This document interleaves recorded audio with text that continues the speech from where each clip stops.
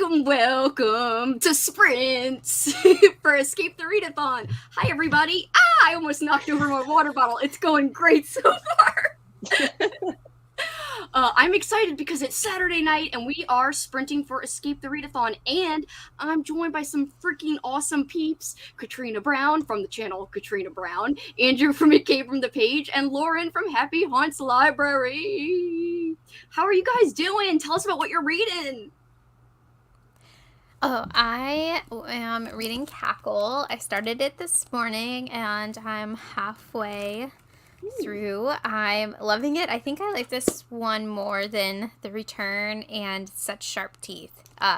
This one is just so much fun. It gives me like Witches of Eastwick vibes a bit, but it's only like one lady and it's like witchy stuff happening. Lots of spiders in this though, and I was reading this outside and there was a spider on me. Manifested it. I know, and I was like, I can't kill it, you know? Like, I can't. I just, like, slowly edged away. I would have screamed and ran. I don't like spiders. It was a tiny one. If it was, like, a big one, then I would have, like, freaked out. But it was, like, a little wispy one, and I was just like, Katrina's just like sidestepping out and you're like, what? What are you reading, Lauren? I'm gonna wrap up a little bit of editing, but once that's all wrapped up, I want to read Brother by Anya Allborn. Nice. Yes, it's I think a beloved book that is like, I guess it's not like extreme horror, but like it's really disturbing. I heard people talk about that, so that's my favorite from her. That's a really good one. I really enjoyed it, but it is disturbing. I will agree with everyone. And I know you just recently read Seed, right? That's like a shorter one. Oh, it's really short. That's her like debut novel, I believe, because that was the prompt. We had a prompt to open a door, and this was like a couple of doors ago or something. It was like read a debut author. Bragging now. No. She's sitting there with a beer, like in the lawn of the house, being like, "Oh yeah, back when I was in that haunted house or whatever." I already told Andrew about like, yeah, we're gonna be on the lawn and just stay around the house. Like, we don't want to leave the house. Let's just chill on the lawn.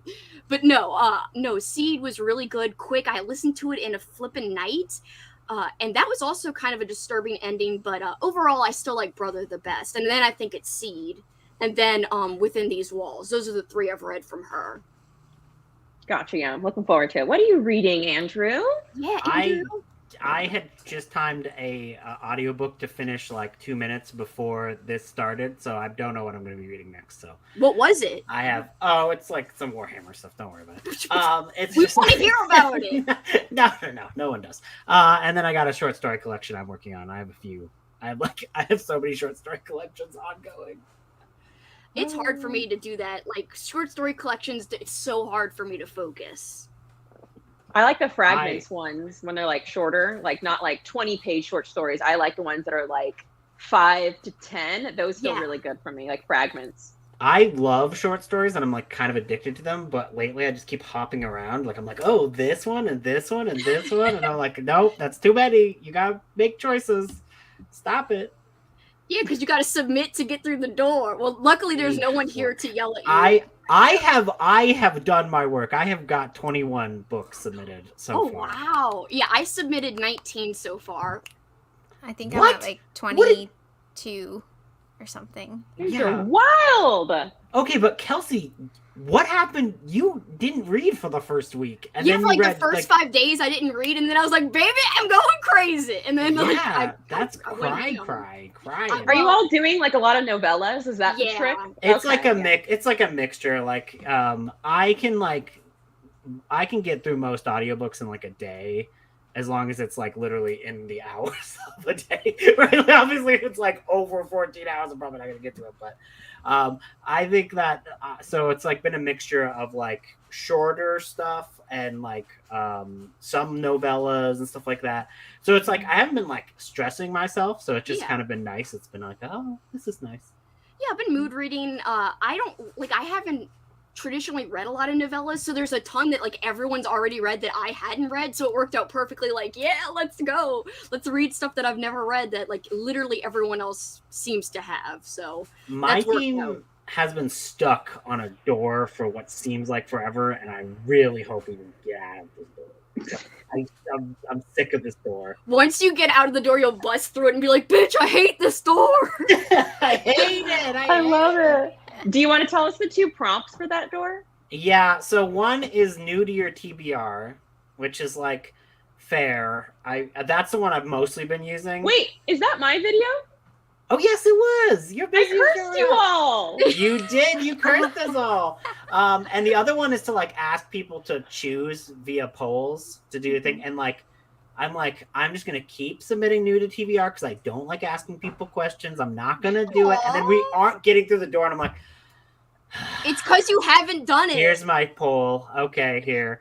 And then I got one, and I did. Ask the poll us. one today. Like, does it count if it's a verbal poll? I mean, it probably does, but it's like one of those things that's like, I'm like, I like to make my own choices. So it's like, I want to be in charge. no.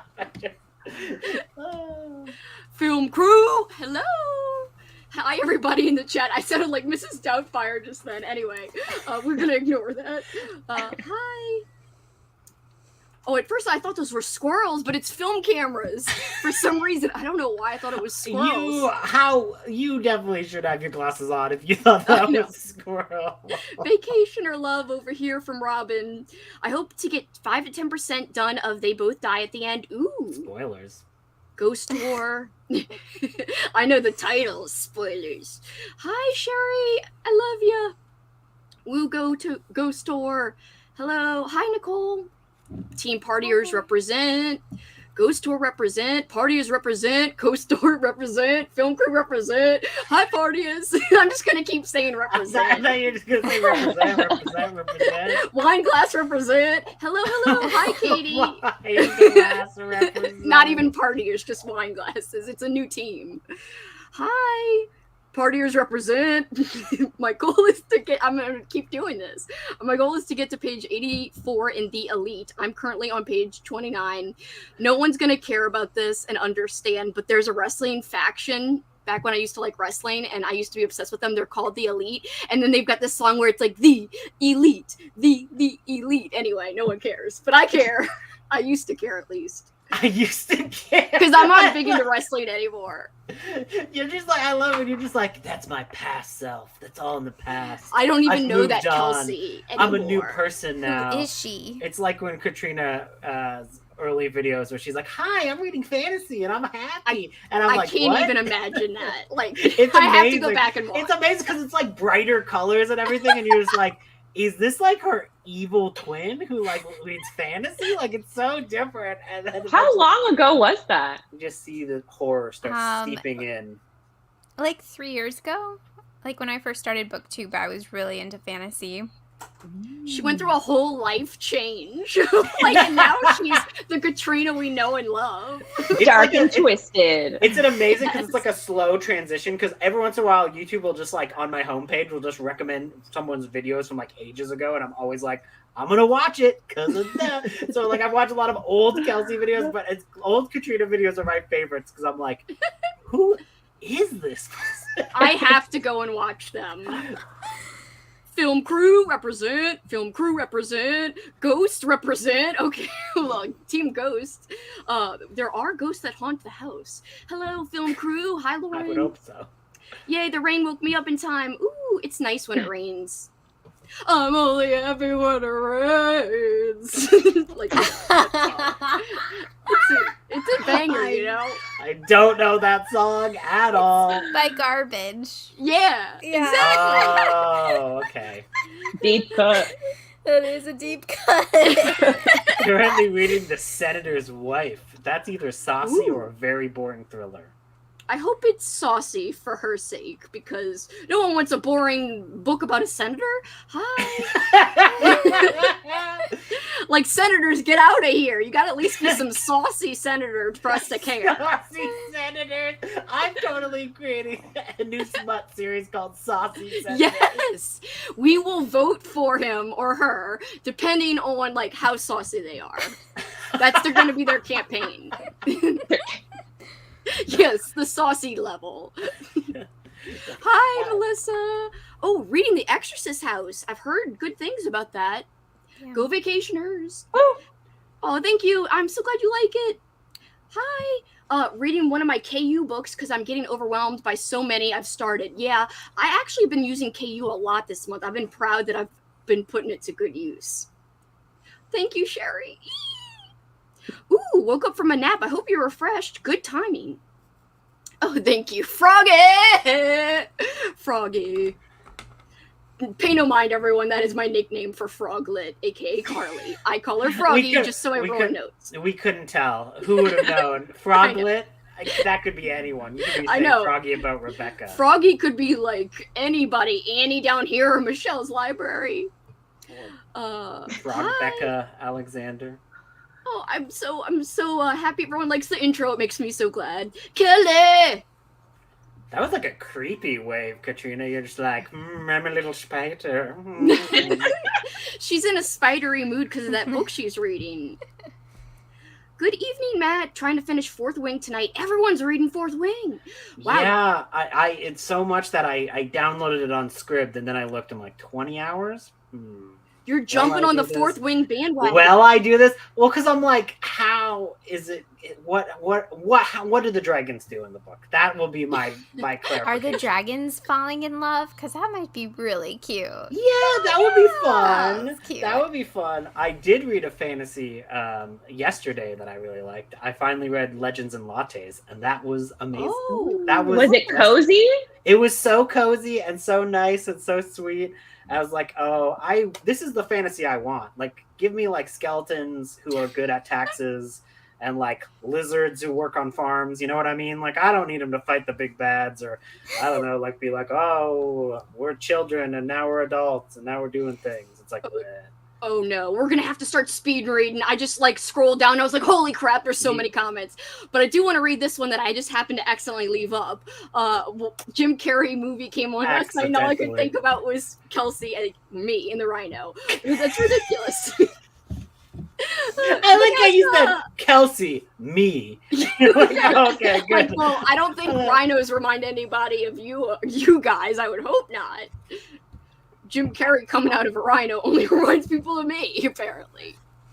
And for good reason. Anyway, pay no mind if you're new here. Just go. Co-hosts. That's me.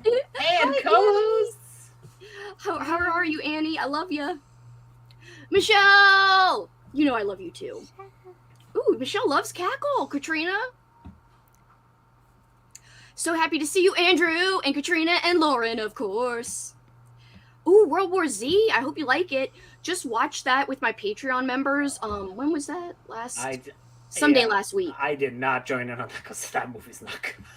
I actually liked it the second time around. It was fun. It was alright. I just finished the book and I did not like it. I heard the book's really dry. I have not read that book since I was in like high school. I know a lot of people have DNF'd it. I'm sure. Yeah, that I wouldn't. I'm not that surprised. I think everything I would have found interesting about it in high school is like, I was lame and boring then, so I'm not gonna find it interesting now. It's Alex did tell me it's Mel Brooks' son, Max Brooks, that wrote it. Wait, that's Mel Brooks' son? Mm-hmm. What the hell? I had no idea he had a son that wrote stuff. And who like loves zombies because he writes so much.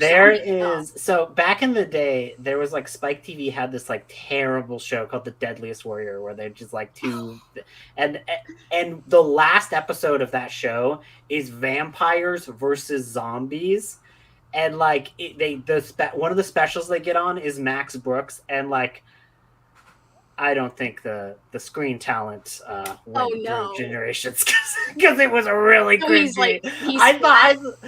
He's getting way too into this. Be like, "Woo, zombies! It was so much cooler than the vampires." He's super into zombies. Mel Brooks is just like, Mel Brooks is like, why? Just be into comedy, bitch. Like, why? Oh, also loved lots of Cackle love here. It's good. Hi, everyone. Hi, Brittany. Currently reading Daughter of No Worlds. Cool. I hope you're enjoying. Hi, Sarah. I hope it's that. Froggy says, good to hear about Cackle. Someone recommended it to me recently. Sorry. I love Rachel Harrison. I haven't read one thing. I've got to read something. she's the author that I love, but I don't want to read her stuff because I know I'll love it, and I don't want to not have things. And like Bad Doll, she's just so good. It's like horror that's not horror. Like, you don't read her for horror. You read her to like to feel connected and see your life through horror elements. At least me. So, I don't know. I really like it. Aww, it's not like gory. That's So awesome. it makes me sad when people don't like it because I'm like, I love it. I've got to try it. It's my life. Yeah, it's not gonna scare you or anything. Yeah. It's more of like, Cozy. oh, okay, it makes you like think a little bit, and then this one is just fun though, honestly. And I feel like Such Sharp Teeth was a lot of fun too. The return got like real gross, which I was like, okay, I'm on board. Like, they're all solid reads, I think. Yay. I haven't read Bad Dolls yet, but I think it'll be a great thing to pick up one of her books around Halloween or like September when it's getting closer to Halloween. That's what I might do. Just for like some cozy vibes. I think that's what I'm going to do. That's my plan. We just put the plan into action right now. Katie! Oh, that's fun. Yay! I'm doing a slasher Patreon only readathon for anybody interested. It's the top 2 tiers. So Katie just joined. She's putting together her TBR. I'm making little killer corns for people. They're little like candy corns and corn on the cobs. And you could dress them up and they could give them weapons. And one of the weapons is a beer. And one is a hockey stick. Well, and of course there's a machete and like other stuff too, but Of course. but oh my gosh, I'm so excited. yay, I'm very there's Are you prompts, sending that to but- people in the mail, or like for them to print out? No, they could do whatever they want with it, but I'm gonna make a PNG on Canva and like one with a background and then like email it to them or message it to them. So just like basically all done through Canva, so that way they could use it online or print it out or do whatever they want to do with it. Or just look at it for a second and then be like, bye, bitch, bye, killer corn, get out of here. If they don't want to do anything with it, that's okay. Look at it for a second and then forget. Andrew's like, I don't want to hear about this. And then he left. I'm reading The Great Gatsby. Ooh, a classic. It's difficult to read with big words, but other than that, I like it. I read that in high school, but I don't remember hardly anything about it. Starting Sister Maiden Monster by Lucy Snyder. I've heard mixed things, but the cover is amazing. Love Brother, me too. It's so good, Michelle. I'm excited for Lauren to read it. Love Such Sharp Teeth. Can't wait to read Cackle eventually. Oh, look, Sherry's saying hi to Michelle. Oh, and then Michelle's saying hi to Sherry. It's so cute. But I also might read The Shining or 1,000 Boy Kisses. I love The Shining if you're talking about Stephen King. That's one of my favorite Stephen King books. I'd react the same way. It's a tiny spider. I would be like, go the other way and we're good. Keep your distance. Please don't come towards me. I'm reading The Weight of Blood and really loving it so far. All right, I'm going to go speed read in 3. Sorry, you guys, I might like bumble over your words, but just know I'm doing it so that I can get to everyone's comment because that's how much I love this comment. Yeah.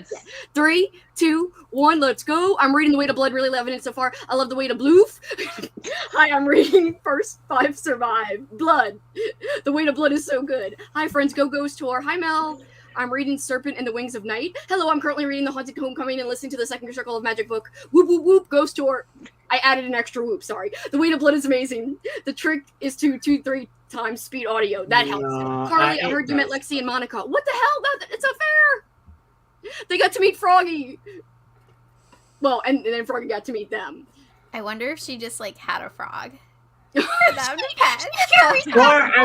I wonder if Lexie just saw a frog and thought that she had met Froggy. And Yeah, she was really like, just talking to a frog. It's Carly. She's like, oh, hello, Carly. I appreciate it. And it's like, burp, burp, burp, burp. Hope you love Serpent and the Wings of the Night. It's one of my faves. Love this background. Thank you. I'm reading The Passengers by John Mars. Hello, everybody. Hi, DJ. I pulled my family one time for the prompt. Ooh, that's good. My Let Me Hold of Yellowface by RF just came in, so I'm hyped. I'm going to start it. Go, Film Crew. Film Crew.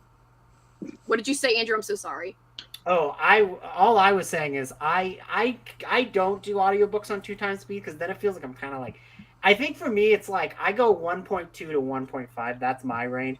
Just because, like, you know, I want to be like, I did pay money for this service. I don't want to speed through this. I want to like enjoy it to some degree.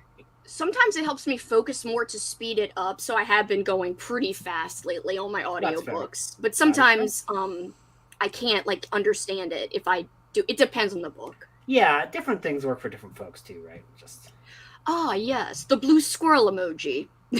I like how I made her sound so ponderous. Like, yes. I put the book I was already reading and the book I wanted to read next to my prompt poll, so I won either way. Ooh, that's a good method. I like that. Go Ghost Tour.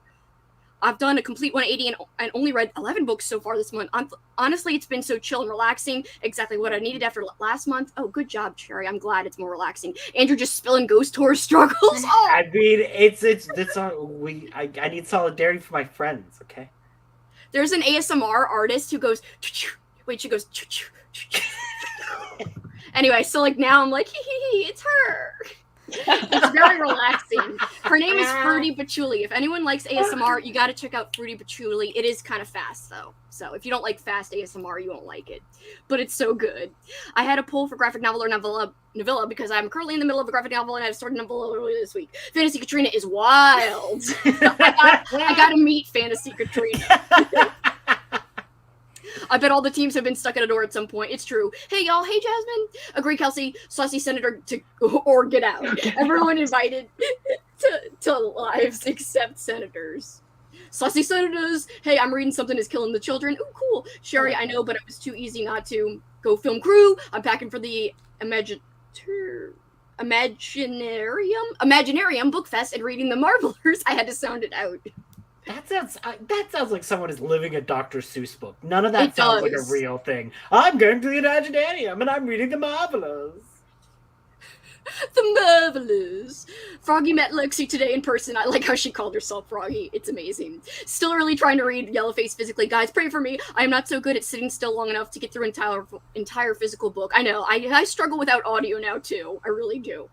Hey, guys, clean out the garage and... Whoa, reading the Volt Sisters and I think they meant and they are pooped. You know what I mean? Like, I think they meant like they're exhausted. That's good. That's good. I don't think they were. I didn't catch that. I think they were like, and I did the bodily move. I was like, man, that's like really in depth.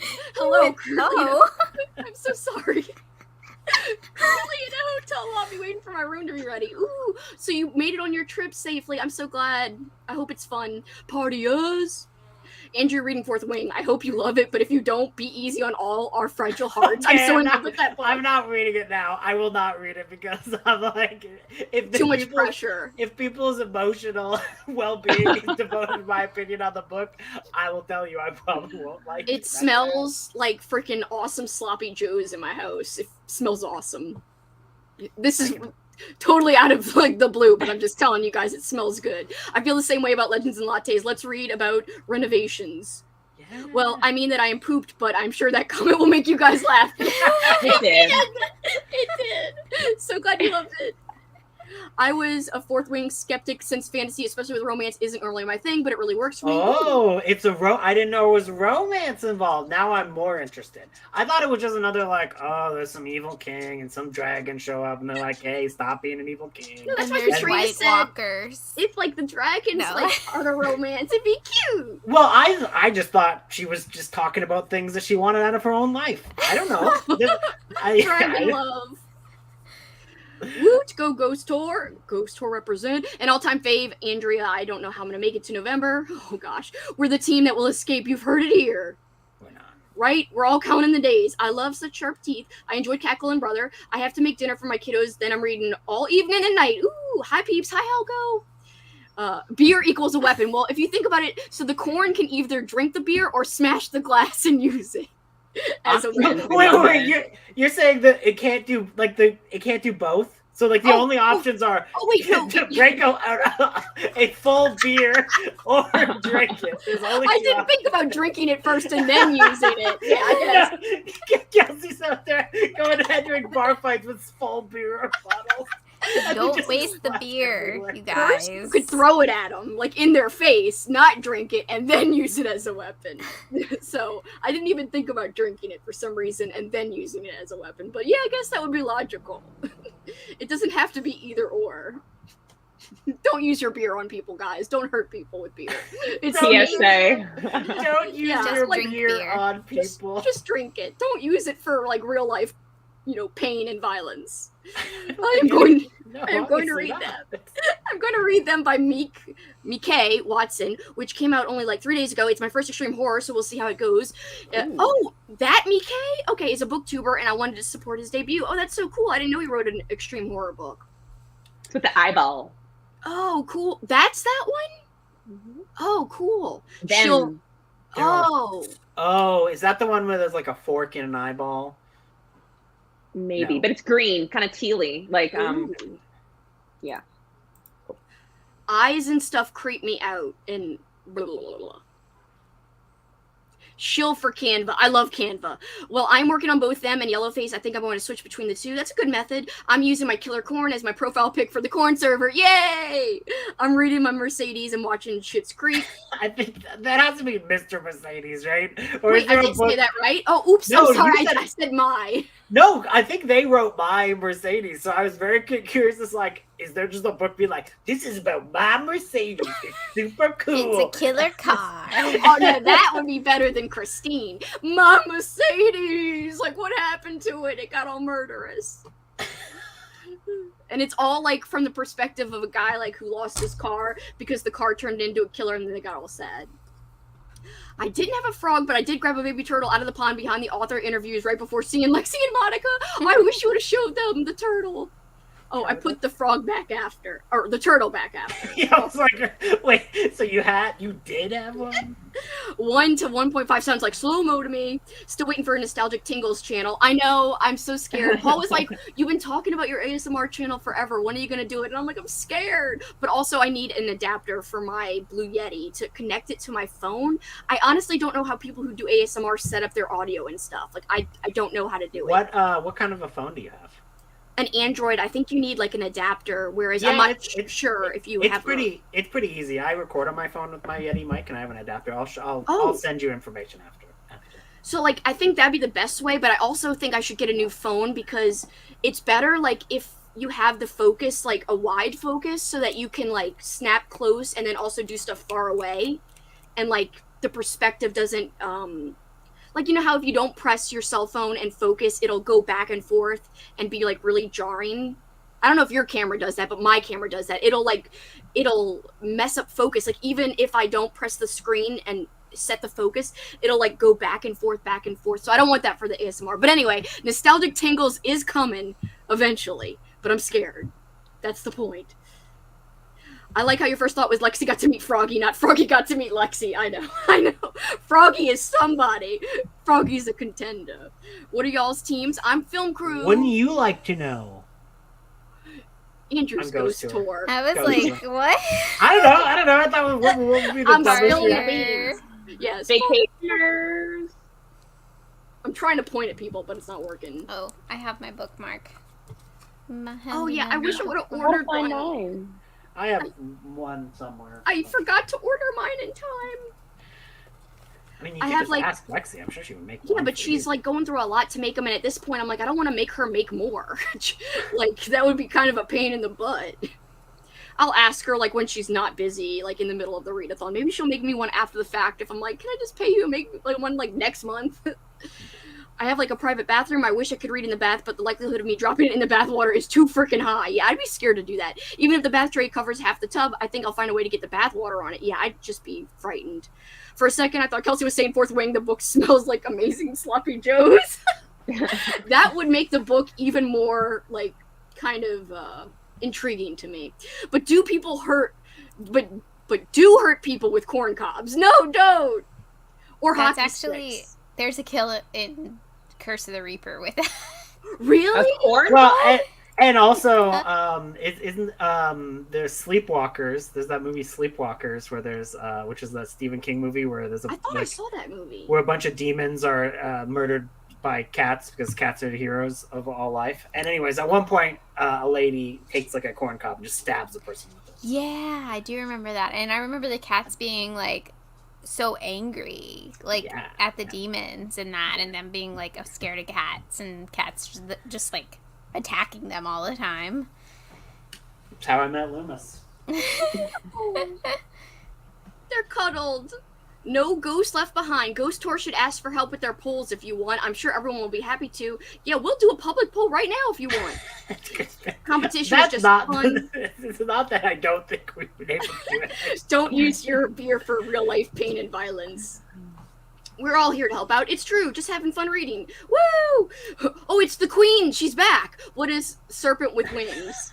Remember how we were calling her queen the other day? I put that cover, like, yes, queen. I put the cover of them in the Discord. The Serpent in the Wings of Night by Carissa, blah, blah, blah. Kelsey, I'll send you the one I have for your team. Yay! I'll happily pick a book for Ghost Tour. Love the book polls. Oh, but sure, you don't have to send me anything. Sure, that's sweet. Yeah, no, sure, you don't have to. I'll just ask Lexie when she's not busy. We caught up with the freaking comments. It only took a billion minutes. I'm so sorry, everybody. I'm the worst.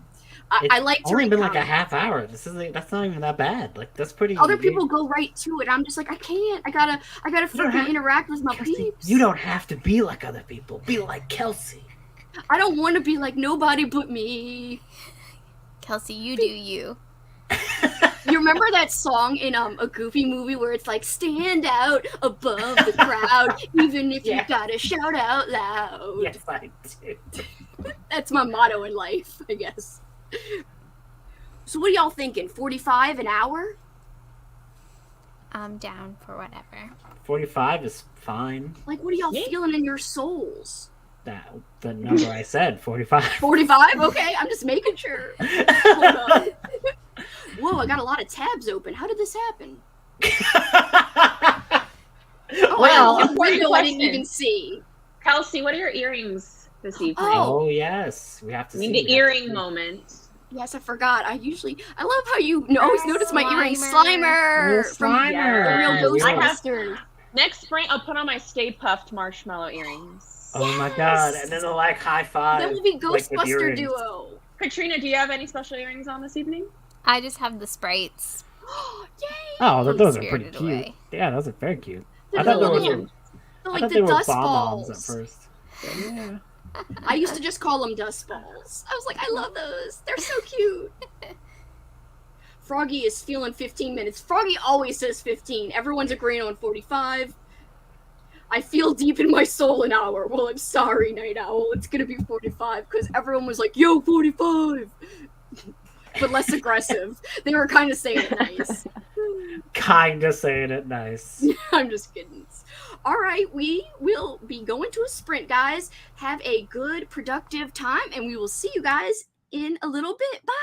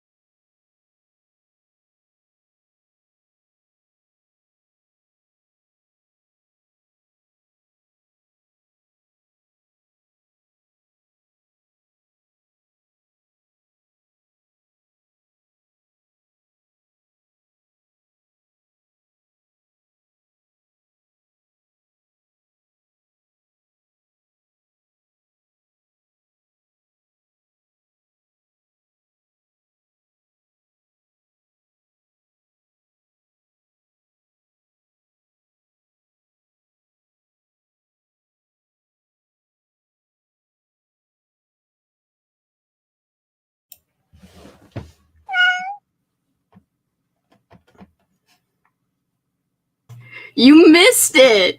No. I didn't miss it. I abstained. Oh, you abstained?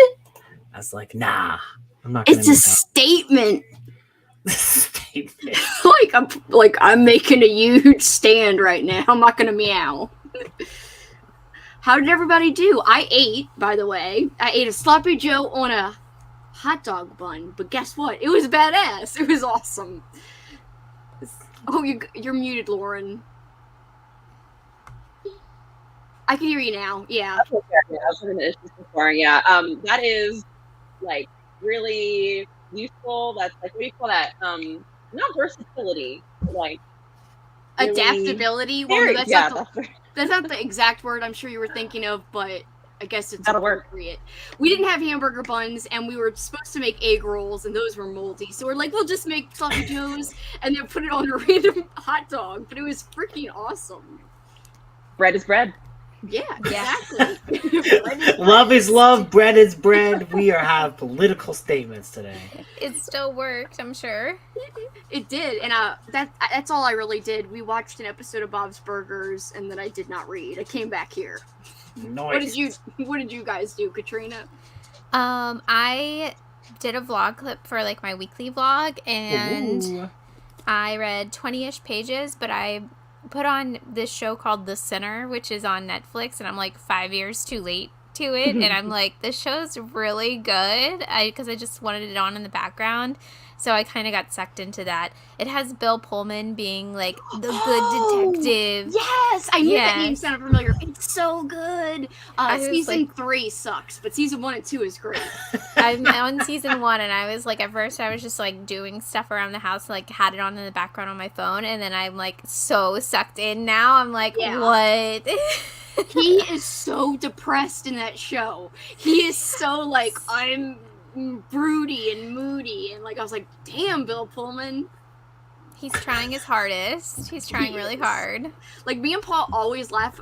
Well, this sounds mean. We always laugh about how sad his character is. Like, this dude is so sad all the time, and like depressed and like, oh. But it's a great show. You're just sitting there mocking this poor sad Bill Pullman because I try to do my job right. Well, I mean, he's like overly, like he reacts way too much. Sometimes he's like, well, you'll see. He gets broodier and broodier. You'll see if you continue.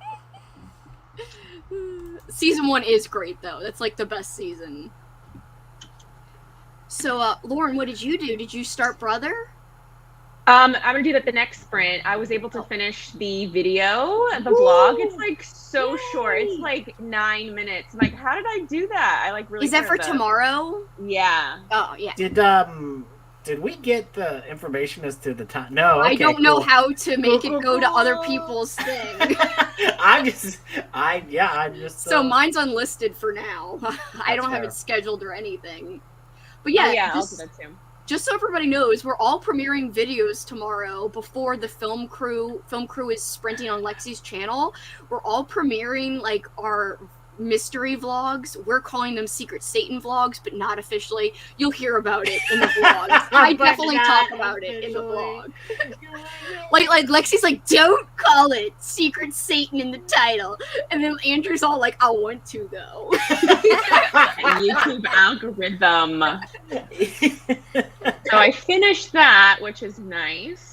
I don't know how it was so short. I don't know. I feel like I skimmed stuff. So I was like, oh, I talked too much. And let me not include this because I say it already over here. But then it like is less than 10 minutes. So I don't know how that happened. That's not my usual thing. That's I'm impressive. I'm going to start Brother. Next sprint. It was a really interesting experience doing that video because I can't wait.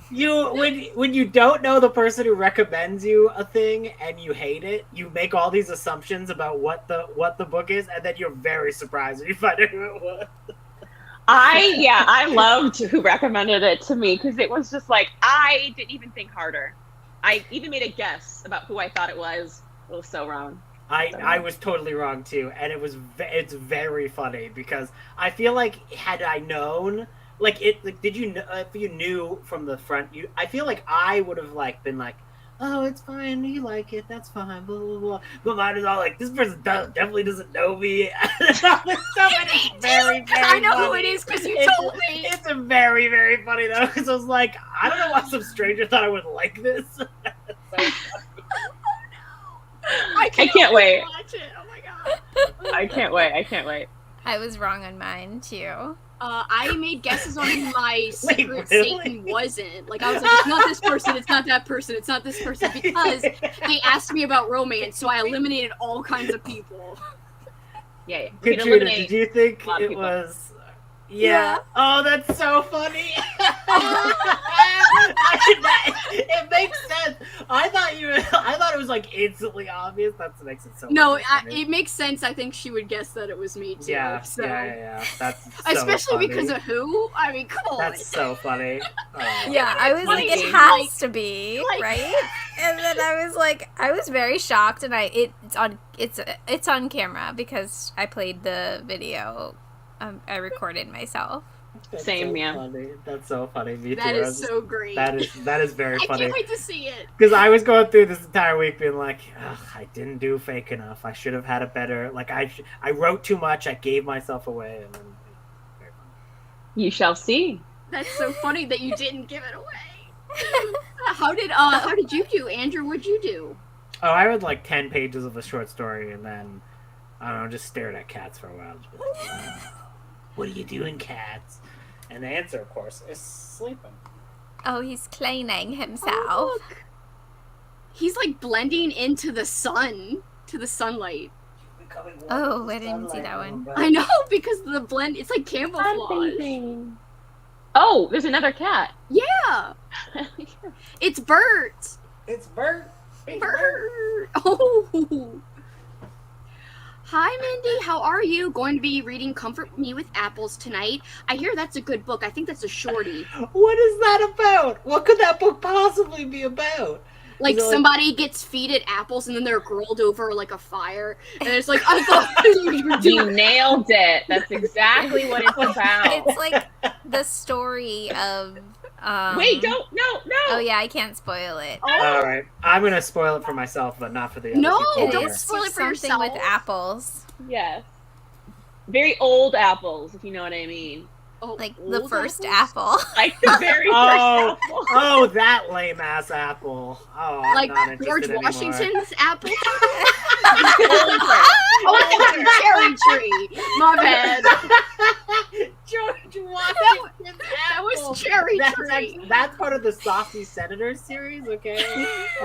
He was definitely not saucy. He thought that cutting down a tree would freaking put the sauciness in his like his corner, but it didn't. Kelsey coming hard for George Washington. Like, get out of here, George Washington. Go freaking chop down a different tree. I read 10% of The Exorcist House, and I'm at 47%. I am liking it so far. I cannot speak. 40 pages into Sister Maiden Monster. Not my favorite so far, but interested enough to keep going. That's good, Sherry, but I hope you start to like it more. Hi, Robin. I read 43 pages of The Weight of Blood. Ooh, I've heard great things. It reads fast, about to heat up leftover pad thai. Ooh. Ooh. Oh, resourceful. That might have been the word that you were thinking of, Lauren. Yes. Yes. Thank you. Yes. I couldn't think of the word either. Yas. 25 pages on Daisy Darker. Ooh, I hear that has Halloweeny vibes. I know. I want to read it around Halloween, but then some people don't like it. Then I'm like, Yeah. I'll figure it out. Well, I think some people who don't like it, they don't like murder mysteries, but I have a feeling if you like Agatha Christie type of stuff, you might enjoy it. That's what I've heard. I understand. I also hate June, the month. The worst month. I think June is a bad month. It is. I'm about to say, you hate June. I read the first 26 pages of Comfort Me with Apples, 77 pages to go. Good job, Mindy. Love is love and bread is bread. Oops, it disappeared. So no one knows what I was saying. Oh, I see. That's when you start hiding comments, Kelsey. No, We love see. is love and bread is bread. You're coming No one for big bread. reiterated bread is bread. Like, come on. We all know bread is bread. Didn't read much, but I'm up to page 572 of 662 in Alright. Fourth Wing. So long. If you got to 662, just add 4 more pages. Come on. Like how? Yeah, like, I know. How would you get that close to 666 and not do it? Yeah, Matt though is like 662 in like the last page of the story, or is it the last page in the book? Like, is there an author's note or an epilogue or acknowledgement? You sound like there might be a couple more pages, Andrew. I like you sound like a conspiracy theory where you're like You do, go to the wall and you're like it says it's 662, but there are 4 more pages. Like, look at your book. Charlie. It's Charlie with the red string. 40 pages in Daughter of No Worlds. I hope she finds herself a world. Finest. Finished Ashes and the Star Cursed King. 5 stars. Awesome, Lex. We love that for you. I made it to page 60, so 31 pages. That's awesome. I love The Sinner. I know, it's so good. I love Sinners too. Freaking so depressed Bill Pullman. Who couldn't love him? Them is alright so far, but I'm still in the beginning. Yeah, it takes a minute sometimes to get into stuff. And that's her like first extreme horror novel too, so brace yourself. Yeah, brace yourself. My first one, I think, was The Clown Hunt by Judith Sonnet, which was like last November I read that. That was wild. So I don't know why I started with that one. I want to But read then like that all one. of them are wild, so there's no Yeah, easy yeah. extreme horror novel. I feel like every time like an extreme horror novel needs to have like start out with an author's note or like an author's thing, so I can figure out if the author is cool or not, and I can just pop out if I need to. Because like you can usually tell like if you like half of those times you go to like a freaking extreme horror and you're like, oh, this is just another 40-year-old white man again. He's just writing women. I think oh, God. Daniel J. Velope does notes at the beginning. Oh, really? And like content warnings. See, that's fine. I would like to read it. Judith might as well. I don't remember. I mean, I'm more interested in Judith Sonnet just because it's a woman. It's right? so cool that she writes extreme horror. Yeah, like, it's I cool. love that. That's I love cool. that. I mean, I haven't read anything by her, but I want to, and I love the idea of her writing it. Haven't really been able to get into any TV shows since The Last of Us. I'm in a TV slump. I hate that it's called the TV show hole. Well, or just the show I hole. don't know if it is called the TV show hole, and in fact, I'm not gonna Google it to find Just out. call it the show hole. Anyway, or don't Google that either. But anyway. I used to always call it the show hole. Like, once you like finish a freaking great show like Lost, and it's like, frick, I'm in the show hole. The show hole. Why is that so weird? I can't even remember the last television show I earnestly watched. Can't either. Oh, Dead well, Ringers, I think was for me. for me, it was, oh my god. Paul, what did we watch? It was Paul. She was watching the TV show of Paul folding laundry. Oh, it was so good. I was just thinking about it the other day. It was set in the 80s about, like cocaine. Well, not cocaine. Rock. Wait a minute! Not show. cocaine! Wait.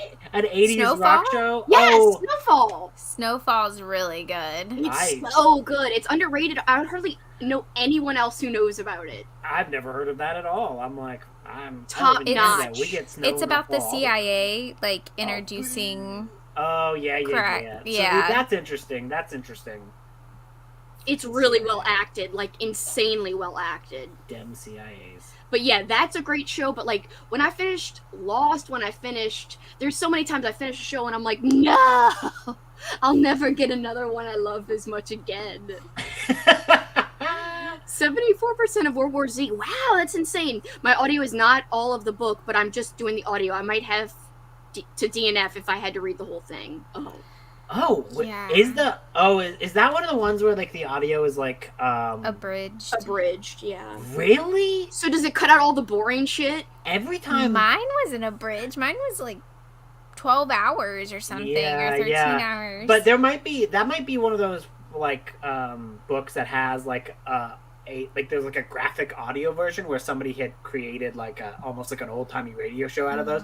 Because on Scribd every once in a while you'd be like, I'm looking for a book, and I'm like, nope, not this. This is people acting like, oh, look at me on this boat and the monster's coming, and I'm like, I'm not here for that. Although good I for love you. those. But it doesn't count for me reading this. I was like, oh. I just, this is nothing to do with what you just said. I just thought for a second it'd be so funny. I mean, don't tell us the answer, Katrina. Don't give us any like hint of what you actually thought. It's gonna be so funny if Katrina hated or disliked Stinger, and she was like, "Kelsey's always going on about how McCammon's better than." Like, who knows what's gonna happen? I'm nervous, and I haven't even read Stinger yet. Like, and I'm nervous. Anyway, I'm not gonna give anything else away. There's gonna be great vlogs tomorrow. Is the point, guys? You'll never know. No, I'm just kidding. Yeah. What if she never uploads it? She's just like, meh. She's like, you'll just have to wonder forever. I spent so long on the thumbnail. It is going up. It is Okay. going up. I haven't Are even there bothered devil thinking- horns on the thumbnail? I was thinking about it, but I was like, that will take so much more time. I just don't know. I haven't even done my thumbnail yet. I don't know if it's gonna be like, should I have it say Secret Satan, or will they like what's the word? Censor or like. I'm this just is gonna say thumbnail. Secret Ghosties. Nobody ever agreed as if we're all gonna have the same title or not, so I'm just gonna call it Secret Ghosties. Secret Ghosties. Secret Ghosties. Secret Ghosties. Me reading a book I hate. That's what the title. Sloppy Joe's. It's basically just like ground beef, like, you know, simmering in like all these awesome spices, and so it's kind of like it's got some. I don't want to call it. That sounds gross. I was gonna call it juice, but it's not juice. It's like. It's like interesting tomato that, you know, pasty. I can kind of understand this, but also like because they're British, like every time I hear the word bangers and mash, that's gross to me, and I eat the food. And I like bangers and like what it is, but I like what it is, weird. but every time I hear it, I'm like, I'm not eating that. Yeah, Sloppy Joe is just really like a messy burger with taco meat. It's kind of what I guess it is. I don't know how else to describe it. Oh, Criminal Minds. Criminal I used Minds. to watch that in my younger I was days. obsessed with it, yeah, in high school. Yeah. Yep. Well, I don't want you guys murdering me. Y'all could get away with it from knowing all the things you know from Criminal Minds. None of those.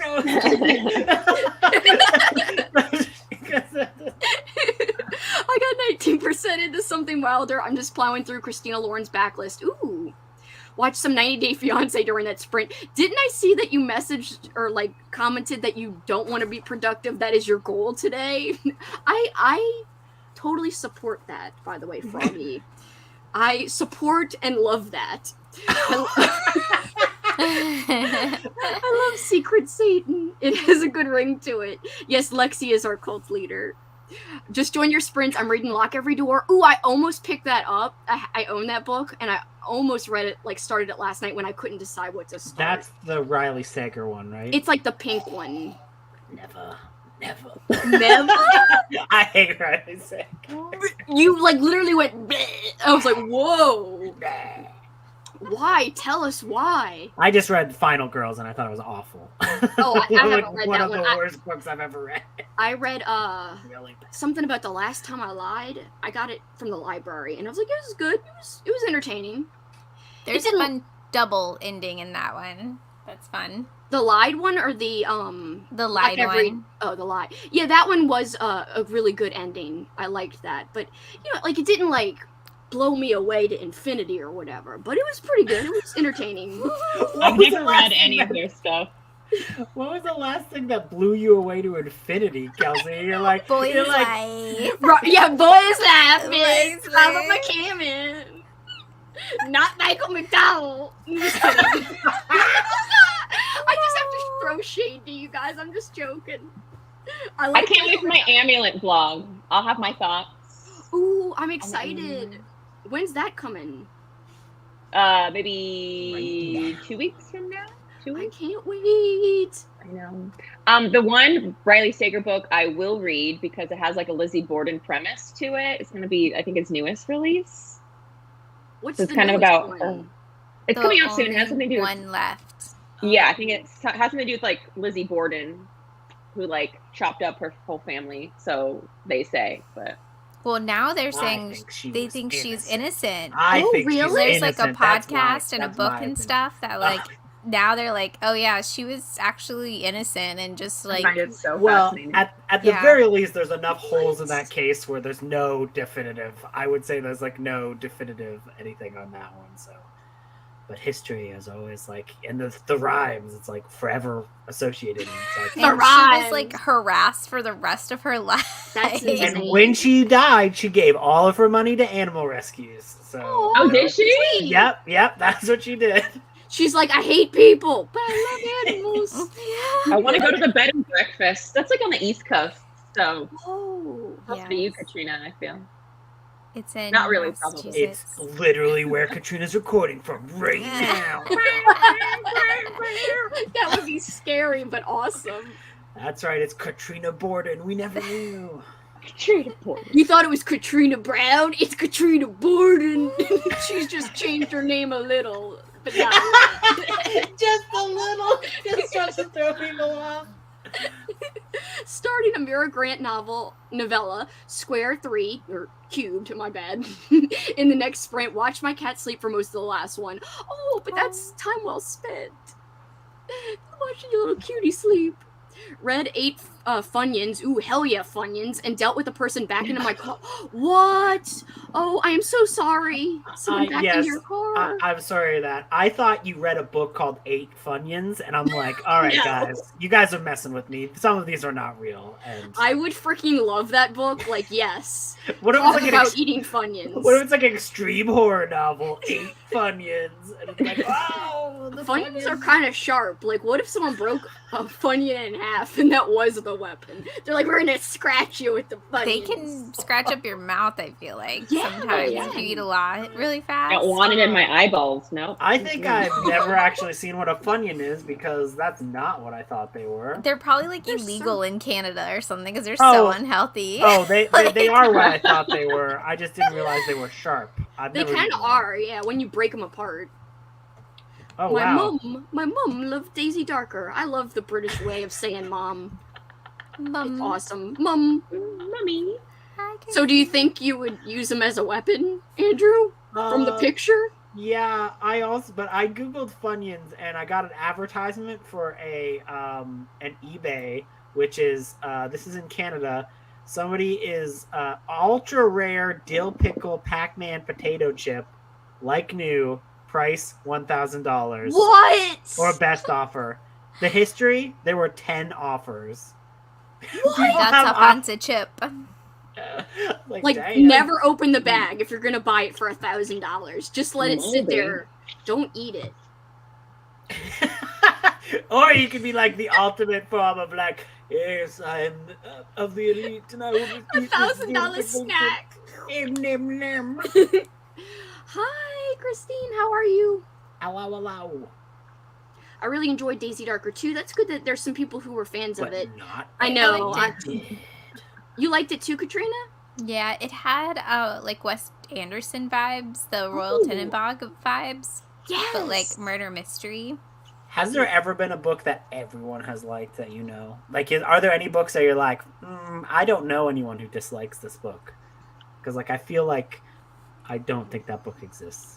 I know, right? That would be interesting if you were like, nobody hardly ever freaking says anything bad about this book, but I can't think of what that book would be. I would have said Boy's Life, but no, I've seen 1-star reviews on it. And then I was like... and it's like forever haunted your dreams about the way you said that. I'd be like, yes, I have seen the 1-star reviews. I will be visiting them with my Funyuns. And I was like, yo, what is this person saying? I should have done the person reads 1-star reviews of their favorite book. I should have done that. I'm like, what's wrong with this person? I want to do one of those and just be like, good for you. That's okay. You can have your opinion. I would That's put okay. like the I blanket just, like, around super- Robert super McCabe. Like, relaxed one. why am I so protective of him? If you know, you know. you know. I do I get know. protective of people too. Like there was one person recently who like mentioned really disliking a book that I really, really loved, and I was like, but you didn't know, like that's not what you go in for her for. Like why? Like I don't know. It could you get really like, but there's different audiences, and I think people like. Okay, here's the thing I realized, and this might be controversial. I don't know, but I really dislike when people say that was a bad book. I think Yeah. the proper wording is like that wasn't effective for me. Yeah. Or Yes. I didn't like it for me. I hate when people say that's a bad book. I'm like, no, that's not a real thing. I don't know. That's my personal pet peeve. No, I No. agree. I agree. I was joking. I will not be naming my vlog that tomorrow. That was I don't know. Womb. That's a bad. Yeah, I think that, you know what? I think I that never might read it. actually be a bad We'll book. make an exception. There are books where you like go and There's you're a like, few exceptions, but on the whole, a book that has positive reviews and somebody literally just comes in and they're like, "Yo, it's bad." Like, no, bitch, you just like it wasn't for you. well, Yeah. I always like to be like, this is all just my opinions, right? Like, I got like a you mobster. like your book, you can like your books. I hate books. My physical copy of Fourth I- Wing. Oh, go ahead. Sorry. Oh, I would be so confused if somebody was just like, I hate books. Like, here. Like, what? You like, okay. Why do you have a Maybe- booktube? Maybe don't be on BookTube. Yeah, that would be so weird.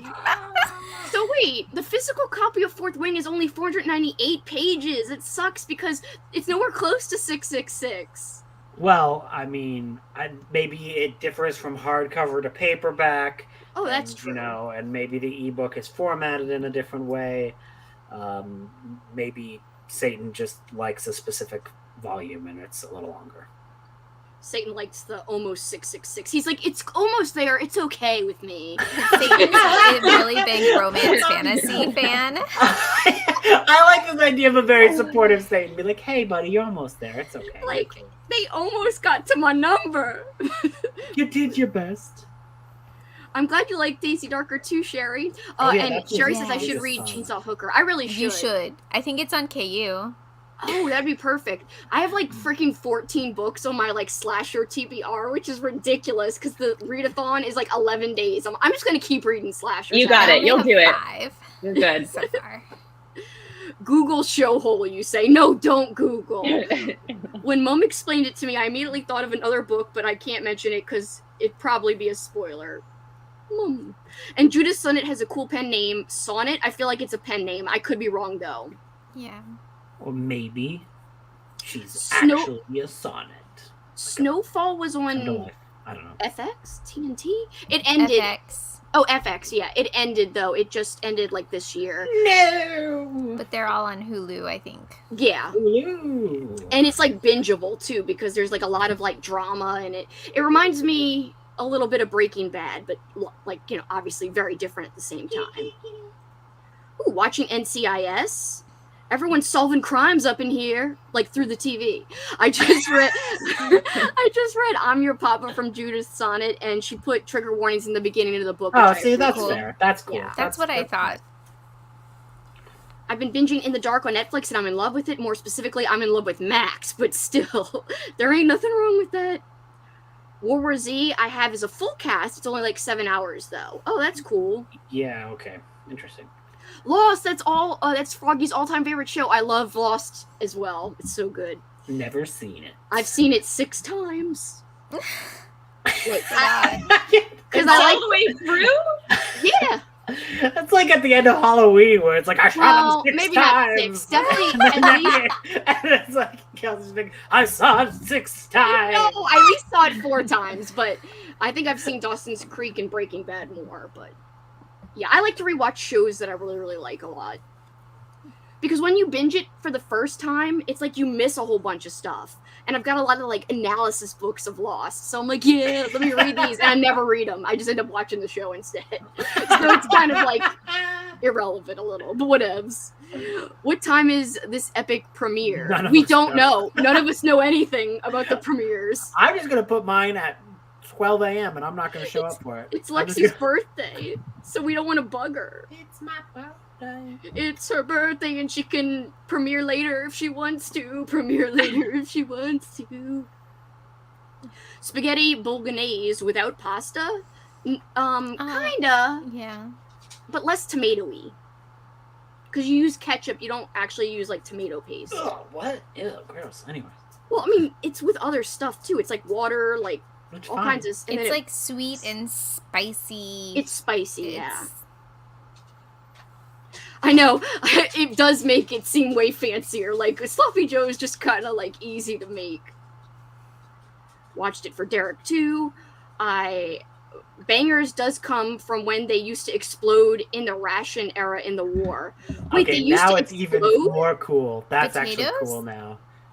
No, the hot dog. What, isn't Bangers, like, sausage? Not hot dogs, I'm sorry. Sausages. Just exploding sausages. Just boom, boom. Wait, isn't that sausages? I don't know. I know thought that's what potatoes bangers can is- explode if they're not stored properly. Wait, so maybe they're saying that the Potatoes. mash part exploded. Because the potatoes make mash. What? Anyway, I don't know. Tell us, British people. We need help. That's not the kind of banging I was thinking of. Whoa. Whoa. That was the entire point. I've locked every door. It's my favorite of his. Real Sloppy Joe's, not the canned manwich, usually has tomato sauce base with ground beef and chili powder. I use apple cider vinegar, yellow mustard, and cinnamon in mine. I used chili powder. We used water, some kind of mustard. Forgot the fancy kind. Dijon mustard, some ketchup, but we didn't use a tomato sauce base, I guess, technically. I mean, ketchup's tomato. Whatever. I'm not going to get all technical. I'm not Kelsey the chef. I did work on a cooking show for like a couple of years, but whatevs.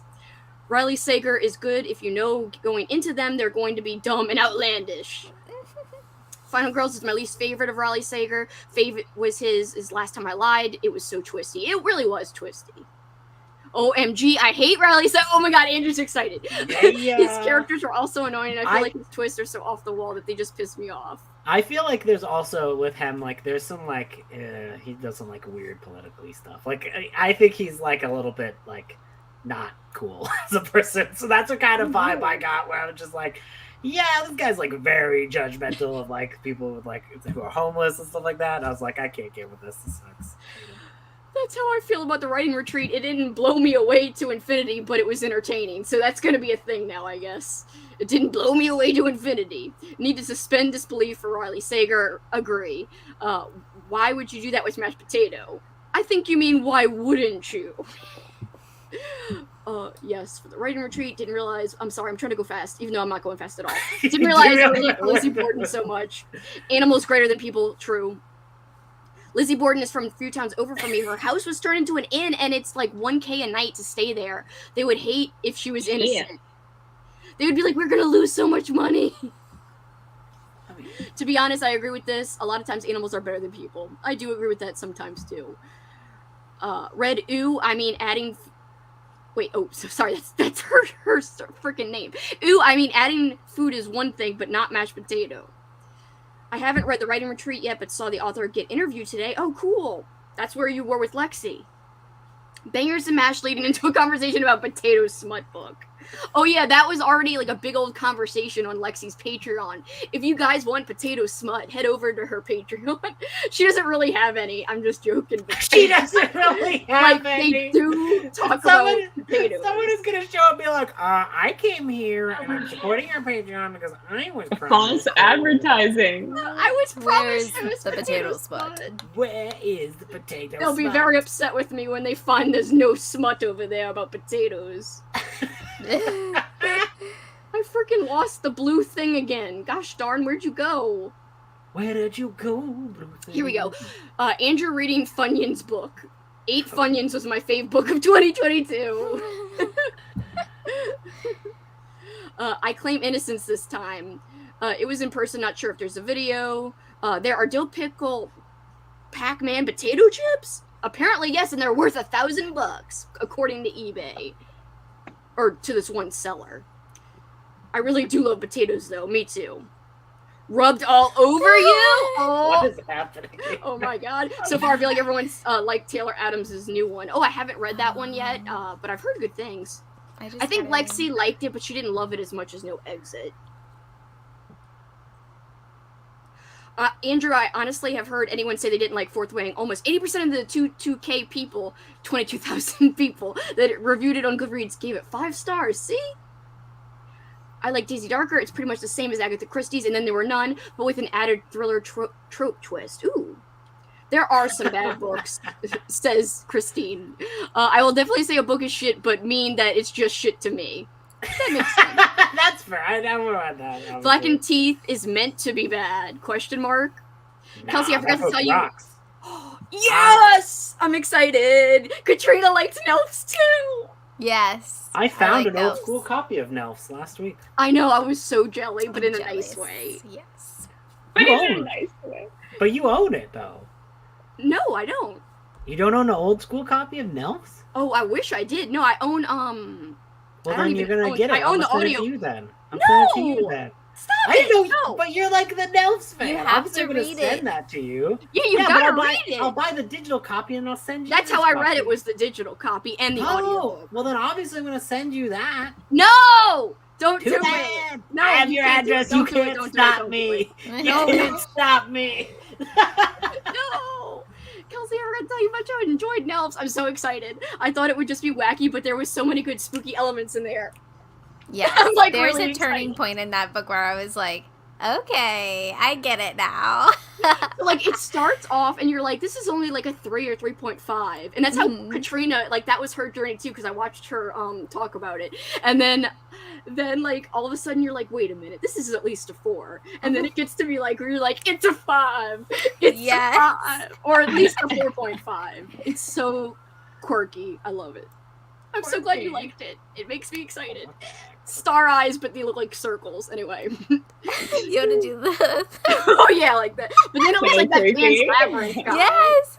Just be like, star eyes. Star eyes, Pan's Labyrinth creepy guy. You'll hear it now. Me, I like that book. Fight me. I liked it too. I didn't think Fight that the me. writing was an issue. I felt like that wasn't. I think it's like the biggest critique, like that she sounds like pretentious when she writes. And also, I like the atmosphere. I thought it was like really spooky. I like and the it gave me- atmosphere. I feel like it was as close to like the haunted mansion as you can get. It's like the spooky little bride situation, and then like if this big haunted house, they're like kind of parts are moving around. You don't really have like a good sense of like what's going on. I think the ending was kind of lame, but Yeah, like it wasn't perfect, but I did quite enjoy it. And also, I like when my characters all suck because it's just fun to read about people They who you're really like, suck. you're like, haha, you guys are all dumb nerds. I'm reading a book right now where like most of the 99% of the characters suck, but it's amazing because I know they're gonna get killed. Oh, that sounds mean. Well, you know what I mean. It's a book. It's fiction. I know. Yeah. Kat liked it too, by the way. I think she said. I think I remember her saying she thought it was pretty decent. Nothing but blackened teeth. I would willingly get all starchy for a potato.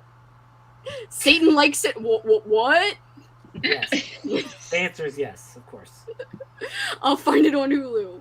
I don't know what you're gonna find. Please don't be searching for potato smut. Do you like the British Northeast version of mom as well? I didn't know that they said it that way. That's so cool. Man. Hi, ma'am. Hey, ma'am. I can't even do it. Okay, Cartman. I know. I think it's yeah, ma'am. You know, like Ma'am. Hartman. Me. But me. Man. Ma'am, give me the cheesy puffs. There's a baking YouTube series called Baking Bad. Oh my god, that's amazing. But what if they're just really bad at baking? What Are they if they're just baking, terrible? What if just terrible bakers and everything Fake comes out crystal burnt? meth. They bake like fake crystal meth muffins and fake. That's how it's Baking Bad.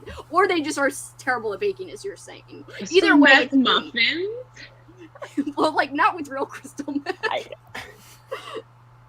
There's That's actually expensive. That's too expensive. It no. is too expensive. Actually, we visited like the places where Breaking Bad was shot, me and Paul, and one of the places where you end the tour is there's a candy shop where they actually made the crystal meth for the show. And it's really cool because it looks like crystal meth and they've got like Breaking Bad stuff in the Kelsey, windows. And You accidentally That's cool. order real meth. yeah, I went there and I was like, give me the candy crystal meth. It better be blue. It was blue. Me and my friend were discussing how Pacey was so much better a main character than Dawson the other day. Oh my god! Of course you're talking about Dawson's Creek.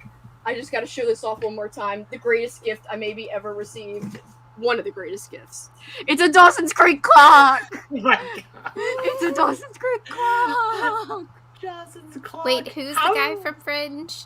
He's That's Joshua Jackson who played Joshua Pacey. Jackson. Yeah, Yeah. I don't like Joshua. I Jackson. love Fringe. That was a I good love show Fringe too. too. That You was didn't like Joshua Jackson in that one, what's that werewolf movie? With, the one where the I werewolf love that movie. finger.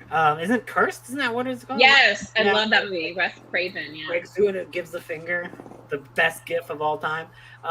He's good. The first time I saw him was in the movie Urban Legend, and he sucks in that movie. So I'm just like, oh, he sucks in real life. He really sucks in that movie. But he doesn't suck in the Mighty Ducks. He's Charlie. I've never liked the Mighty Ducks. What? How are you Friendship Canadian? over. What's wrong with you? I'm like. That is terrible. Come on. And he even in Dawson's Creek he references the Mighty Ducks like as Pacey. It's so great. And they're spoofing the Breakfast Club in the episode. Oh, Dawson's Creek's so good. But by the way, everyone's saying Pacey's better than Dawson. Yes, if you're talking about season 3 Dawson, which is so petty and jealous, but when you get into later Pacey kind of sucks at points. He's going downhill. I just learned this on the last rewatch. I was always pro Pacey. Then my mind started to change. Like, am I a different person now? I don't know. Anyway, no one wants to talk about this. They're sausages. Oh, okay. I knew it. Bangers. They're sausages. I've seen Lost 4 times. I named my dog Hugo. I love Hugo. Such a good character. I've got to take a picture for you, Froggy. On the back of my car, one of my, what do you call it? The stickers. Bumper stickers is the numbers. So I've got the numbers on my bumper sticker. The recipe I use for Sloppy Joes is amazing. If you Google 100 days of real food Sloppy Joes, it'll pop up. I'm going to try to make your version next time. You're not fooling me. I'm not Googling that. Why? Is it bad? No, no. Oh, it's Sloppy Joe smut. That's even worse than the potatoes. I've read 2 Riley Sager books, and I have not been impressed yet. Apparently, they exploded because butchers injected them with water, so they didn't have to put as much meat in them, so they didn't cost them as much to make. Oh. I mean, you don't need to. It's just a fun little novella, but it doesn't take long. She did some kind of Lovecraftian gumshoe short stories that were really good. Oh. Yeah, I tried to read the Hammer or whatever. There's it's called something Hammer, and it's very stylized in an old timey listen here, kid. And I'm like, I'm not doing this. I think I got 2 pages and I was like, nah, I'm not doing this. Yeah. Wait a minute. Now I'm so confounded at this. Wait, hold up. What is going on, Kelsey? What's going on? I'm spazzing. I mean, I'm freaking out. Like in ham? So ma'am, right? Yes. What? Are you sure? Because now I feel like it's, or is it? What is a short A? Ham, ma'am. Ma'am? Kelsey, what is happening right now? Mom. I'm trying to figure it out. Not in your accent. I don't know how to do it. Cursed. Loved Cassandra Claw's latest, The Salt Grows Heavy, a novella that has the potential to be my favorite book of the year. That's hardcore. I'm interested. In a good Urban way. Legend does not suck. How dare you? That movie is great. Seen it. Urban Legend Isn't it kind of slashery? It is a It slasher. is a slasher. I should watch it next It's You haven't very seen fun. it? Oh No. my gosh. It's I so love good. it. Tara I used Reid is so good at it. I had the biggest crush on the main the main girl from that movie, so much. Natalie from that movie. Who's that main girl played by? I don't know the actress. I only know the characters. I love don't the character. never seen her in anything else. She was in an episode of The Sopranos. She was in an episode of The Sopranos. Never changed my mind on Pacey versus Dawson. No! Dawson was cringe, but the James Vanderbeek is entertaining as an adult with kids. I actually don't like him as an adult. I don't like him as an adult. As a real person, he seems kind of mean a little. If I had a pet bird, I would name it James Vanderbeek. I love you, Chatty. I love you so much. Don't accidentally send your license plate in that picture. Oh yeah, I know, that would be bad. Which team are you on with the ending of Lost? Liked or hated? I liked it because I have a theory about it that makes sense. We are sprinting again. I'm sorry. I'm getting scared now. We will never. I will say, these sprints are the Chatty sprints. I should have warned everyone. We will never sprint ever We are again. officially caught up now. 15-minute sprint. I keep freaking doing this with the comments. What is happening? Stop it. 45 for an hour, guys. Do you have a preference? No. 2 minutes. An hour. Okay, Okay. an hour. Hold on. 60. All right. Succeed. I was making a sound effect. All right, guys. We were due an hour, and we will see you guys later.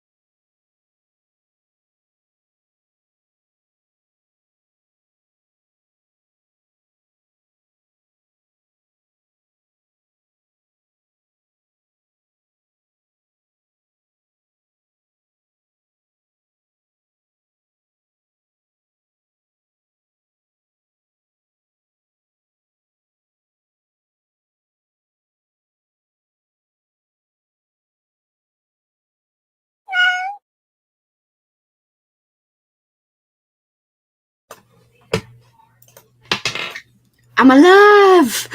I fell asleep. But I'm here. How'd everyone else do? Oh, wait, I gotta get this cat off. Get out of here, cat. How dare you? I only read like 30-ish pages and watched The Sinner. I still 30 pages is pretty damn good. You're like, yeah, you only read like 30 pages. Just 30. That's what I was thinking too. I was like, that's my height in an hour. Yeah, like that's good. Let's see, what did I do? I got that video uploaded and unlisted, so we'll see what happens with that. And then I instead of reading Brother, because I don't know what it is. Maybe because I was focusing, I was like in big editor brain or editing brain. Starting a book is like tough. So I was just wrapping up an audio book that I already started and I'm almost done. I'm like 87% through it. And I'm curious if any of you have read it before because it's like a thriller that I really, really love. It's The Island. Oh, I've heard of it. By Adrian McKinty. Does it have like kids on bikes on the cover? Yeah, I've heard of it. Yeah. But I've not read it. But you're liking it? Yeah. I enjoyed it. I gave it like 3 stars. Oh, cool. What was your... Oh, well, I guess you can't say it because maybe... Was it like the ending, the middle, or... I guess it was the ending for me. Was like... It was like, wah, wah, wah. Yeah. Yeah, but I liked it that... I actually got another book by Adrian McKinty, The Chain, checked out right now that I'm going to try to get to soon-ish, so... It's very suspenseful and thrilling, so at least there's that. Yeah, and it's really violent, too, and I was like, ooh, nice. Violent. Brenda's like, it's really violent. Yeah. I finished one short story, and that was about it. Then I just looked at cats and was listening to music. Cool. That's still relaxing and fun. Productive, relaxing. It could be any kind of sprints we want. Like I said, I napped, but I did read too. Naps are productive for the soul. They are. Well, I didn't sleep well last night. And the body. Yeah. Yeah, I've just been sleeping really, really terribly, like tossing and turning. And I'm like, damn you, like body, like sleep.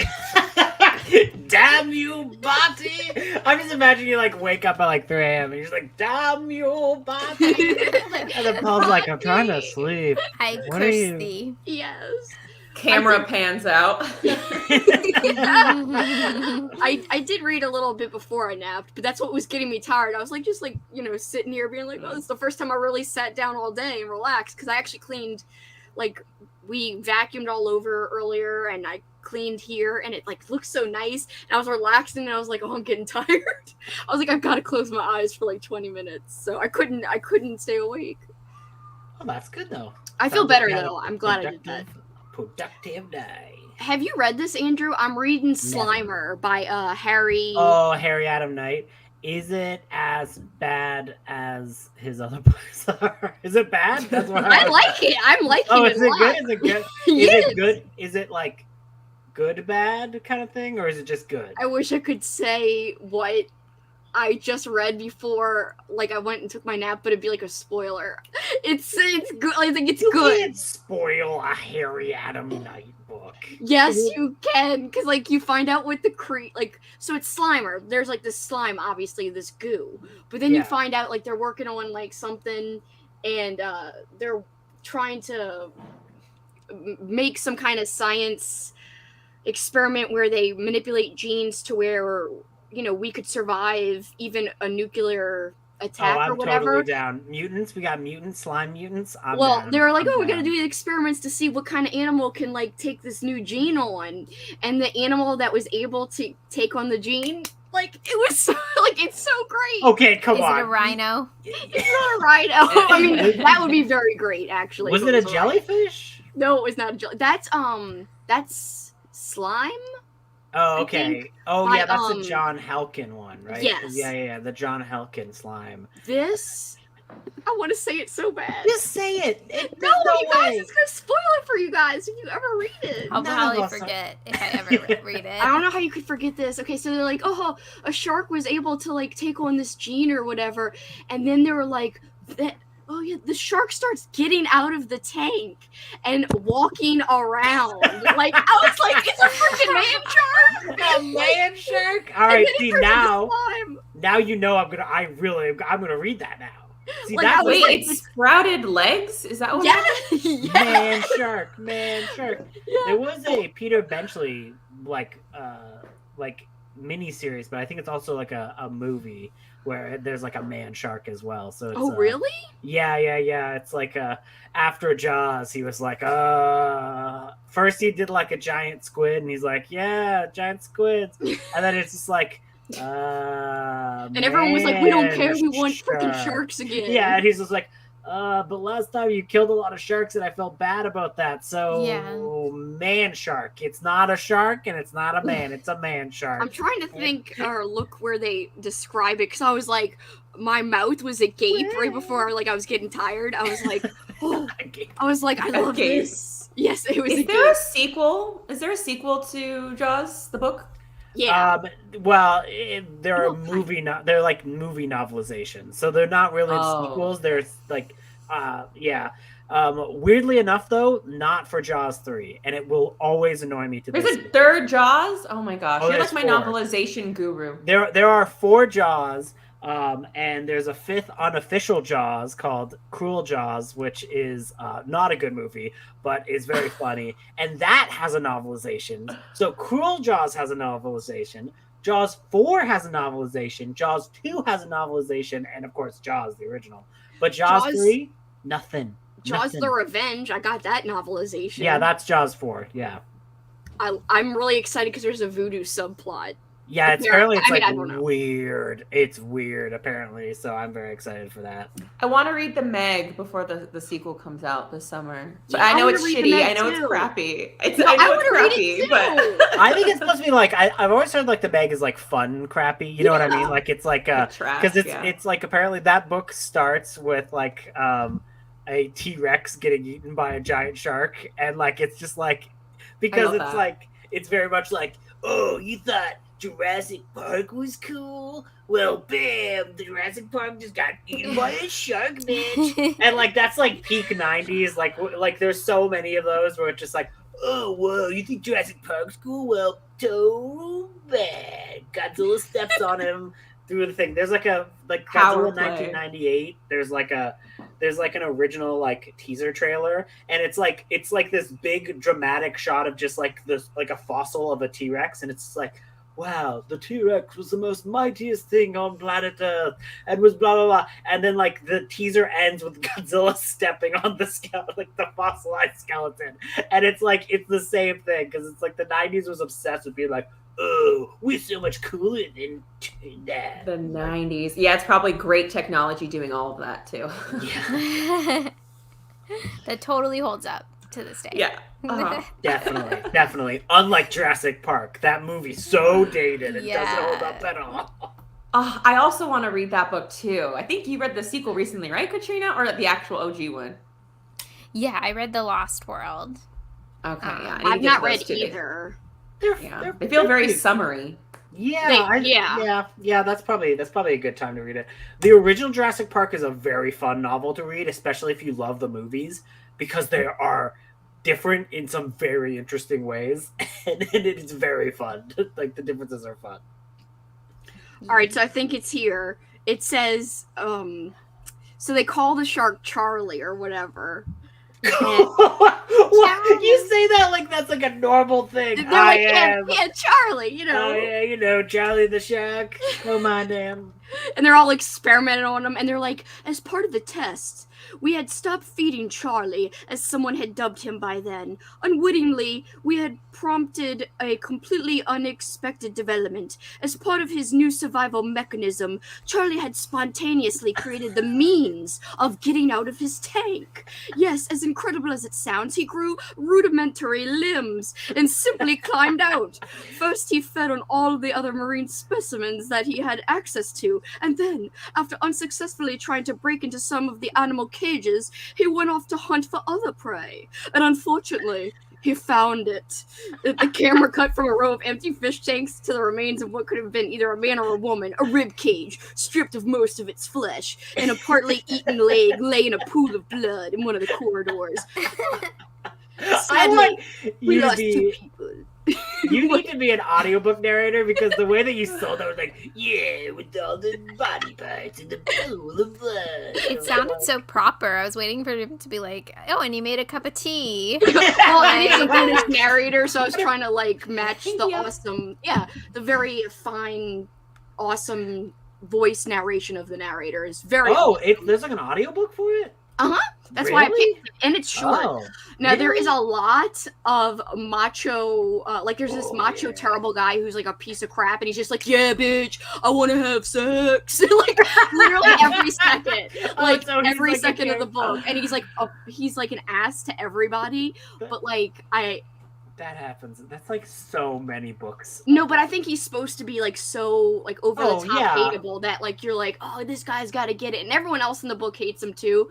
I'm just warning people who don't want to read about a guy like saying all kinds of shit like that, like being all like, oh, I'm an ass, but he doesn't say that, but he acts like that, whatever. I thought that was his tail on his own, like going like that right in front of you. Now that's He's on like, his Jaws own. did it. Yeah. Did it. Yeah. But I was like, holy shit, it's a freaking man shark. Like, I would have never guessed it in a million years that it was a man shark. So insane. And he's hungry. He's very hungry. He's like, I'm gonna eat all your animals. It's sad. Serves them right. They were experimenting on these poor animals. Oh, you sent me a video of somebody saying ma'am or ma'am? I still can't say it right. I'll have to look at the video to say it. Oh, wait. Hold on. Oh, no, Rally. You got back from the ER. I hope you're all right. Poor thing. Amy! Reading the second book in the Blackwater series by Michael McDowell. Look at that face. As soon as you said Michael McDowell, Kelsey made a face, and she's like, I'm not going to say anything. That's not true. You made a face. We all knew it. We all knew it. No. I'm sorry about the night terrors. I hope he feels better and gets back to sleep. So sorry about that. We've got a Fourth Wing update. Lengthy sneak peek for another book, so closer to the end than I realized. Anyway, loved it. 5 stars. That's awesome, Matt. We love that for you. 5 stars. Hate when they do that without saying that at the start. Oh, like a sneak peek at the, yeah. I know, then you keep thinking you have longer and you're like, oh, I still have this much left, but it's actually a lot shorter. It's actually a good surprise sometimes when you've got less than you think. Yeah, I mean, I'm hearing a lot of great things about Fourth Wing. On to the never-ending TBR pile. I know, right? Same here. Another 45 pages of Sister Maiden Monster. Liking it more now. Good, Cherry. Yay. Wow, read 45 pages. Awesome progress. Showered, ate Thai food for dinner, and watched some House Hunters. Heck yeah, Thai food. Turns out I had to do some work. Oh. House Haunters. I know! Like, that would be so appropriate. House Haunters. I can't speak. I said hoss. Hoss Haunters. House Haunters. Big hoss. I read 35 pages. Good job, Robin. Made it to page 79. Awesome, Mindy. You're killing it. Finished World War Z. 2 stars. Uh-oh. Not so gave good. It 2 stars too, yeah. Oh, Going to start some pretty flowers. Hopefully such pretty flowers is better. Katie, how many books have you read this month? She's read a ton. Yeah. She's hard for vacationers. Yeah. I didn't like The Island. Really wish I did. Oh, sorry, Froggy. That sucks. Not to be confused with Island by Aldous Huxley, I guess. Aldous. My bad. Aldous. That's a normal name, right? Whatever. Got to 64%. I really enjoyed the chain. Yay. Wow. Chains. No. Oh no, Kiki. Couldn't get through the chain. It's lightning. You. Katrina 1. What about Katrina 2? And what about Katrina 3 and 4? I listened to Katrina. I've listened to 11% of the Last Word by Taylor Adams. Just started it tonight, so excited to be reading it. Oh, I hope you enjoy it. Reading is exciting. Prepared 2 mini pizzas, so I listened to. I never know how to say it. Babel. Nobody ever knows. Everyone always argues. Yeah. Babel. It's Babel. Babel. Babel. Babel. Babel. I was like, wrong. you know, I'm like, I'm not gonna say anything because I'm very confused. It's definitely not that, right? Reading while napping, that's how Kelsey's getting so many books read. That would be great if I could read and nap at the same time. Then I'd be like, my life is complete. Because you you could would just be never like- wake up again. All your videos just be you sleeping. Not and if I used to do that while wrestling, it would be like super sleeping with Kelsey. Well, that sounds wrong. Oh god. Yeah, you're gonna get interesting comments on those. videos. My old channel used to be like Lauren's face. My old channel used to be super kicking it, but that doesn't work with sleeping. Super Kicking it with Doesn't Kelsey. work with sleeping. I know, some people kick How it with sleep. exciting. Somebody's sleeping. I know. That's exciting. Ends up being the most popular YouTube channel. That would be cool if I was like, hey, yeah, like, come watch me nap. That actually could turn really creepy really fast. It's already very creepy. I would feel so creepy just being like, oh, yes, as you can see, 4 hours. Good nap I mean, today. Lots of people think like ASMR is creepy, and that's not people sleeping. So people would definitely think the sleeping's creepy. I don't think ASMR is creepy, by the way. I love ASMR. I love it. And I, for one, think that sleeping is good, and you should do it. Oh yes, you should do it. I'm just saying you shouldn't really watch other people do it. Like,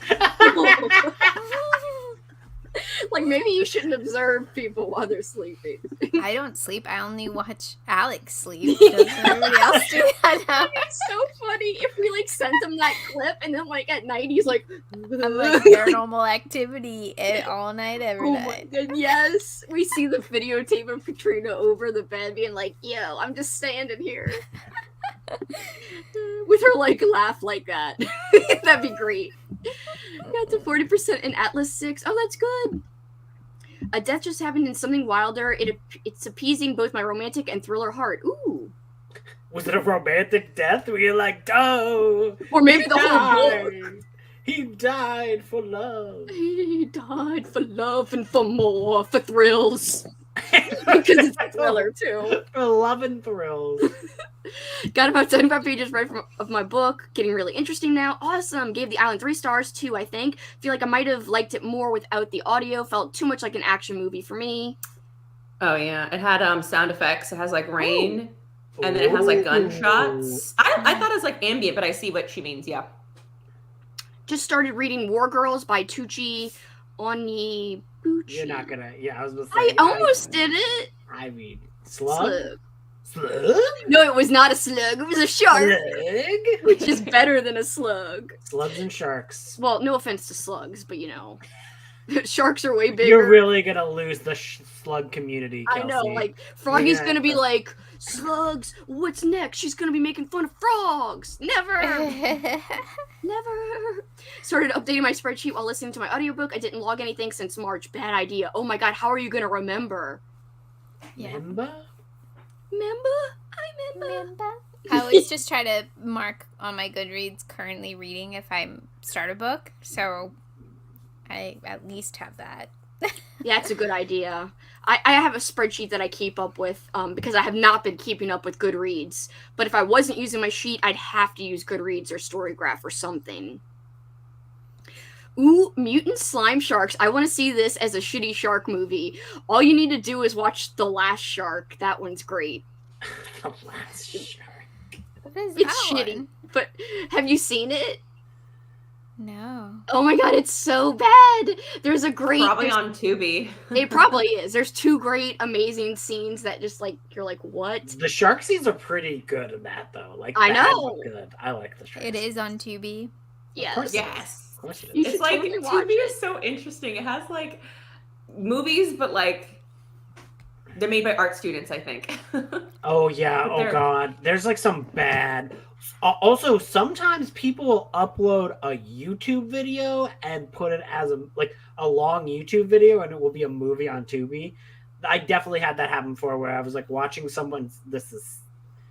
I was watching someone do a tour of Transylvania because I'm a loser. But I watched like it's like an Dracula. hour and 45 minutes of them doing all these tours in Transylvania, and then like I go on like Tubi and I'm like, wait a minute, that's just a YouTube video. That's those people. I've seen those people. It's just It's the like YouTube open video. source? That's interesting. There's got to be parts of it that are open source, Or like people because- that work for it just found it on YouTube and uploaded it. I don't know, because Mhm. it does have like a corporate backing. There's like some kind of a corporation that owns 'Cause, it. It's yeah, bigger they than had, you like, think. what is it? Super Bowl commercials and stuff. Oh, that's so weird. Wow. They did, and they were Once really weird. Once you're done watching the Super Bowl, you should watch this movie. It's got 1 star, and it was made by a person in their basement. Pretty cool. And they had, it was like the rabbit. It was like the rabbit from Fall Down a Rabbit Hole. And it was like abducting people and throwing it in them in holes. And then they had one that looked like the game was happening, but it switched over to like Tubi or something. So everybody freaked out and they're like, something's wrong with the TV. So they actually caused a stir the TV. As intended, probably. Yeah. Okay, That's awesome. I love Tubi. So Froggy's like, yo, please Google Sharkman movie. I did, and there is a 1-star Sharkman movie from 2001. There's also Hammerhead Shark Frenzy from 2005. There's also a YouTube video talking about this Like, forgotten humanoid shark monster film is B something. Probably like just a B movie. Anyway, it looks amazing, the trailer. So now I want to watch all these films. Thanks, Froggy. Are you doing a Shark Week with your patrons? Is that going to be a thing? I wasn't, but me and Andrew were thinking about, well, I don't know if that's still happening, but we were like, we should do shark stuff. We should convince Ollie to do shark stuff as part of Garb August. But then we just stopped talking about it. But I would totally There's so be much down for it. content. Like, I know. there's Yeah. so much trash, but like it's so Yeah. great. I don't know what it is. Trash Shark Week. Yes. So much good shark stuff. So now I want to watch these shark movies, including Sharkman that is rated 1 star. We should watch some of those for like one of those commentaries. Where like, Yes. oh yeah. Yeah, me and Andrew do drunk commentaries sometimes. Well, for a reason, not just for fun. But it would be fun to just do it for fun. We just sit around, we're just like recording, like for Well, nobody. The idea of a commentary would be implied that it's recorded, but I like the idea that you're just like, yeah, let's just watch this then. And just comment back and forth without recording for nobody. I mean, would be great. technically, that's like watching movies with friends, but Well, yeah, that is what people do. We need an Because it's like, audience. if we're not making content, we're not hanging out, bitch. It's not true. I would totally be down to hang out with no content. How late are you guys sprinting? Oh no, I'm sorry about your husband. Oh, I'm so sorry. I'm sprinting for quite a while. Like nobody has to stay late, but I want to sprint. I might dip after we chat Yeah, that's cool. here. I feel like It's like I'm 10:30 yawning where a you are. bunch. Guess what, Katrina? We're never sprinting again. It's only chats. 10 hours of chatting. You can't Like, leave. We chat until like we'd have to do a premiere tomorrow. And we don't even know when that is. I'm We supposed to be at work. What happened? It'd be like a reverse nightmare. You're like awake and you're like, oh shit, I'm supposed to be at work. Worst nightmare, aka a bad day. Yeah, yeah. An awake nightmare, essentially, which is just living. Accurate. I'd say like 30% of the If you said that time. like Werner Herzog, like, you know what I mean? Like, you know, you got something there. I don't think I've ever seen Sharknado, which is a crime. What? I don't Oh my know. gosh. Sometimes, like, I don't know. Like, newer bad, like, when they're trying to be bad on purpose, they're, like, less fun to me. Whereas, like, Yeah. in the olden days when it's just, like, a bunch of Italians just got together, had a shark puppet, and we're just like, bam, bam, bam. We're ripping something off. We're trying to get money off that. But, there's a part of it where it's just But they're like, not trying to make it bad on purpose. Yeah, but anyways. Yeah. I watched, No, I agree. Speaking of bad, I watched Lucio Fulci's The City of the Dead last night. Is that the one where she like pukes up her guts for like 2 hours? Or is it's that a like different everybody pukes like all the time. There's like a part where they throw a bunch of mealworms on them, like hundreds and thousands of pounds in a house, and like it just like goes on forever. I put it in my blog. I was like, what is this scene? It's stuck to their face. Like, that's insane. There's like one of those movies where like I swear to God, it's like a 10-minute scene of like this lady in a car who just like starts to like cry bleeding, and then she just like pukes up all of her guts for like that happened. Yep. Oh, that was that movie. Now I'm gonna see this movie. Long. That scene is so long. Where you're just staring at her, it's like bleh, bleh. Like, and like the guts zombie, do you have, girl? They just rip people's hair out, and it's like their whole like braid comes out too. And I'm like, you're just pulling their hair though, right? Like, Lucio how does the Fulci, braid man. come out? Yeah. Lucio Fulci, man, that dude was and then they wild. vanished. I need to watch this movie. It's wacky. I was like, what is going on? It's on Shudder right now. Oh heck yeah, I gotta check that out. I gotta get Shudder one of these days. Yes, there's lots of good stuff on there. Yeah, there's a lot of good originals too. Like there's some like that or not. Someone pukes out of their guts for 3 hours. Like there are good movies there. It's a no for me.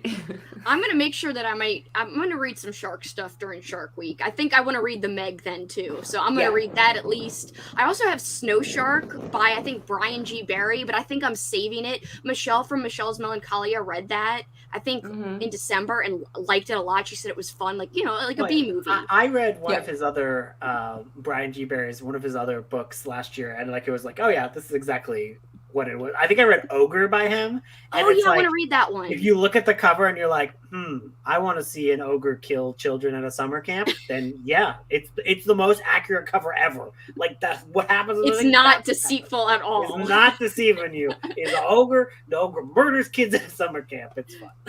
Yeah, I think he does a lot of slashers too, but I definitely want to read Snow Shark, either Shark Week or I'll save it again for maybe like, Christmas Evil or something. Let's face it, we all read trash and like it. I definitely like trash and to read it, but I don't even consider it trash half the time. I love it because it's trash. I was in full boost mode in April. Logging anything took away too much time from reading. Aw, you really did go ham, Sherry, in April. Oh, Granny Harlan's doing more shark movies, eh? Old Rennie coming at it again. He did Nightmare on Elm Street 4, which I love that movie. Yeah, the movie Meg's not so great, so I would totally be down. Like, I own the book already. I found it at a used bookstore, so I definitely want to read it this summer. The sequel looks good. The sequel looks very fun and stupid. I'm like, that's coming out. Like, the really? Yeah. We thought like the Sea-Doo or whatever it's called, and he's like on the riding the wave. I was like, that's the most ridiculous part of the commercial. No, Froggy, I'm sorry about your laptop. That sucks. I want Kelsey to narrate the book like that. Have you seen the TikTok where they're spoofing the classic scene in Jurassic Park where he turns her head, but all these people in those blow-up dino suits? No! That's like a cap cut thing, so they do it for a bunch of stuff where he turns her head and she just sees something like. Oh, that's great. Yeah, she sees something weird. I want to just turn that into the freaking the fact that Reba thing is showing up everywhere. I just want her head to be turned. And it's just like a single mom. Yes. Do it, Andrew. Kelly says that so many times on Instagram. I love that. Every time it comes across Kelly, it's like old school April chat. It's coming in. Oh, it's great. I love it. I'm about to start speed reading because I feel like we're really behind. Okay. 3, 2, 1. Me too with Readathon. I read about 80 books. 80? Holy crap. What is an Aureliathon? What is that? What was that? I don't know. Aurelium? Aurelium. Oh, it's like Aurelium. A metal and a drug. You were in a cult. It's okay. Or a cult. I can't even open my screen 90 degrees or more. Oh no! Yep, 75 here and it felt like my room was melting. Wow. 75 in a month. And guess what? You guys still lost. Ilma. Shut up. We really lost too. Completely feel you just do one spreadsheet. Do you just do one spreadsheet, or do you use more? I do 3, but thankfully a lot can be copied and pasted. 21 books so far this month. Ooh, good That's progress. awesome, Kitty. I'm on my 20th somehow. Meant the exclamation mark. There is only one Katrina. Instead of Katrina 1, it was Katrina exclamation point. No, Katrina 1 is like in 10 years when she hits her sci-fi phase, and she's like, "Hello, it is me, Katrina 1. I'm here to talk all about." No more horror, just sci-fi. Yeah, and I'm like robot. She's just like dressed like a robot. 00110000, 5 stars. Robot sex. No. That's robot sex. She was yelling that on New Year's Eve, Lauren. I don't know if you remember that. Wait, you weren't there with us for New Year's Eve because you had that party to go to, right? Or that y'all were going I out was there for a little bit, but like you weren't there earlier, near midnight. yeah. But near the end, for whatever reason. Oh my god, your memory, Kelsey, so good. I do remember a lot sometimes. Sometimes. A lot sometimes. Not all the time. Other times I'm like, what did I just say or do? I don't know. I got 42% of Tell Me I'm Worthless. That's awesome. Just the one that Kelsey uses. Can't remember who made it, but I bought it on Etsy. I was sucked in by lists where you can add book covers. Oh yeah, the one I bought, I forgot who sold it, but I found it on YouTube. I know Cassidy sells one too. But I love that you can add book covers to the spreadsheet that Sherry is talking about, which is the one I use. And not only did I add book covers, I used the page that had the book covers to make another page, and I did it for like 4 pages where I would add book covers to like my 23 and 23, my friends recommend list, my whatever list I had. I was like, I'm gonna put book covers on all my lists. Whatever. It's a great spreadsheet. I just can't remember the name of the Etsy store. Reading by osmosis while I'm sleeping. Hee hee. Hee hee. Hee hee. Turn creepy. It wasn't romantic death, but I'd like that too. Aw. Like Romeo and Juliet, but like in a thriller. Whoa, can I do that? I do think that's kind of a thriller. I don't know. It is because they're like, yeah, we don't want y'all to be together, and then like all this stuff happens. I bite my thumb at you, sir. Do you bite my thumb at you, sir? Bite my thumb. That's Alex's favorite part. You guys are so sophisticated. I don't know that part. I wasn't just gonna like remember that. That's the only part I know. Yeah, the cop. I never know how to say this. Kapile Cass is one, and another one I can't remember whose, but a lot of detail on it. Yeah, I like different spreadsheets. I had originally downloaded more than one, but I'm using mainly just the one that Sherry's talking about with the book covers. Interesting fact with Jaws, because the shark kept breaking, Spielberg went on a POV of something swimming under the water in the shallow end before it pulled in one of the swimmers to make it seem scary. Yeah, I know a lot of fun facts about Jaws because my dad loves Jaws. Nice.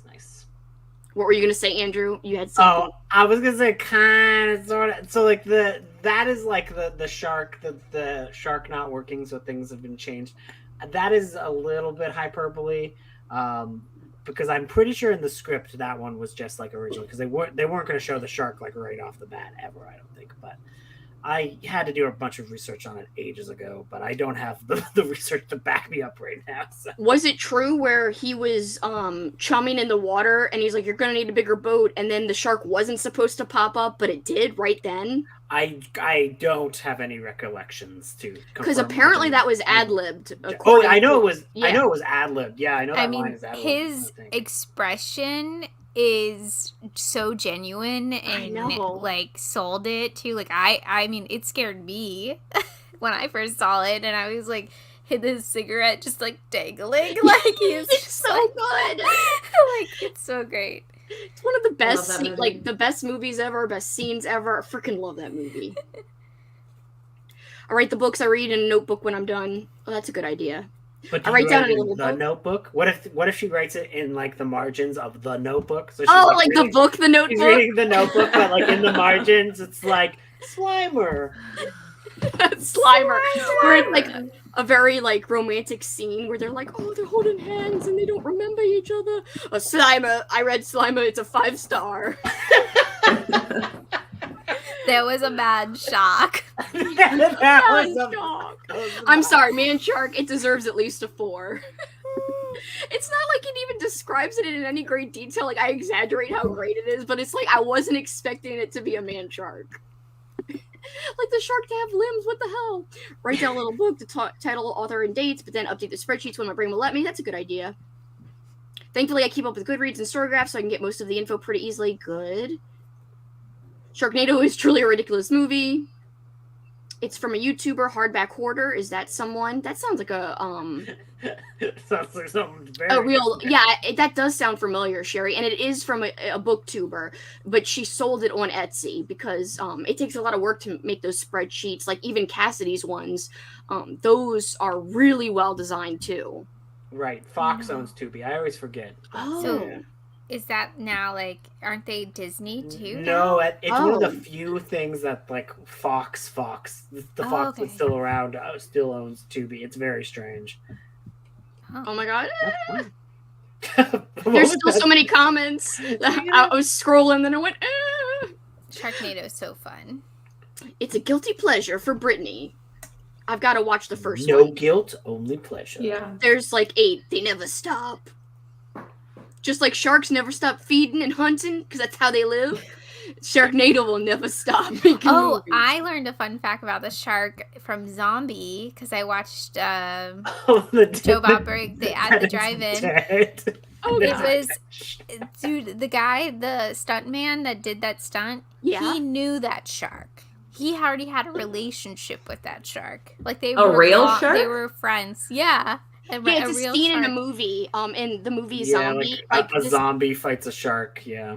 And he did drug him, but he was like fine afterwards, and they were like still friends afterwards. Like he was a local. Like it was so weird. I was like, so he was friends with the shark. The dude that did the actual stunt was It makes like it sound besties like he with like the goes shark. out drinking with the shark. Like, oh yeah, we're playing chess with the shark. Like, what the hell? That is so crazy. Like, yo, like it's okay. Like I drugged the shark, but it's like my buddy, so it's fine. Like, without, Yeah. like I know the shark's cool with it, dude. Yeah, he's still gonna like be my friend because like we're friends. I feed him. So that man 100%. We go way got- back. That man 100% got eaten by that shark. Like, Oh my god, yes. Oh, it's like the poor guy Zombies. with the bears. So it's like zombies and the shark. Okay. yeah, It's come up one with zombie everything. underwater with a shark, like battling, and it's filmed with a real shark. Okay. Wow. It's crazy. It's like like, I said, Italian. it holds up. It holds it up. actually. It holds up. I mean, Zombie is pretty. That freaking eye scene kills me every time. He likes his eye stuff. Oh He yes, likes his that eye man. stuff. yeah, the eye stuff freaks me out, especially in that movie, like with the door. Blah, blah, blah, blah. Love horrible animal movies, but the shark ones are usually the best. Yeah, I love horrible animal movies too. There's a 23 and 23 tab where you can put a book covers. You have to go to insert, then you go to image, then you go to image like URL. So you go to Goodreads, you copy the image URL and you paste it where where I just said insert image. Okay, I'm acting like a nerd. I'm sorry. Maybe one similar funny alligator movies by Try Lake Placid. They're hilarious. I've never seen that either. Oh yeah, the first one's fine. Betty White. Yep. Yeah, I know that scene. An awake nightmare, which is just living. Yeah, that could be a shirt, Froggy. If you know the ref, you're a winner. I DNF'd Meg because was so bored. Oh no! Can we watch Santa Jaws for Xmas Evil in July if it's still Shark Week? Yes. We're going to have movie prompts for Christmas Evil in July. We just Kelly's going to be announcing it soon, and Christmas Evil in July was come up with by Kelly at Kelly Hooked on Books, and we're all co-hosts. Oh wow, yeah, you're right. All of us are. Wow. Wait, Lauren. Oh wait, excluding You- me, not me. Well, you were kind of like an unofficial because you were hanging with us for all the parties and stuff. I was upset. I had so much fun. That was like my first Christmas season on YouTube, and I was just like, "There's so much horror and Christmassy, snowy stuff." It was a blast. That was so fun. I love that. Yeah, I can't wait for this December. But yeah, we're doing a mini thing in July, Christmas Evil in July, and I'm super pumped for I that. will be there. It's going to be a little bit more mini, just so everyone knows. It's going to be like the bingo board has like 3 reading prompts. I think it's going to have 3 watching prompts, and I think we said 3 photo prompts. So instead of having 9 book prompts like the original, it's a little bit more manageable for 2 weeks of time. Love it. Couldn't even remember what I put on it for the 23 to 23. The sequel to Meg looks hilarious. I can't wait. I know. Hello, everyone. Hi, Brittany. Finally able to join. Hope everyone's reading is going well. It is. We're about to head to another sprint, I swear. Loomis. Whoops. She meant hi. Oh, I know what you meant. Not Loomis. Ho. Judgmental. Ho, ho, ho. You're the cutest kitty. He's so cute. Oh, Aurelium is that magical readathon. Oh, cool. Oh, that's the one where you go to school. All the toads are out because it just rained where Froggy is. Was Short it raining book toads? recommendations. What if it was raining toads? Like, Those poor toads. yeah. Doesn't that happen in Magnolia? Yes, it does. It legit rains toads.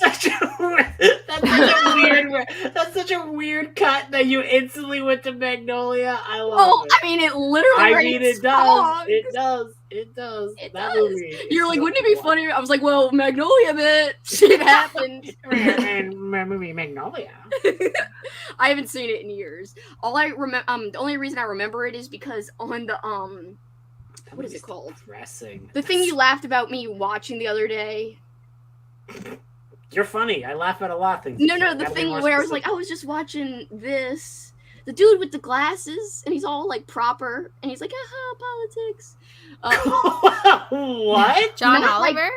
Oh, Yes, John Tonight? Oliver. Yes, Last Week Tonight. So Last Week Tonight paid Good a. job. Yes, I'm glad you guys figured it out.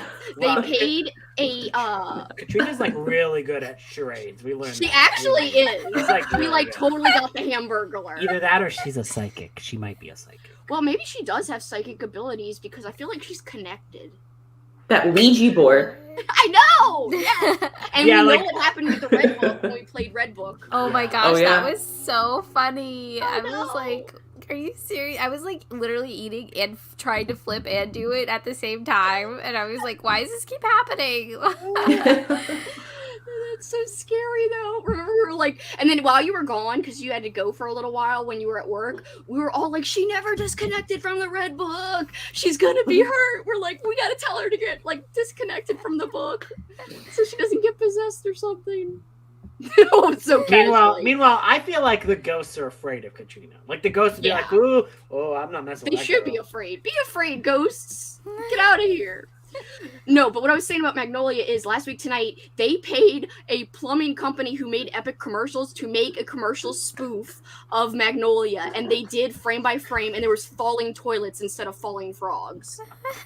They matched like scenes like perfectly to some scenes. And then the only reason I know that is because he broke it down after he showed the commercial. But like nobody remembers Magnolia. I swear. I don't remember it either, but, like, John Oliver like went through Magnolia. He's like, remember that scene in Magnolia? And they showed it, and then they showed the plumbing commercial, which was just like it.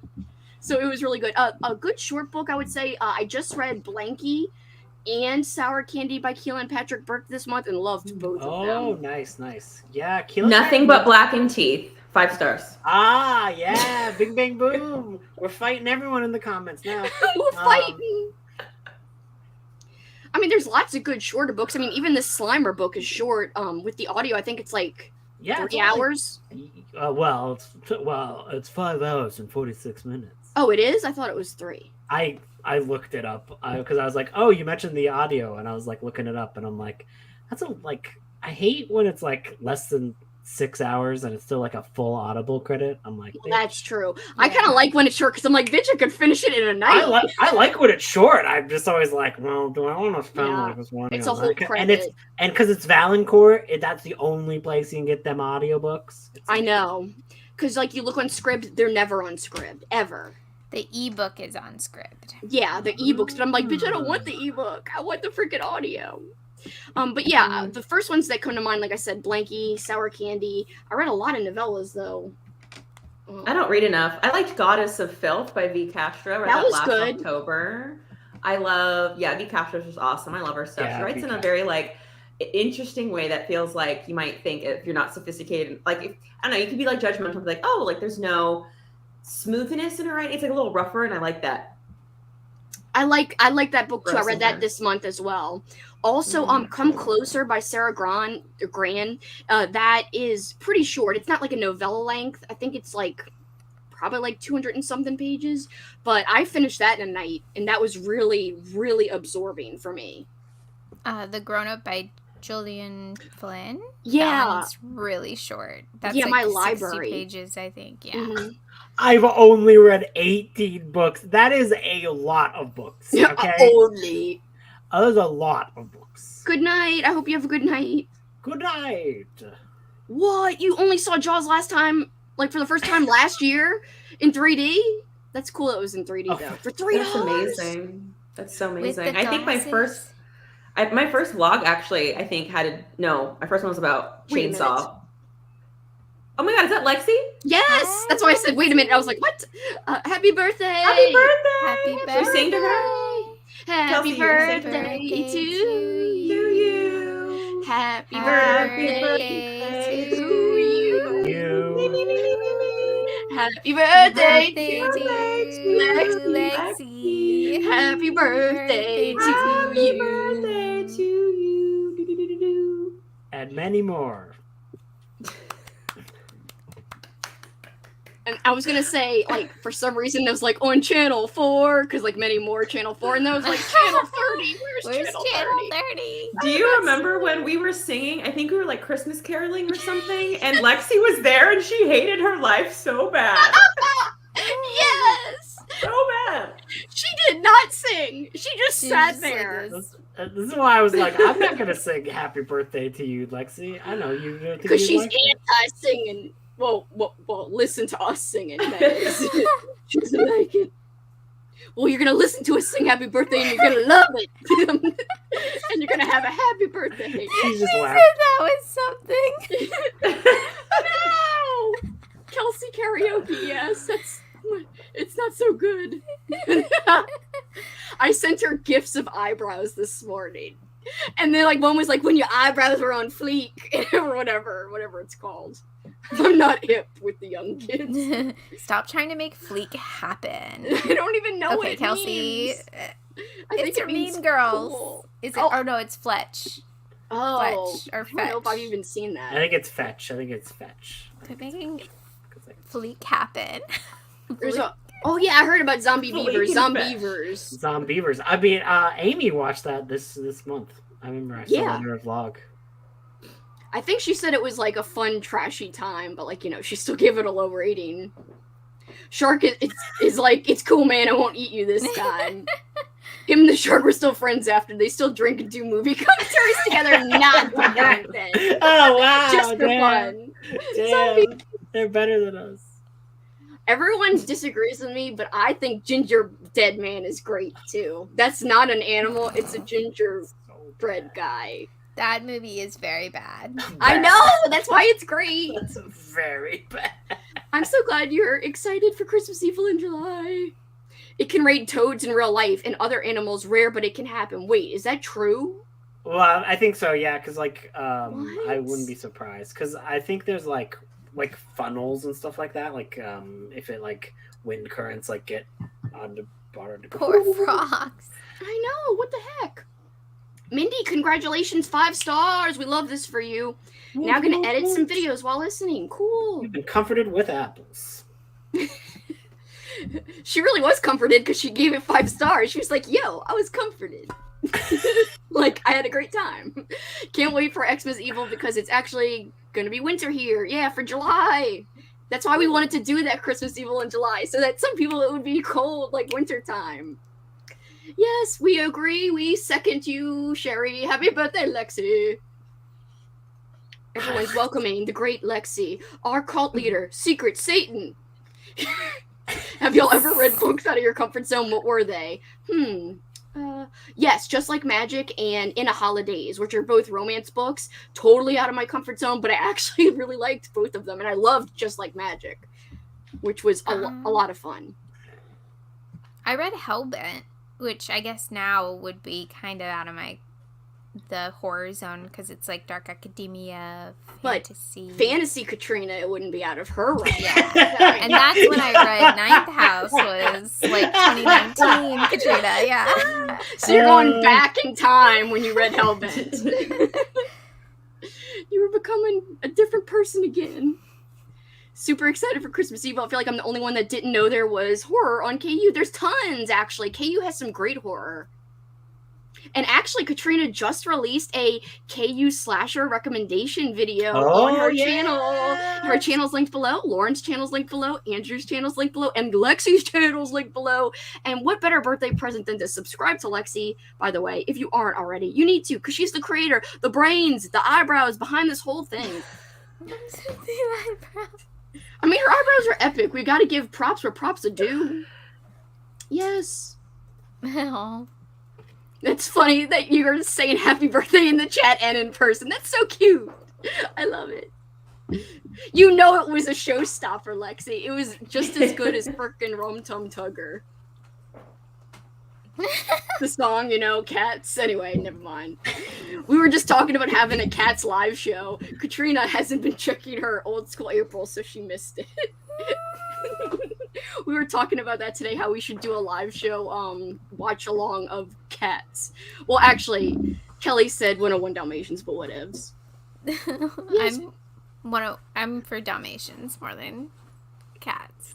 Yeah, but we could, watch the hips swivel. What? Never mind. I need to text you about Ashley Winstead. What happened? Who is that? The writer of The that Last Housewife. Yes, I loved that book. Oh. I just read it this past month. Is Doc. Didn't you read that Doc. one? Yeah, I loved it. Yeah, and didn't you Intense. say that you wanted to get into thrillers because of that? Because you really liked Oh, it? it opened up a door. Everybody started talking about it. Lexie said it was great. I think you had already read it. And then I'm like, okay, now I'm reading The Villa and I'm reading The Island. I don't know who I am anymore. You're having a crisis, but a good one. One that changes you, that you're like, yeah, I'm opening up my world. Ashley Winstead, our hero. It wouldn't really be a crisis then, would it? Well, Whatever. Crisis is normally identity bad. crisis, but not. I'm conflicted, okay? I'm conflicted. Wait, Katrina, didn't you like The Villa? You said you gave me 5 stars on my poll. Was that a accurate thing? I don't know if it was 5. It might have been 4. Oh, okay. 4 star. I gave it 4 stars. I liked it. Laura's like, oh, okay. I am literally looking at my phone and received no texts. But anyway, I'm just saying. I'm like, where are the texts that you said you were going to send? I want to know the deeds. Did you hug her? Did she record a video for you saying, oh, hello, Lexie's followers? Remember how Grady Hendrix did for Lexie? That was so cool. That was cool. That was awesome. I know. I love that story. Bert, he's looking so handsome. Oh, he's wiggling. No, don't wiggle away. Oh, now he's like, yo, get out of my way. Imagine reading a romantic comedy as out of comfort zone book and explaining that it's out of comfort zone because there is no murder, split, or intensity. Though that's what happened to me. She's freaking nice. I'm a huge Ashley Winstead fan now. That's cool. Or Stan now. Stan fans, pretty much the same kind of almost. What did you think of The Villa, Lauren? I liked it kind of. I think it was mismarketed. I don't think it wasn't thrilling to me, but I like the mystery aspect. I like the whole allusions to Mary Shelley because I really like her. I find her fascinating, but I didn't find anything to be surprising. I like the vacation vibes, but I'll be vlogging about it, so there'll be more. Yay. I can't wait to see what you think about it. I'm gonna watch. I love Bert. Who doesn't love Bert? By the way, yeah, Bert does look like a panda, and I had a cat that looked a lot like Bert, and her name was Panda, because she looked like a panda bear. Oh. No! They did not have any copies left of Last Housewife. Oh no, I'm so sorry, Froggy. Oh, I'd probably get it signed too, huh? Yeah. Alright, well, we caught up. I know that Katrina said she's getting tired, so she might bounce. I don't know why I did the bouncy motion. She's linked below. She's Just amazing. gonna hop out.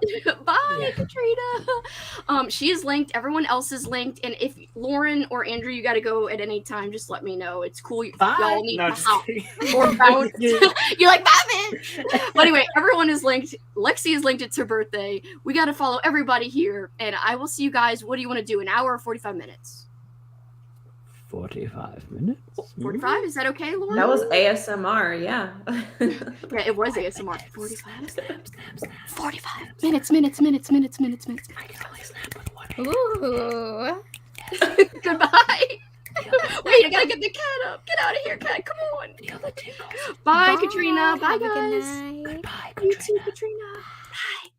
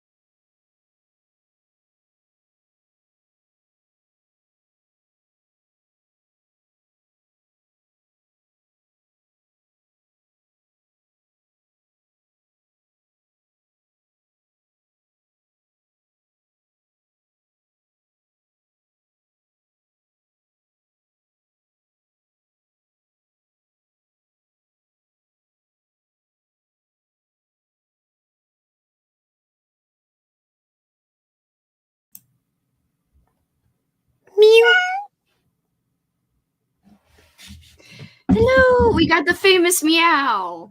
It happened. It happened. Nailed it. Yes, definitely nailed it. Nailed it. How'd everybody do? Lauren, you look so fancy. Thank you. I did my hair and I refreshed my makeup, and then you can probably see it more than before because I have like my ring light on because the room I'm in, like this is where like I film, and it's like a small little office, and there's like no light in here, like no light. So I just have my ring light, so it gets really dark when the sun goes down. But I finished my audiobook, so that was nice. I really liked it. Yay. So that was really cool. It's helpful. Nice. So you're gonna give it a decent rating? Yeah, I think like 4.5. I don't know. I really liked it. I could see where Katrina was talking about with the ending being maybe a little bit contrived and like, oh, that's a quick fix to get you out of that situation. But overall, I like the character development and the storytelling and the commentary of like colonization and like this idea of like, I'm a native, whatever. It's like, no, you're not a native Californian. You're like somebody who just kind of grew up there, but like you're not indigenous, like that kind of thing. That was really cool. That was part of this like survival story. So a success for me. Yay! I'm so glad. It's like awesome when that happens. I also almost finished my book, so it's very close. How many minutes do I have left? Like 7 minutes left. So I'm definitely gonna sprint again. I want to finish my book. Sprint. What'd you do? What did I do? I read one short story and then I went to go get more caffeine from a place. What kind of caffeine did you get? Like awesome coffee, like iced coffee? No, I've had too much coffee. It would be over the line if I had coffee. An energy drink? No, oh God, I would die. A soda? I had a soda. I had a Coke Zero. I Ooh. know. How exciting. Fancy. Yes. My dad likes Coke Zero. He always specifically asks, he's like, do you got Coke Zero here at restaurants? And like nobody ever has it. Yeah, I've They never always have, like, actually seen Diet that. Yeah. And he's always like, oh man, I wanted that. He also asks for ginger beer, which is not beer. It's like soda, but it's ginger. Like kind of like root beer, but it's ginger beer. I'm like, Dad, why do you ask for that at like restaurants? It's so specific. That's what's in a Moscow Mule, right? Yes. And Okay. he really likes that. So I don't know. So if they have a bar, maybe, but other than that, probably not. Like A lot of places do have that, but I'm just like, why do you ask for such specific stuff? Dads are Men gonna taste. dad.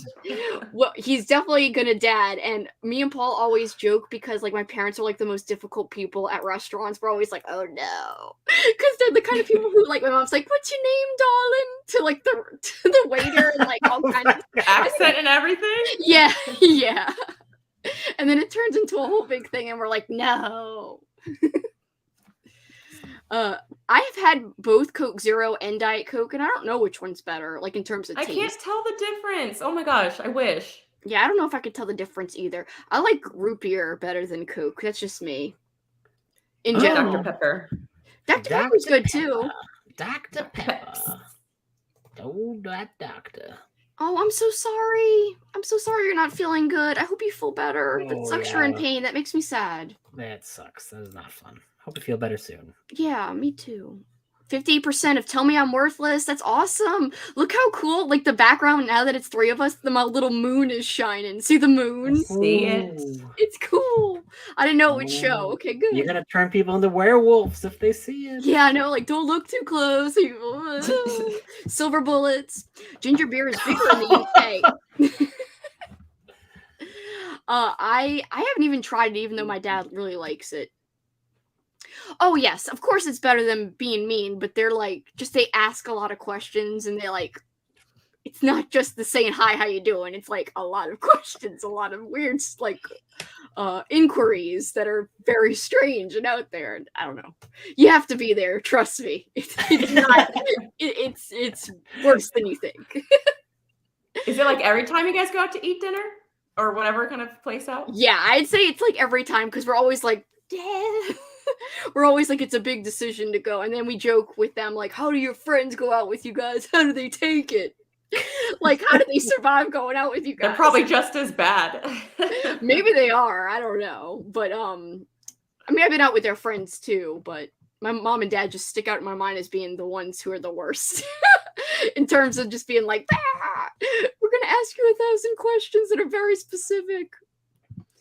Spent that sprint trying to fix my computer, and I kind of did temporarily. Oh, that's good. Just can't close the screen. Well, as long as it's kind of fixed, definitely don't close it.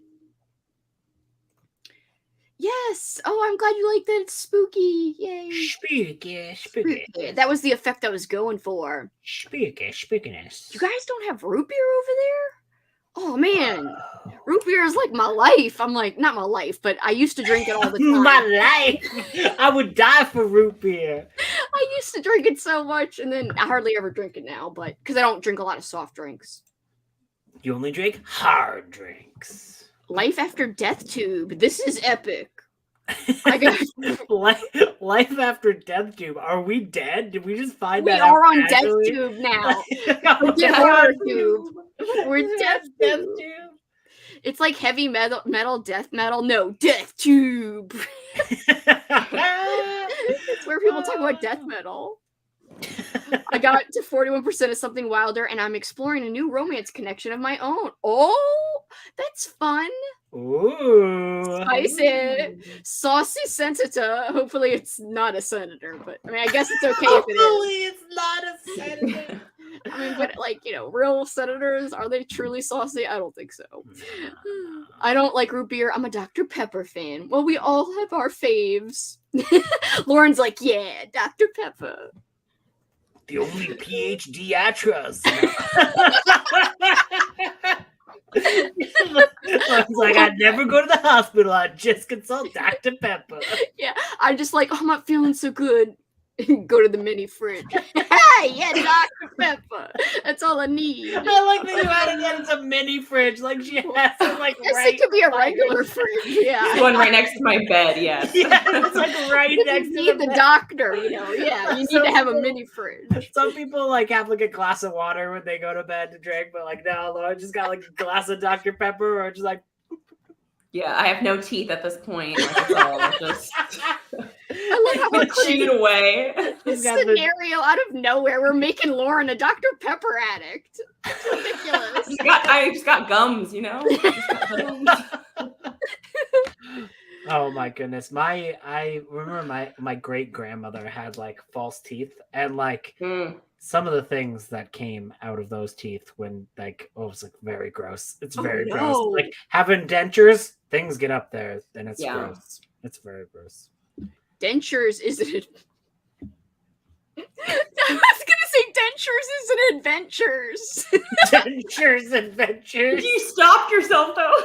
I know, because I was like, it's so dumb. Like, it's the dumbest thing ever. I don't want to continue, but then I said it anyway.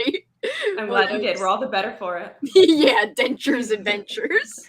Dentures adventures. Somebody should open up a dentist's office, name that. Like, and they specifically, they specialize in dentures. Dentures adventures. I already have so many thoughts and rants after reading maybe only 1/4 of Yellowface. That doesn't sound positive, unless it's like against a character or something. I hope it's or like maybe it's the point of the book. I don't know. I don't know. But it's one of those things where I think like maybe it's the point of the book. I don't know. Well, I hope it's okay ranting. Oh my goodness. I don't know if it's okay ranting even exists. Oh my goodness. Nope, I still don't really know what it is, to be honest. For root beer, it's just like Dr. Pepper or Coke, but like different. Wow, amazing. No more questions. They'll have no follow-up I questions. solved the mystery. You solved the mystery. Everyone knows what root beer is now. There's actually like root beer extract that my mom would make homemade root beer with. So it's kind of like carbonated root beer, but it's not carbonated. Some people love it. Other people hate it. I freaking love it. It's so good.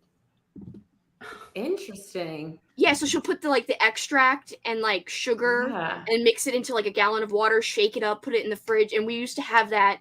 Like the we mini always fridge or like a normal fridge? well, a normal fridge because we didn't have to live on it like Dr. Pepper. Like we didn't need the doctor. Wow, calling out my Dr. Pepper dependency. Dr.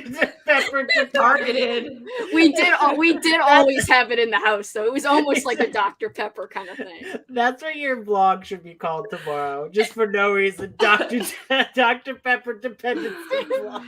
Dr. Pepper dependency. It'd be so Personally funny attacked. if you drank a Dr. Pepper in your vlog, like you just like not even realized it. You were like drinking a Dr. Pepper on camera, and then I we wouldn't see be it. shocked. That would be so funny. Easter egg.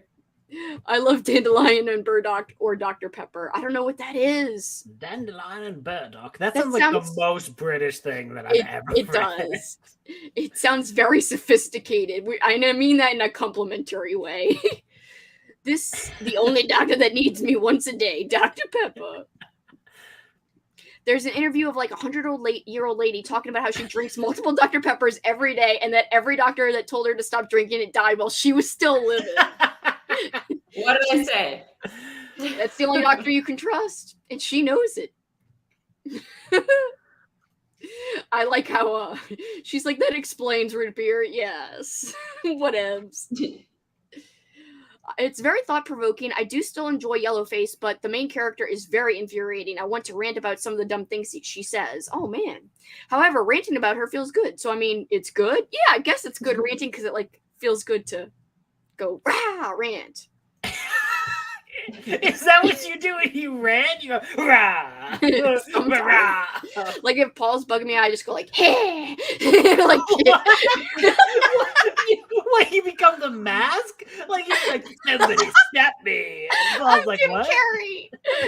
In another life, I'm Jim Carrey. I think There it's is this a comedian on Twitter who looks just like Jim Carrey, and she does these videos, and she's like, imagine being born with a face like this. And she looks like Jim Carrey. It's scary. It's like Is it- she's his Is doppelganger. this your Twitter account, Kelsey? No, it's not me. This is She looks great way Twitter more like Jim account Carrey than called me. Super Kicking It. Oh my goodness. No, she looks more like Jim Carrey than I do. I mean, I don't think I look like him until I do like, hey, then I look like him. I don't want to look like Jim I see Carrey. it a little bit, just a smidge. When I do the voice, I could look like him, but When you do this, like what the voice, the Jim Carrey voice, like, well, it's really not a Jim Carrey voice. It's an Ace Ventura voice, which is like all I care about in terms of Jim Carrey. I haven't seen The Mask in forever. That one sounds good. Somebody stop me! That is scary, Kelsey. I'm sorry, I'm giving people nightmares over here. It's kind of like Dr. Pepper, to be honest, but a little bit more kind of aniseed. What the heck? I don't know what is aniseed. I'm What is dying. that? Oh, it's like a spice thingy. Oh, Okay. I was like, we're, is that me and is that- Andrew are like, what? I was like, is there one of them animes? Does kids be watching the animes? Slimer, guys, is getting Slimer, right? That is what it's called, right? It is, yeah. I would say it was kind of weird how I was reading Slimer. With Slimer earrings. Yeah, I didn't even realize. I took them out to nap, but I didn't even realize I was wearing the It's earrings so while reading the book. meta. You're in a Scream movie, Kelsey. Check the doors. Don't answer the phone. You're too meta. So is the Shark Man a good guy or a bad guy? Or Oh, morally he's- ambiguous? He's definitely bad. Well, he's kind of morally ambiguous. The No idea way. of a morally ambiguous. He kind of has man. other personalities in him. He like absorbs other personalities. So in a way, he is morally ambiguous. But then, like, part of like the really bad dude gets into the Shark Man's consciousness, and like he's definitely like evil. And like everyone else in the Shark Dude is like, yo, we definitely got an evil vibe now. You guys gotta read it. I don't know. I'm sorry. He takes on their identity when it eats them. It's kind of like John Carpenter's The Thing, What does mixed this with have to Shark do- Man, mixed with what else? What does this have to do with slime?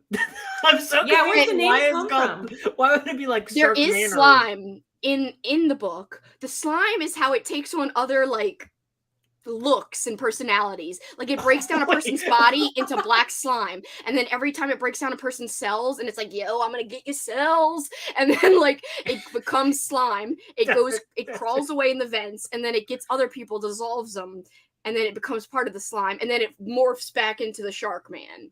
Okay, this is like interpretive summarizing. You're so good at like not interpretive dancing, but interpretive summarizing. Like, the shark man is basically the T-1000, but it turns into slime. Like yes. Instead of like metal and shit, it's like blah, blah, blah, black slime, and then it's shark, and then eventually Shark Man. What was that sound? Blah, blah, blah, blah. That's how it dissolves. Blah, blah, blah, slime. It's like the Blob movie. Yes. But eventually it becomes Shark Man every now and then. And sometimes, Naturally, yes. Yeah. I mean, I'm making it sound like even better than it really is. I mean, I'm gonna give it a 4 unless like the ending's like insanely terrible. But I'm giving it a 4 because it was a ball. But not everybody would love it, I don't think. Beware of the Shark Man. Wow. I am kind of making it like seem really epic though. It's not as epic as I'm like describing.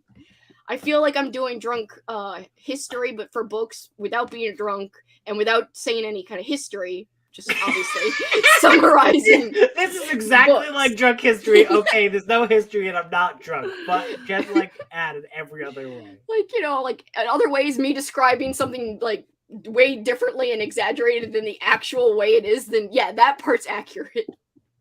It's actually not that different though. Like the essential premise of the goo and the morphine and the personalities, that's all real. That's all real. It really happened. This is a nonfiction book that Kelsey's reading. That would be so great if it was nonfiction and there was real shark. Would it be though? I mean, maybe it wouldn't be. Actually. I'd be like, oh no, the slime shark man strikes again. And in the book, they're like, this shark man, like slime goo, should not get out in the world because, like, bitch, we'd be over. He would just absorb everybody. So, like, they're like, yo, this shark man slime cannot leave. So yeah, it's a bad thing for humanity. We don't want it to be real. And probably also normal manatees as well. Yes, normal manatees. Because sharks would eat them. Get out of here, cute little manatees. We want you safe. I hate licorice, so I don't know how that works out. Oh no. Aniseed is like a licorice flavor. Okay. Uh-oh. Annie's edibles. That you could sell them and call them that. I can't focus on reading because they just kicked in. You don't know aniseed? It's kind of like warm licorice taste. Warm licorice? Blech. Why is it warm? They're actually... Oh, wait a minute. There's like a glittery alcohol that we had at the Sazerac Museum. It was literally like pink glitter. And I think that was like aniseed flavor. Are you sure that was alcohol and you didn't break into a glitter store and just eat a I'm positive it wasn't a glitter store. That would be so gross. Okay, it's anise. Yeah, so it must come from aniseed then, or whatever. Anise flavored liqueurs.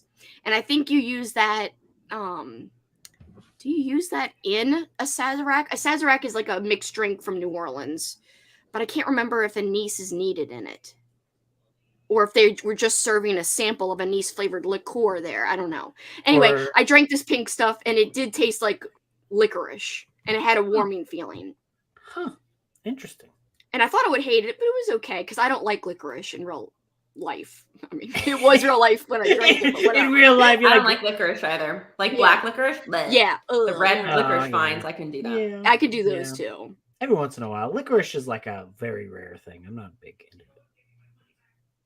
Just a bit warmer. It warms you. Like the one I had, like whatever it was, the pink stuff did. Are you a shark man? Did you swallow the blob? It sounds like you swallowed the blob, and now you are the shark man. I am the shark man. Goo goo gajoob. You are slime. You're part slime, then slasher. Yes. The slasher part is the shark man. I slash with my fin. I slash with my fin. Or teeth. Oh, yes, teeth. I would stick to the fin.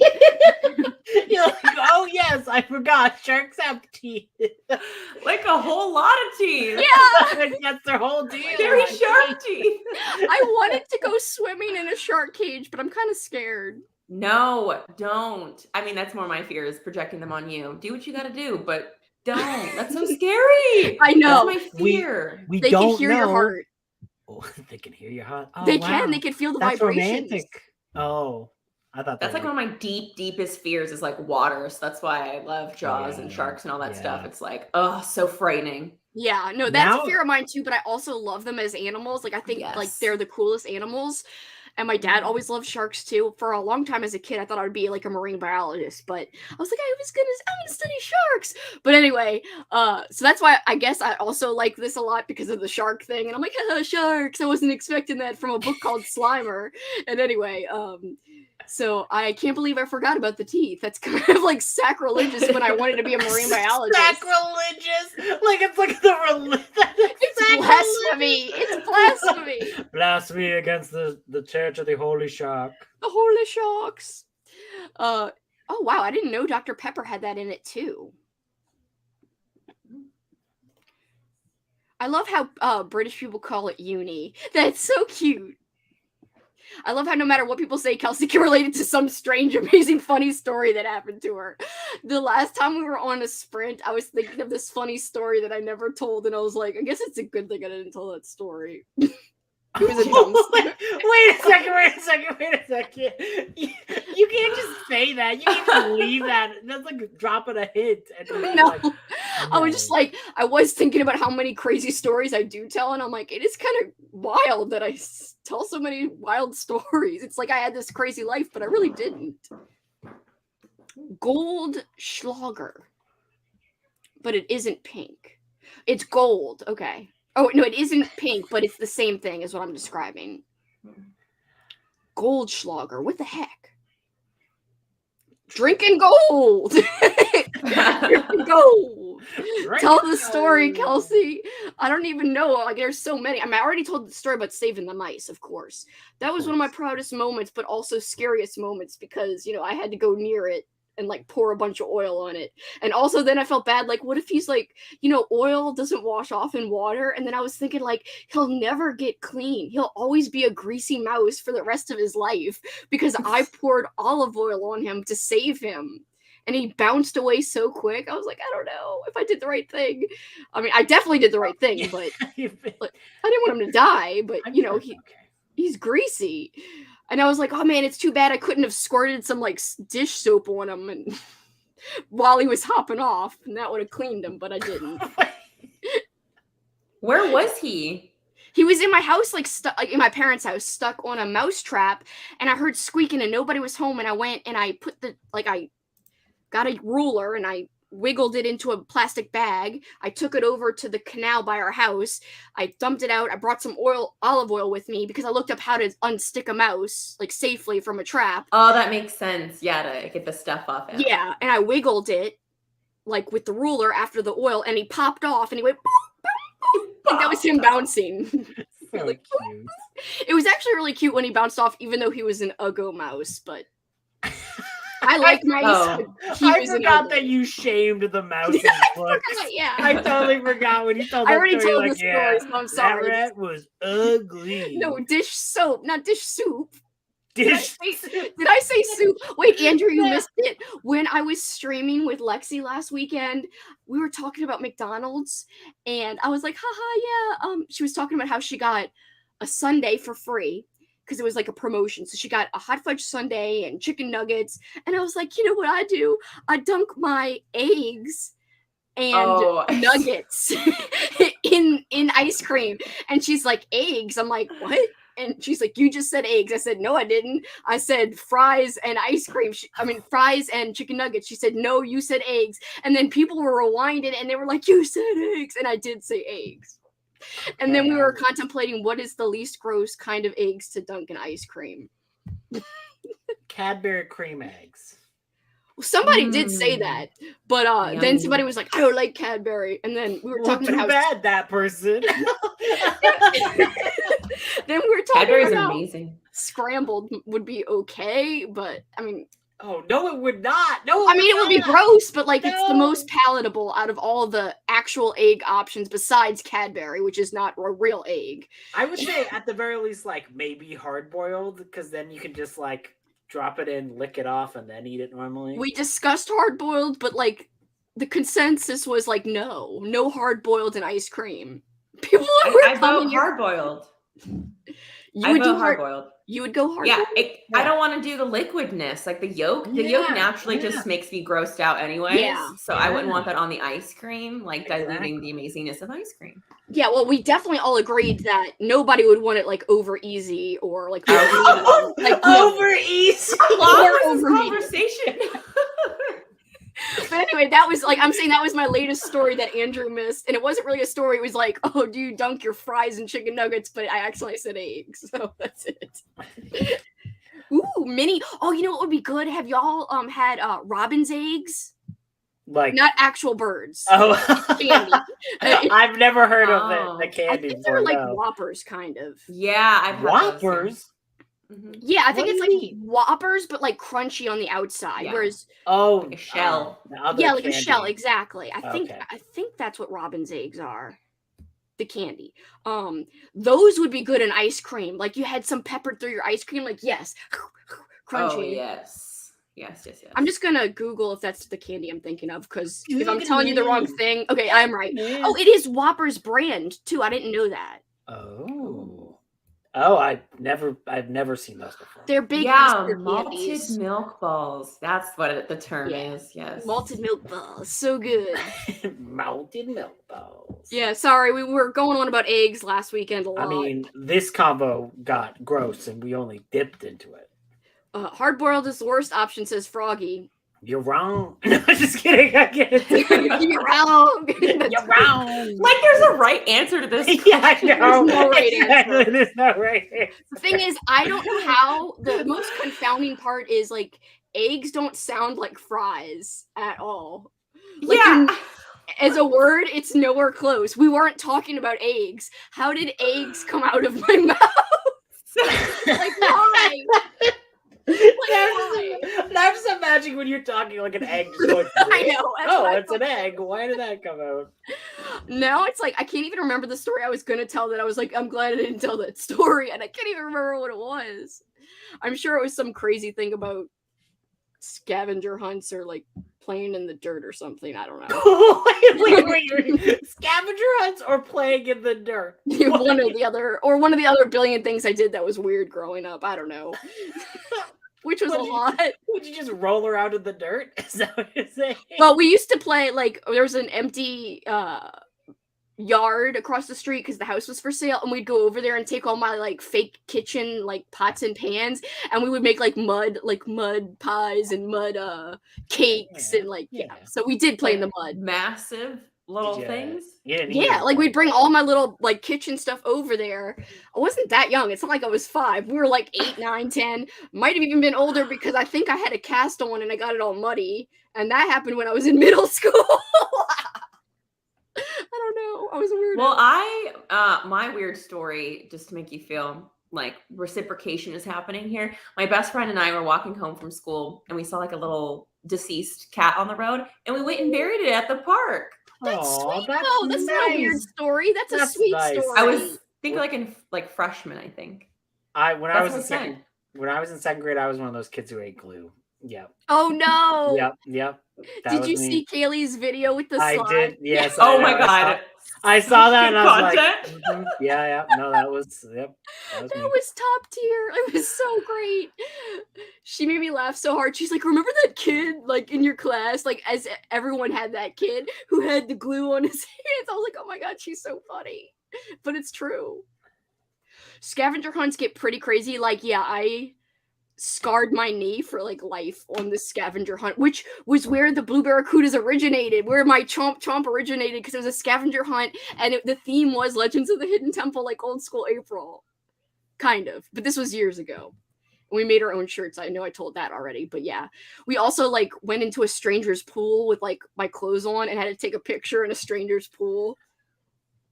That's dangerous to do in America. that end I would well? not. Like- I would not. It did end well. I mean, there's the picture of me, and then also I had to take a picture with somebody's butt. Not like their bare butt, but like with their pants on. I was like, hey. That's so weird. I know. I like it. You like it. And the weirdest part is we went to somebody's restaurant where they worked at, and it was a fancy restaurant. And it was one of the chefs that I like took a picture by their butt. I was like, Did you know them? not me. My friend knew them. You didn't even know the person? It said take a picture. I think the rule or the thing on the scavenger hunt list said take a picture with a stranger's butt. And to me, it was a stranger. To my friend, he wasn't a stranger, so it was like, kind of a compromise. I'm sure like the health inspector walked in at that I know. and he's like, "Excuse me." What was the reason for the scavenger hunt? Like an end of the school year thing, a birthday thing? I had a lot of parties like that had like different themes. Like I know how you love themes. I've always Wait a loved minute. themes. This was your own birthday party? It wasn't a birthday party. It was just like a party with No, friends. but you made the scavenger hunt rules? Me and my best friend Teresa, we did. So I wasn't the only one coming up with the question. You came up with the stranger butt photo. I did. That's the I think weird it was one. Comes out. Maybe That's it was weird. me, but it could have been her. I don't know. Could've was been one of her. us. She's not here. We'll blame her. There was regular stuff too, like get a Taco Bell packet. Like there was like found items where you could bring back items, and there was like things you had to do. Yeah, those totally normal things like grab a packet of hot sauce from Taco Bell. Yeah, like grab that. That was like worth like a point, and then other things like the stranger butt was worth like more points because like who wants to do that? Your butt. Like, but luckily I didn't specify anything. Like obviously we're like a clothed butt is not that big of a deal. Clothed butt. Let's just get off the story now. I wasn't thinking otherwise. Like, I know. Well, yeah. Oh. Old cat. No. In secondary school, like 12 years old, me and my friend convinced our teachers we needed a lesson off to bury a dead duck we found in the school field. Oh, that's sweet. They all buried it though. I buried all my little mice in the backyard at my parents' house. The ones that were my pets, not a loose one, like the one I let go. Oh no! Did you just hear the stranger butt part? Oh no, I'm so sorry. sorry, Christine. A clothed butt is not that big of a deal. I heard that too. That would be a good shirt. That really would be. Do you guys want to sprint again? So it seems like we're productive. I do have 7 minutes left in my book. I'm gonna head on out. Okay, thanks for hanging, Lauren. Yes, I finished my book, and I hope you end up finishing yours. Are you close, Andrew, to finishing your book? Are you not even close? Okay. It's not gonna happen. I'm just laughing at the comments saying Rum Tum Tugger and clothed strangers' butts. We should Clothes, actually made in not heaven. clothes. we should actually do a 14-minute sprint if you only have 7 minutes left of your book. We 'cause should. I That think would be really very funny. That would be just funny. Thank you so much, Lauren, for hanging. By the way, guys, Thank Lauren you. has such a great channel. It's super underrated. Great vlogs. She loves being thematic, which is like one of my favorite things because I feel like she's a kindred spirit because of that. So she does all these wonderful thematic like months of reading and does these vlogs around that. You've got to check it out. Like I said, she deserves like a billion more followers than what she has and subscribers than what she has because she's so creative, so smart when she talks about books. She is linked below. So thanks for Oh hanging. my gosh, Lauren. Kelsey, thank you. Yeah, I was like, Well, dang, it's true. I mean, that's very nice. I love to promote other people when they deserve Thank it. you. Unlike other people on this channel. I will promote you later. You're not leaving yet, so I can't promote you yet. Bye. It's an amazing send off. Thank you. You're welcome. Bye, Lauren. Bye. I'm bringing up the cat, guys. I will embarrass you later when it's just you, when I'm saying nice things. When it's just you. Well, I mean, when you're leaving. That's what I meant, not when it's just you. When you're leaving, bitch. We're doing 14 just for Froggy and me. Goodbye.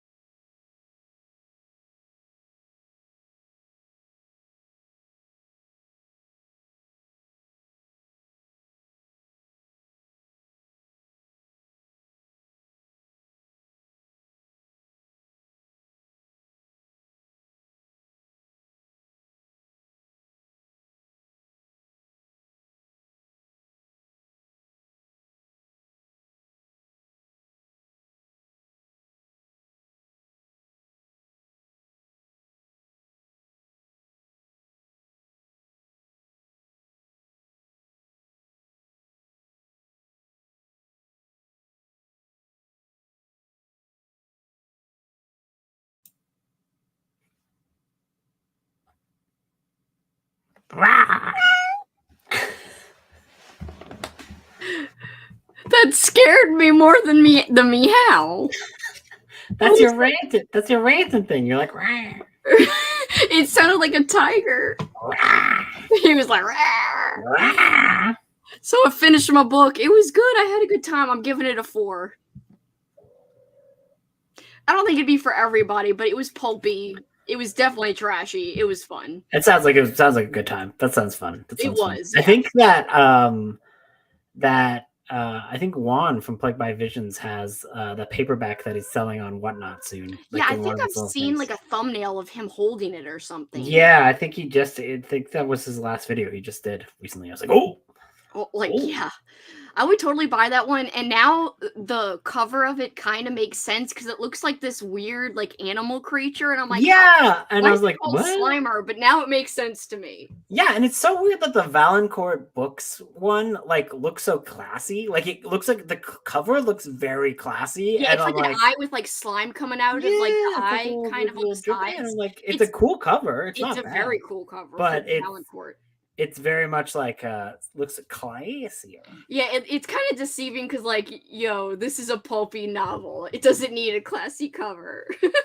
I finished a short story I was on, so that's good. Wow, that was fast. You read a whole short story during that? Well, I was on the last 5 pages of a short story. Oh, so. okay. When we broke, yeah. Yeah, I was like, So how many short stories have you read this month? Do you keep count of that like you do books or no? No, not really. Like I keep track of like full books that I do. I haven't done as many short stories as I wanted to. I'll probably end up doing more as we go on, kind of thing.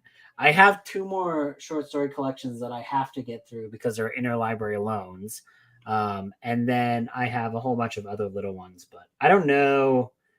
I have a feeling that I'm probably gonna leave my TBR like half finished and mood read for the rest of it. I don't know. I feel like all I've been doing is mood reading. Like, oh my god, I had the intention of reading so many zombie books, and I'm like, bah, bitch. Like, I haven't touched one. Neither have I. I I don't. have not been in the mood at all.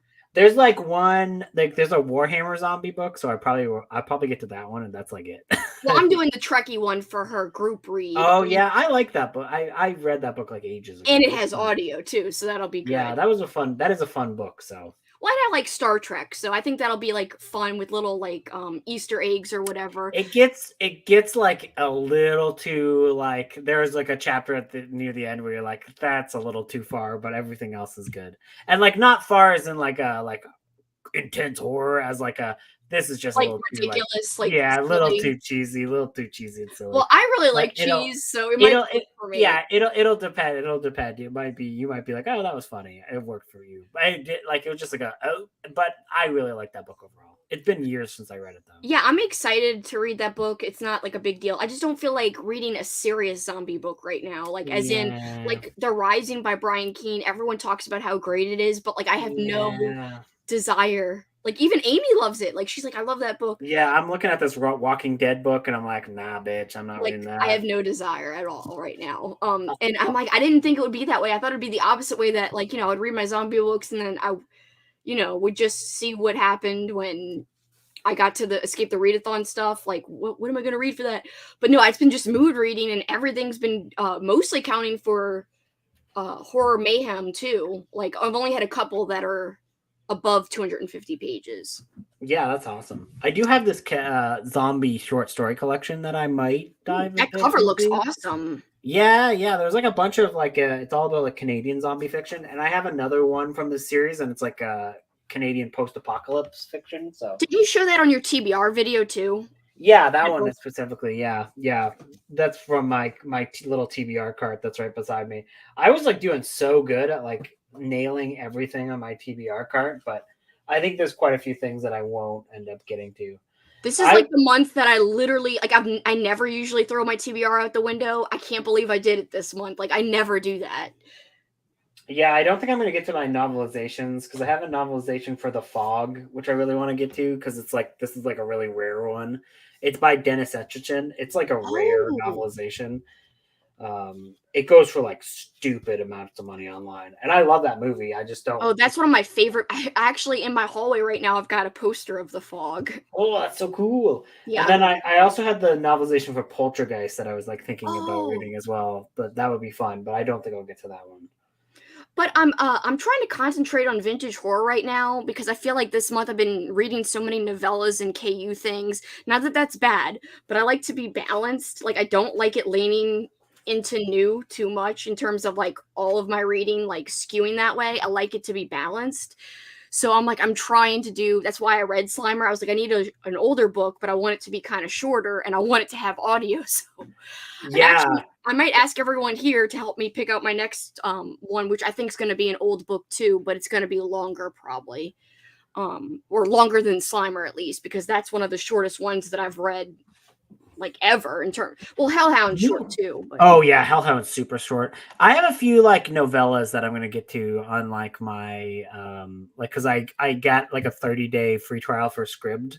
It's been a year since I was last on Scribd, so they gave me the 30 days free. So I was like, oh, I could just pile a whole bunch of stuff on here because like on my flight, like 2 days ago, I listened to like 3 books because I remember that was the day you were complaining about the Secret Satan thing, and you're like, maybe I just listened to too many books today. I am so excited to see your vlog. Oh my god, it's bad. It's short. It's a short vlog. It's like not very long. No, I'm just excited to see the rant where you're like, this person doesn't know me, but it's Lexie. I was like literally the thing. I was like, I can always see. I was like, oh, this is probably recommended for someone who doesn't really know me that well, and then I was like, and if it is a person who knows me pretty well, we're gonna have to have a chat. And then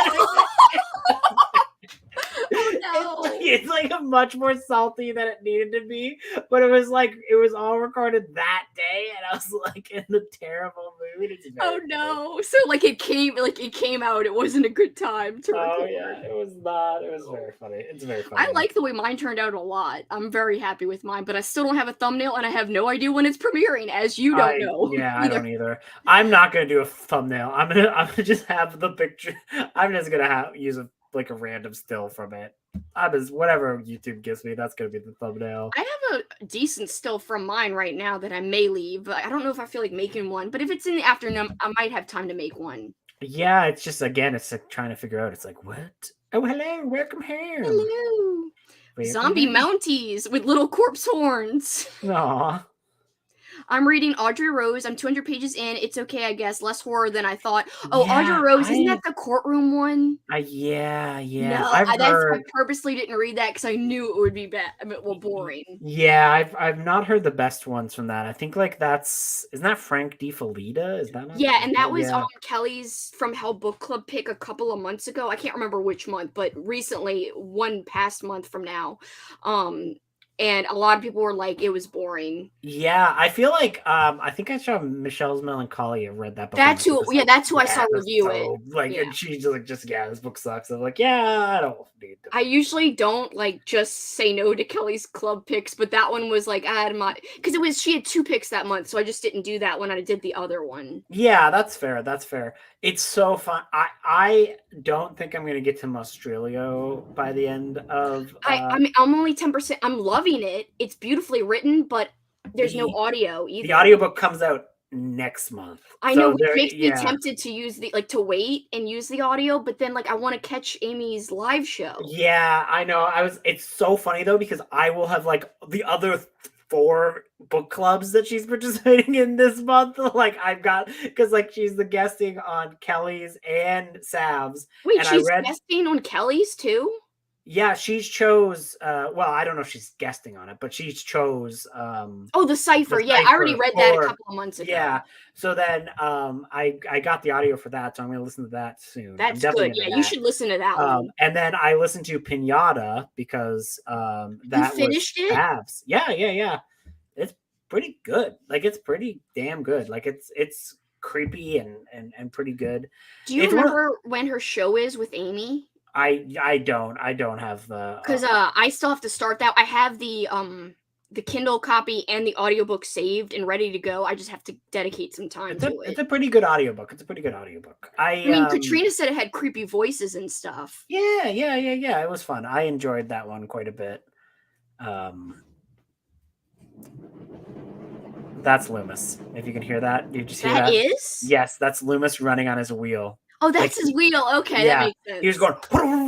He must be going super fast to make all that noise.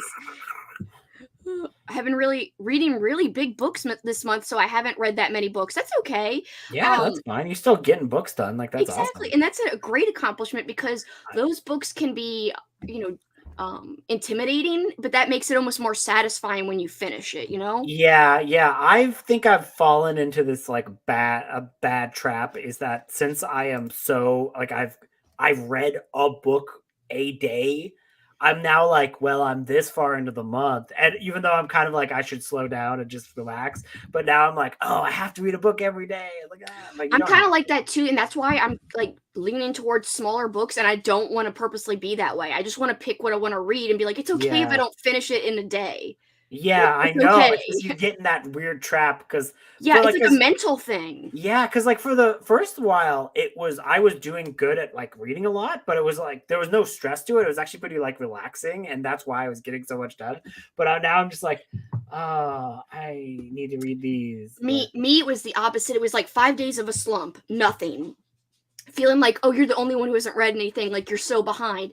Then one weekend when I was like just bummed out and wanting to like just hide in a shell, I was like, okay, I'm gonna read a shitload. So I read a shitload, but then I was like, okay, well, I just read a lot, like in these amount of days. I gotta keep reading a ton, like every day. So now it's like I expect to finish a book a day, and that can't happen all the time when you're reading longer books. So it's like I gotta get back into that mindset to where it's like okay if you don't finish a book in a day and that you don't complete a book one day of the month. It's okay. Yeah, I think for this week, I'm going to be like more chill. And then I'm going to start a vlog on Friday to Monday to read as many as I can. Like, and then it's just like a fun, I can put all, I remember when I did that for like the Criminales, like I got 10 books done in a the weekend. 1.5 vlog you did? Yeah. That was intense, but yeah. That was a fun vlog though.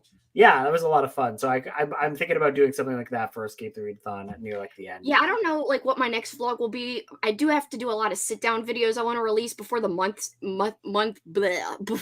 ends, and I'm way behind on that. So that might take precedence over vlogging. Yeah, I need because I am like away for like a week in June. I'm thinking of, I mean oh, is that when you're going like to Nova Scotia? Yeah, on vacation. Do. I'm very excited for that, but I'm trying to think if I forgot you were doing that too. That's fun. Yeah, well, it was like it's gonna be rough because you just traveled. Yeah, I just traveled, and like I'm like I get so exhausted super quick after traveling. Like, well, it's that bad. Makes sense. Like for this entire week, it's just like I have like no stamina. Like I can do things, and it's like, bleh. It's like, oh, great. Yeah. But yeah, because I'm away from the 8th to the 17th. So I might just pre-record a video to release on the 9th and just take a week off. Yeah, like you did when you were gone last time. I think sometimes that's needed, you know? Yeah, I probably shouldn't stress on it too much.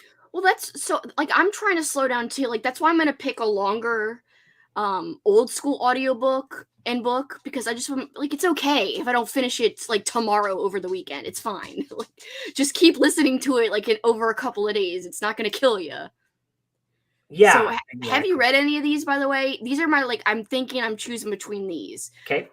Ghost Train by Stephen Laws. Oh, I've always wanted to. I don't know what it is about that book, but it's just compelling. It looks compelling. It is compelling, and I saw somebody leave a review where they were like, I used to read this to the Boy Scouts that I used to be the leader for around the campfire. I'm like, you used to read an 80s horror book to like a campfire of kids? And he's like, I wish it was still in print so I could give my grown-up kids this book. I was like, what kind of freaking it's back in print now, right? Because I think at Valancourt.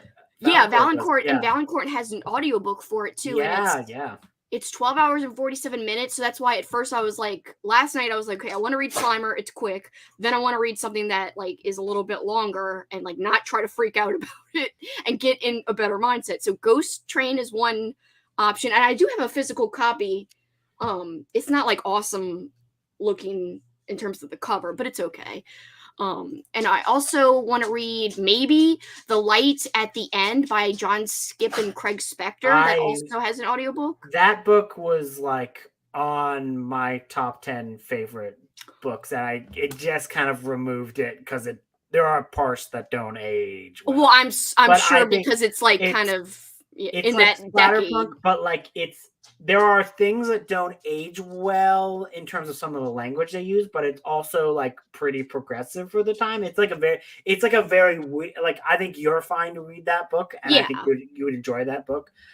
It's just like, it was one of those things where it's like, I didn't like, there's like a lot of complicated things to unpack with that book because it is actually pretty progressive, but then there are characters who are regressive, but like it's also an accurate representation of what people were like at the time. You know what I mean? Like, well, that's like, why it's hard to talk about these 80s books because it is representative of the people and their biases and their prejudices and of the time. Like it's an accurate, and I don't think it's necessarily that the authors feel that way. It's more that I think they want to write, I guess, bad character, like mean characters or realistic characters that are gritty and dark. I don't know. Yeah, with Light at the End, there are some like slurs for like gay people used in that one, but there's also 2 gay characters in that, and like, you know what I mean? Like, and there's also like, there are multiple gay characters in that. They were like, John Skipper and Greg Spector were great friends with Clive Barker back in the day, because like Clive Barker is one of the people who like helped kickstart the splatterpunk genre, right? So it's like one of those things where it's like, it actually is pretty progressive in that, like, it's not like, there's 2 gay characters who, one is fairly stereotypical, but like the other is not at all, and it's like, it's very interesting. It's just some of the language used for other characters talking about them is like dated and not great. But like, I think that book is pretty great. And I have you read other books by them? No, I haven't. I have a few of them. I think I only have the Cleanup. I think I only have the Cleanup. Actually. See, the Cleanup was supposed to be on my TBR because my Uno game picked it, but I didn't want that to be my first Skip Inspector because it seemed good, but I was just like, well, you should start with Light at the End, man. That's like, it's good. It's also like historically relevant because it was like the splatter, like people call it the first splatterpunk novel in a lot of ways. Like, that would be fun. And the audiobook for that is good. It's a good ass audiobook. So. Well, yeah, because Chet Williamson, who I just listened to him narrate his own book, he's the narrator for it. Yeah, it's good. I like his voice is great. His voice is amazing. So that's the second choice, and then the third, which is I'm the least excited about. I'm sorry. I mean, I know Kelly's not watching this, but I'm sorry to Kelly because Kelly Hooked on Books likes this book a lot. And it's The Moorstone Sickness by Bernard Taylor. It's 6 hours, so it's the shortest one in 55 minutes. I have not listened to any Bernard or I listened to The Reaper, like The Reaping. I'm sorry, not The Reaper, The Reaping. And I found it like a little, but you like slow burn, so you might actually like it better than me. Katrina, I think, gave it a 4.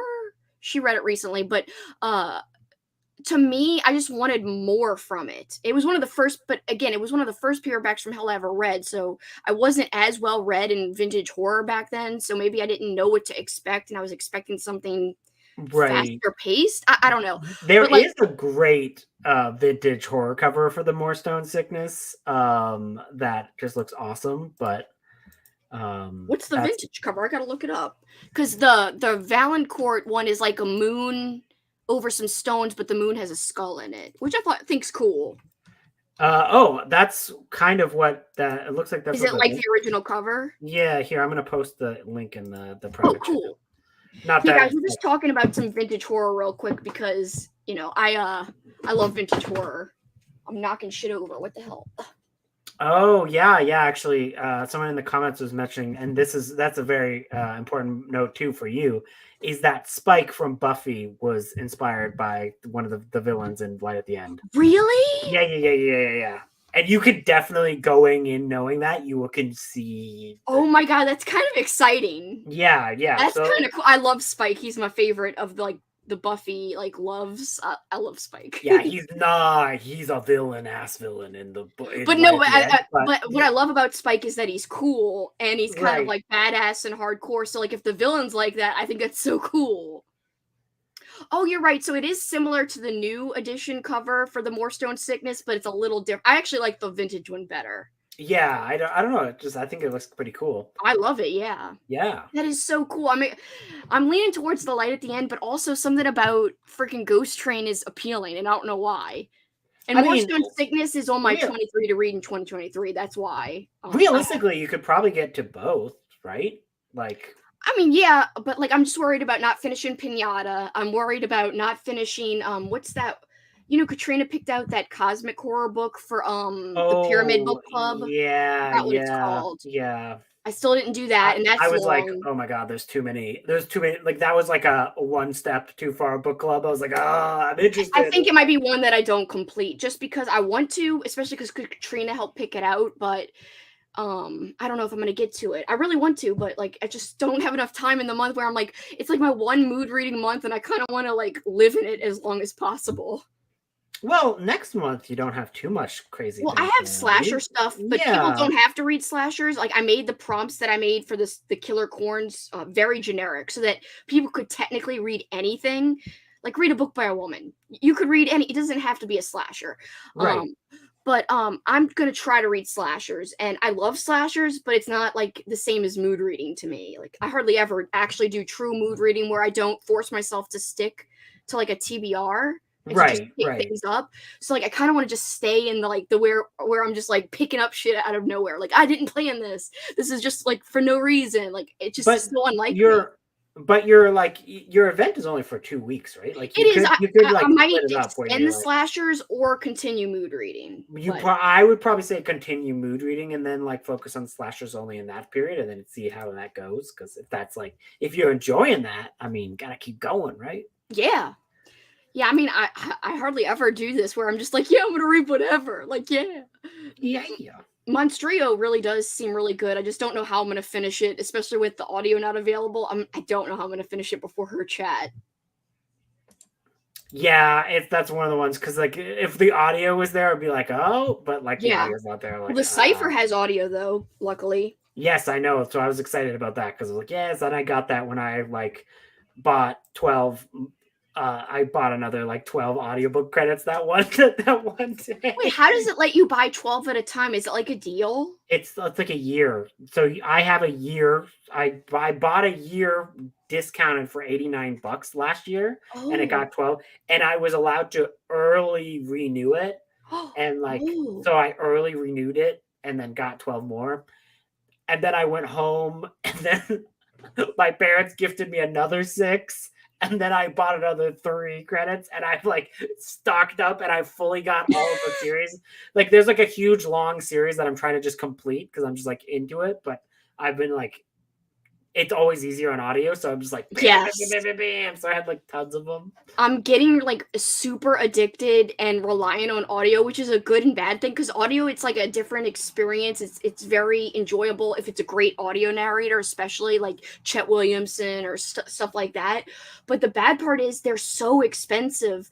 And like a lot of these older books that I like, they're not on Scribd. So I have been spending, like I use way more than 1 credit a month. Like I've been buying credits left and right because I'm just like, I don't care, whatever. Like I'm like throwing caution to the wind. It's so dumb. Yeah, like, for my birthday, I want to ask for like Audible like credit. Well, like, yeah, honestly, like I wish that people would just to do that, right? Like just give Audible. Yeah, like give me Audible like money because I bought too many audiobooks this month because this month me too. It was bad. I mean, I probably spent over $50 on audiobooks, maybe more. I don't know. I have definitely spent more than like I am pretty sure I have too because I haven't calculated it, but I'm like I've been really bad to where I think I've probably got about 200 on audio because I renewed for a year to get the 12 credits and then I bought another 4 for myself, so it was about 200 all considered for. But like see, like I'm on the monthly thing, so I get charged per month, but I'm like buying way over it. Like I'm like, okay, I don't care,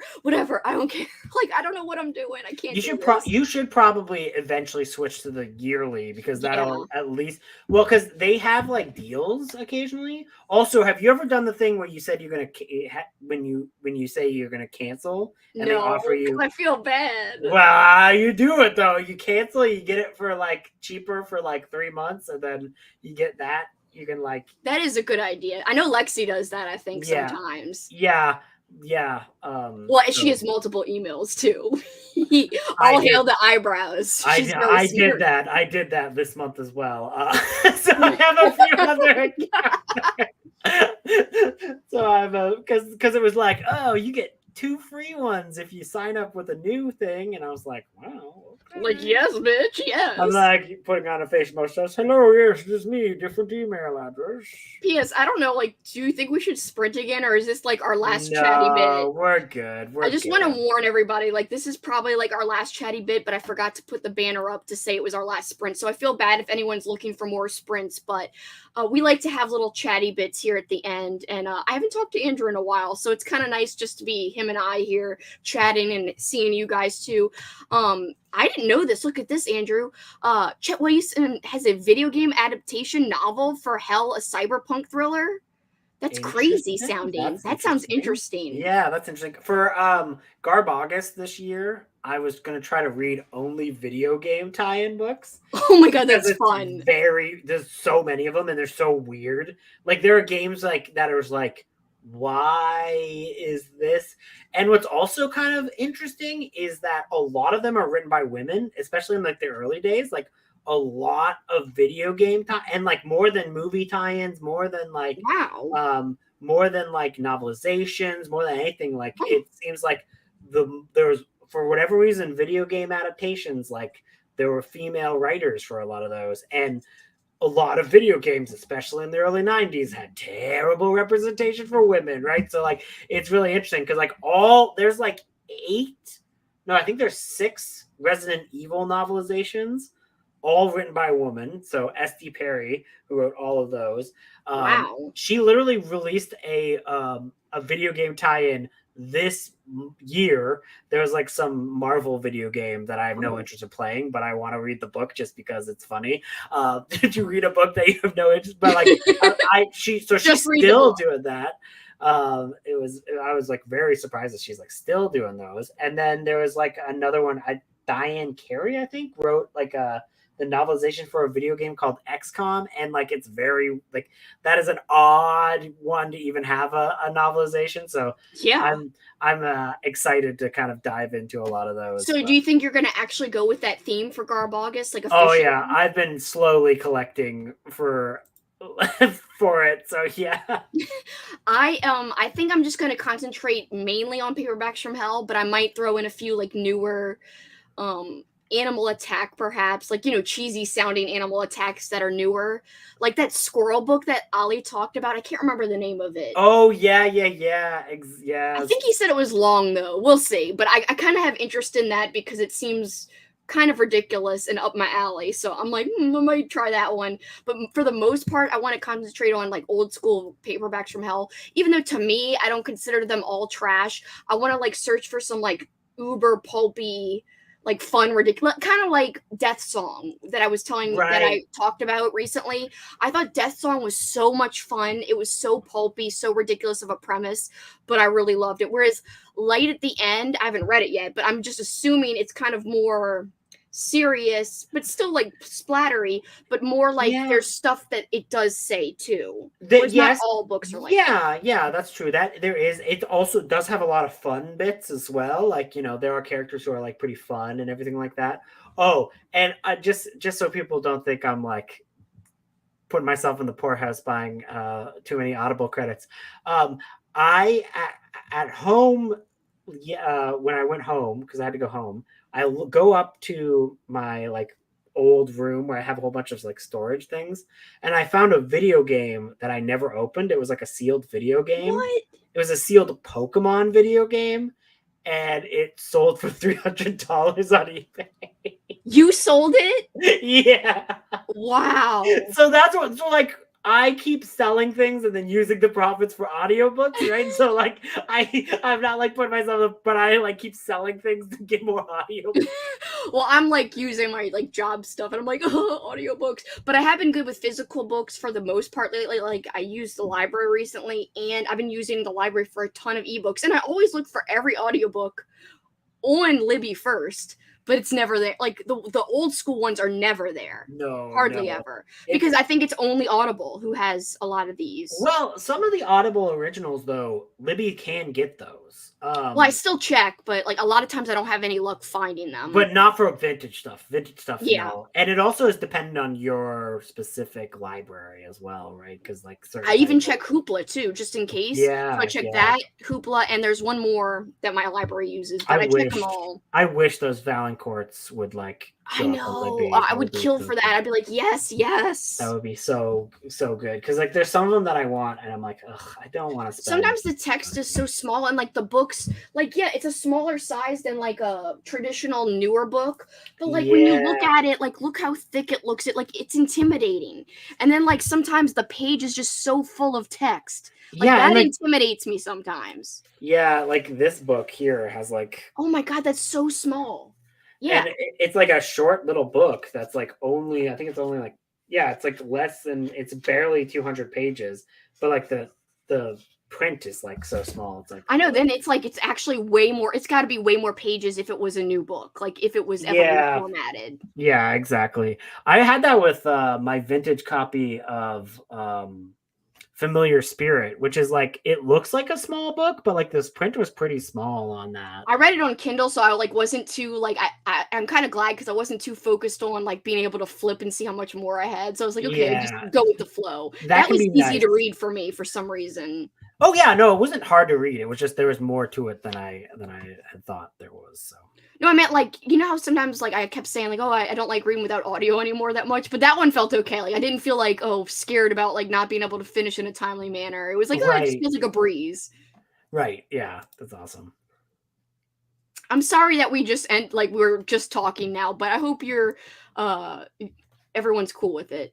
I think so. I haven't seen anyone go like, what's going on? Yeah, Deep Trouble, by the way, it is kind of a spoiler, but it's not really shark horror like the cover suggests. It's a Goosebumps. I mean, there is a scene. There is a scene, yes. That is pretty metal. That's all I'll say. I do love that scene. I read that like when I did that shark readathon with Nathan and marathon with Nathan. That was fun. Oh, that's awesome. Yeah, I literally just read that. It was the first book I read this month, so.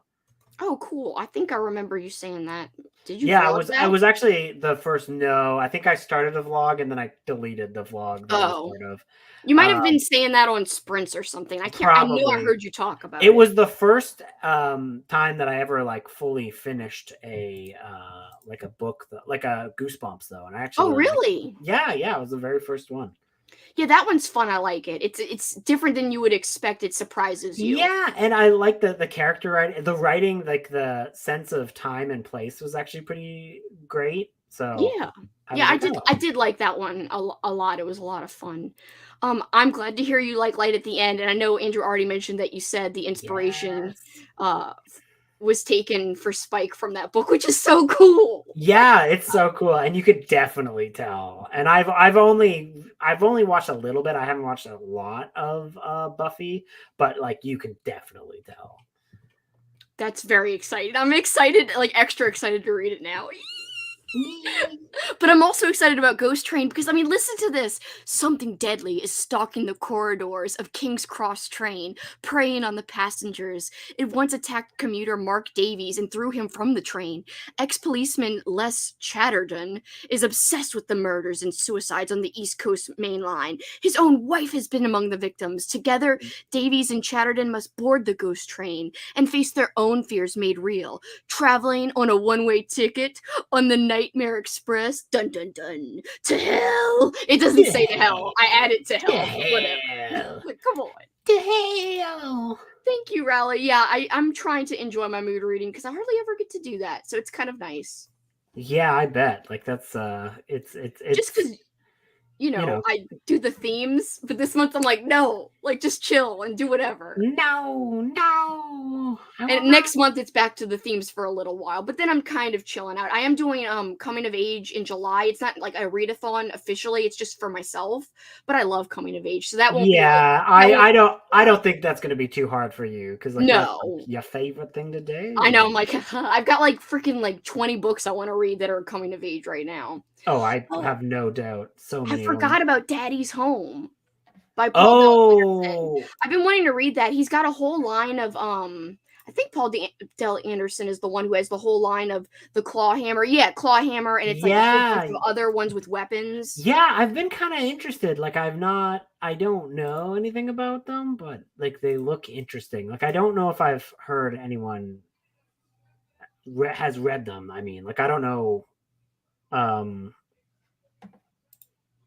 Well, I know Vice K said it's a good slasher. I mean, I'm up for like I think I'm gonna read Joyride because I'm excited. Like, I want to read some vintage stuff instead of just like. Oh Most yeah, of the you haven't read slashers now- Joyride yet, have you? No, I just No. bought it like on eBay or something. I can't remember. A couple of months ago, in preparation for June. I was like, I'm gonna read it, Yes. It's and I might as well. Maybe I'll try to squeeze in Daddy's Home. I wonder if it has an audiobook.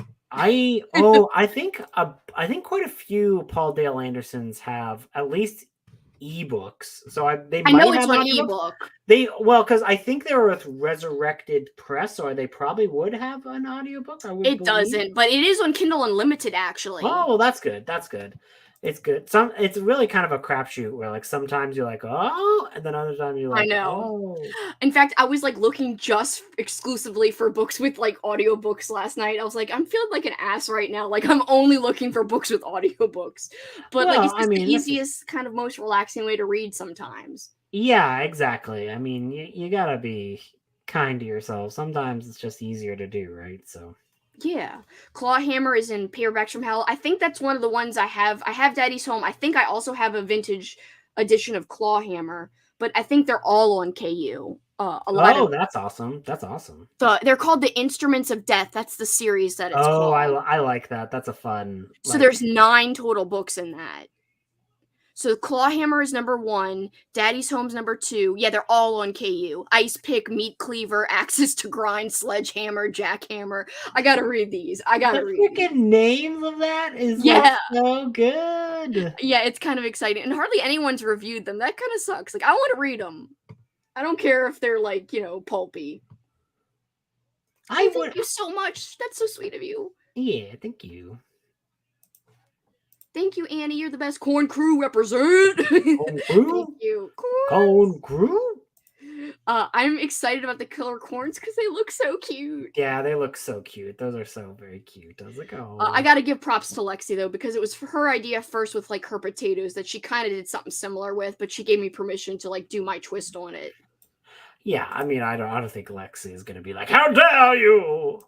How'd you learn that it inspired Spike, by the way? Like, did somebody say that? I think like there was in an interview, Whedon said that. Like there was because I remember I was really interested because like I read like at the end and I was really like, what? This is like really interesting and good, and I liked it. And I like kind of looked up the history because I was like really interested in it after reading it. So because I think because what happened is I was like, oh, this book is both offensive and progressive at the same time. So I wanted to like read more about these people, and I'm trying to figure out like where do these people fall, and I was like, oh, okay, blah blah blah. So yeah.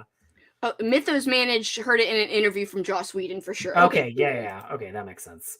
Yeah, I'm so excited for Joyride. I think it's going to be fun. And yeah, how in. much did you spend on Joyride? Not a lot. I found it for the only reason I got it is because I found it for like under 50 for like the first time ever, and I was like, oh, I'm gonna snag it while I can. I mean, I still spent more than I probably wanted to. I probably spent 20 or 30, but like when you think about buying a new hardback, and like sometimes I pay that if I really want a new book, I'm like, I feel fine doing it. I don't often do that, but if it's gonna be an enjoyable read and it's rare and I've looked for it in person, like I've been to so many states and so many used bookstores and I have not found it. I have it. I wish I would have just sent it to you. I know it would have been. I mean, I didn't know. Like you told me after the fact, but it's okay. I mean, you didn't know I was gonna buy it. I just bought it on a whim because I couldn't control myself. Yeah, it was very funny because I was like, oh, I need to send this to Kat. And I kept like putting it off. I'm like, no, I'm not going to. Well, I'm glad you didn't spend money to send it. I would have felt bad. I always feel like bashful when people like send me and like give me things. I'm like, stop it. It makes me feel bad. Even when people like Lauren she's gone now, but she apparently signed up. I just saw an email for my Patreon, and I was like, no! Like, I don't like when my friends do it. Like, it makes me feel really bad.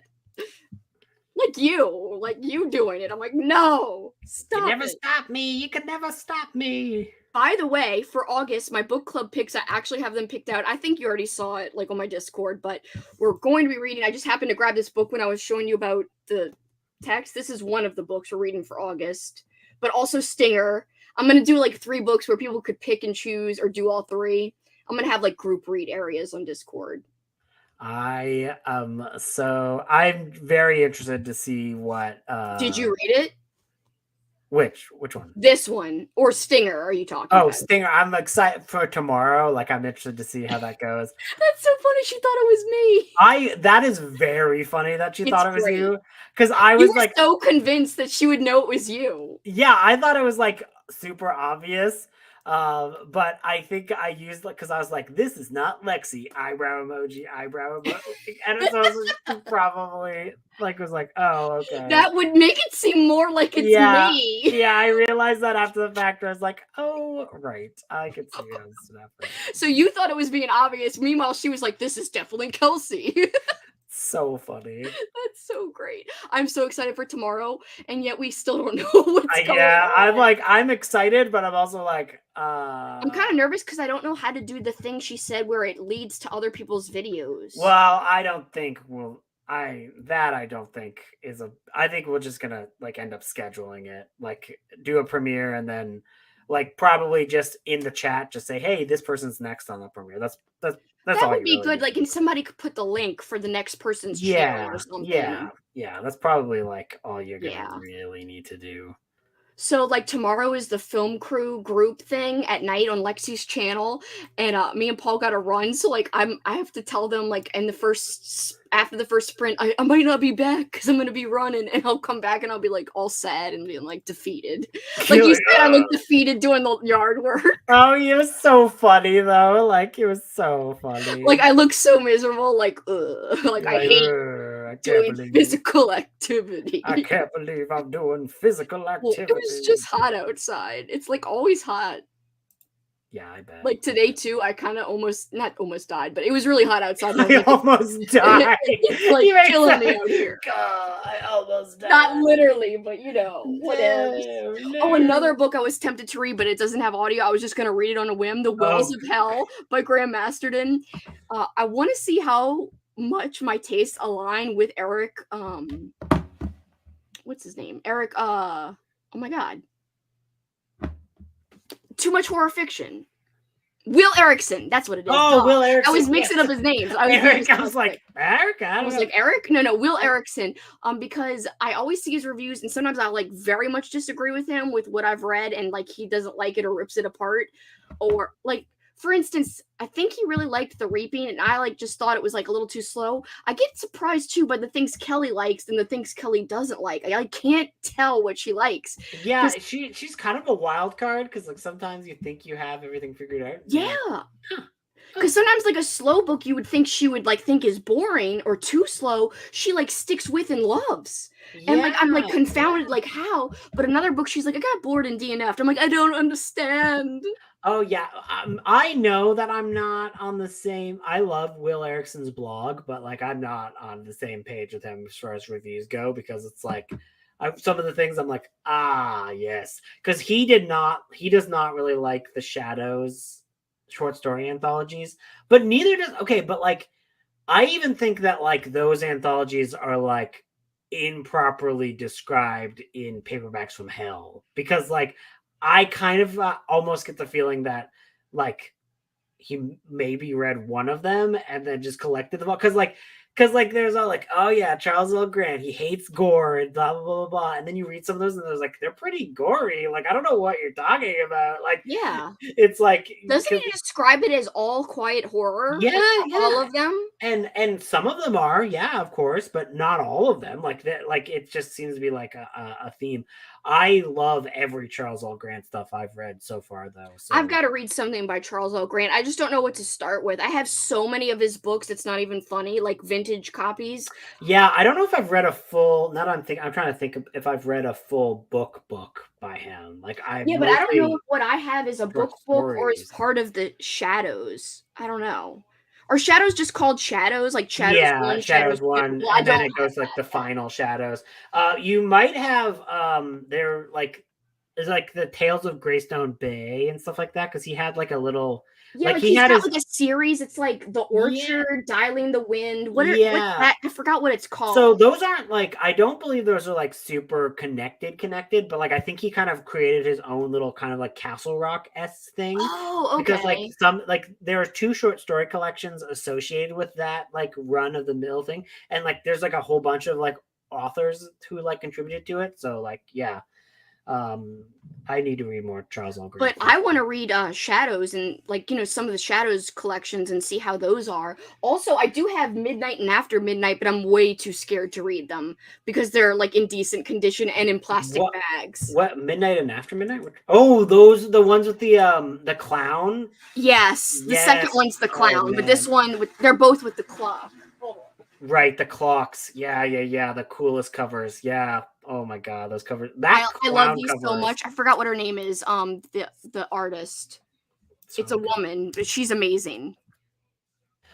I should do like my favorite book covers video. Oh, do you remember the one I did that was like 50 covers because I couldn't decide? Yeah, Like, yeah. It's hard to do, right? my You room gotta was a mess. Like there was piles everywhere, and it was like claustrophobic, but also scary because like I had the piles. I was like, oh, they're gonna fall and break because a lot of people don't realize how fragile these are. Oh You yeah. drop this, and like a corner will break off. Oh If you yeah. drop some of these. So like I've had books where I've started to read them and then they felt like they've fallen apart while Yeah, you read them. Like it's very like scary. I read the second Guy N. Smith Killer Crabs book last year, and then like a page like got unglued on it, and it's like no, it's still all together and it's fine, Oh. but like it's like the process of reading it and like oh, I spent some money on it too, and I was like oh, the first time I read it, I was like oh man, because all of Guy N. Smith's books used to just be on ebooks, like, and then they all of a sudden disappeared. I can't find them. Luckily though, like my ebook copies haven't disappeared. Like they just delisted them. They didn't delete them from people's library, okay. which is good.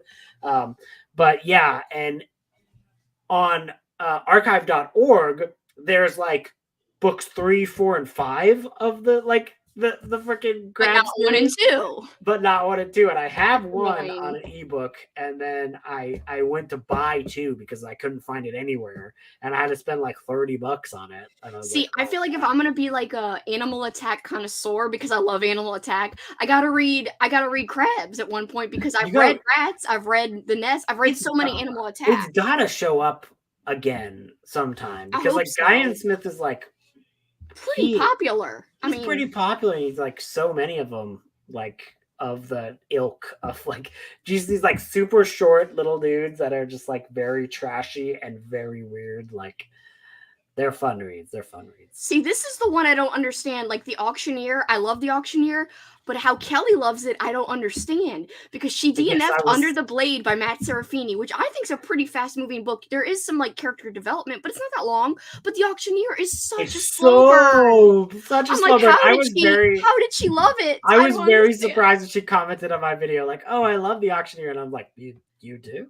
Like, so, I don't understand how though. I can't figure out like what are the type of. Well, she does like one of the tropes she loves is an outsider coming in and like influencing, and that is literally the trope in The Auctioneer. Yeah, that's literally what's going on. So I guess it's because more of the trope she was okay with, like the slow burn, whereas I gave her like a slasher book, but it had an element that she loves in it, but it was towards the end to where she didn't even know that element was in there, right? Because she DNF'd it. And I was like, but it was pretty fast paced. I thought she would like it, but she's like, no, I DNF'd it. And I was like, no. Tomorrow is going to be funny because I've seen so many videos of Lexie reading people's recommended books and like roasting them and like just not liking them or whatever. And I'm always Now like, the tables have I turned. know, because I'm always like, oh my god, how could you like do that to like so and like You didn't know though. She knows who she's reading. it's for very a lot of funny times. though. It's very funny because I I'm just wonder like, who she got. I'm excited to see. yeah, I don't know. I hope someone makes her read a romance. I was kind of hoping for that. I was hoping for someone to give me something that I was outside of the genre and like a thing. So I think shouldn't have been so stern with my wish list because I was like, no romance. And then when she asked me a question about romance, I was like, I don't know what I like except I like these 2 books. Like that were romance. I kind of wish I would have gotten a romance just because it would have been fun. Like yeah, like it would have been like, interesting to like do something that was outside of the comfort zone, but like, yeah, it really would have been. By the way, Vice K, just remember that the Auctioneer is a slow burn. Yeah, When it's a you slow get burn. to it, but it's good. I really enjoyed the atmosphere. It does feel like tense and claustrophobic at times, like like everything, the world's closing in on them. Yeah, I love that Burke. I'm interested to see how these videos go tomorrow. I hope we learn. I don't know when we're gonna learn about when to upload it. I know, like it's already like midnight right now. Well, it's 1:00 where she is, but like I don't know. It's only 11:30 where you are right now, right? Yeah. So after you did your top 10, I made a top 20. It's all messy, but I made a top 20. I don't know if I'm going to record it this month, but I kind of want to and be like, yeah, I'm stealing this idea from Andrew and because everyone's doing their top 10s, but of course I can't just do a top 10. I did a top 20. And I will say, like, I don't have a lot of vintage horror on it, like a ton of vintage horror on it because I have a separate, like, Paperbacks from Hell top. I think I made it a top 10 with a 15 honorable mention type of deal. And I have that planned for right before August. I was surprised that I think there's like so much stuff that I still haven't read. Like it's one of those things where it's like, oh, can I even do this? Because like there's so much stuff that I haven't read. And I was like, no, fuck it, I'm doing it. No, your list was great. I loved your list. In fact, some of the things on your list are kind of on my list too. Doing it live. F it, we're doing it live. I love that. It's one of my favorite things. And it's like 1 billion years old. So old. So like between Ghost Train first or The Light at the end first, which one do you think I should do first or next? The very next read.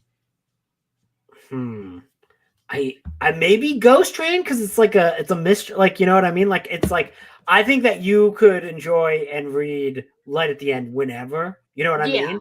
Ghost Train, maybe this is the only time in your life you're gonna want to read Ghost Train, right? Yeah, I know. Like, what if the mood doesn't come again? Yeah, like what if the mood doesn't come again for Ghost Train? And where it's like, people, you have friends who have read Light at the End, people have recommended it, like because I know Alex of the Book Best likes that book as well.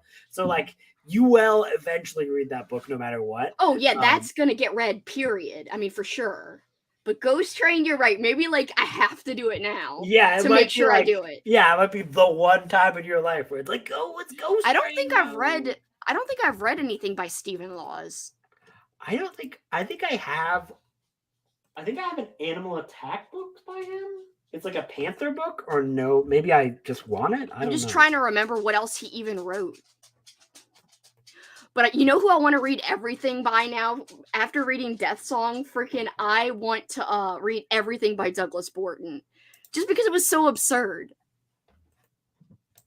So that's an author that I literally want to read everything from him.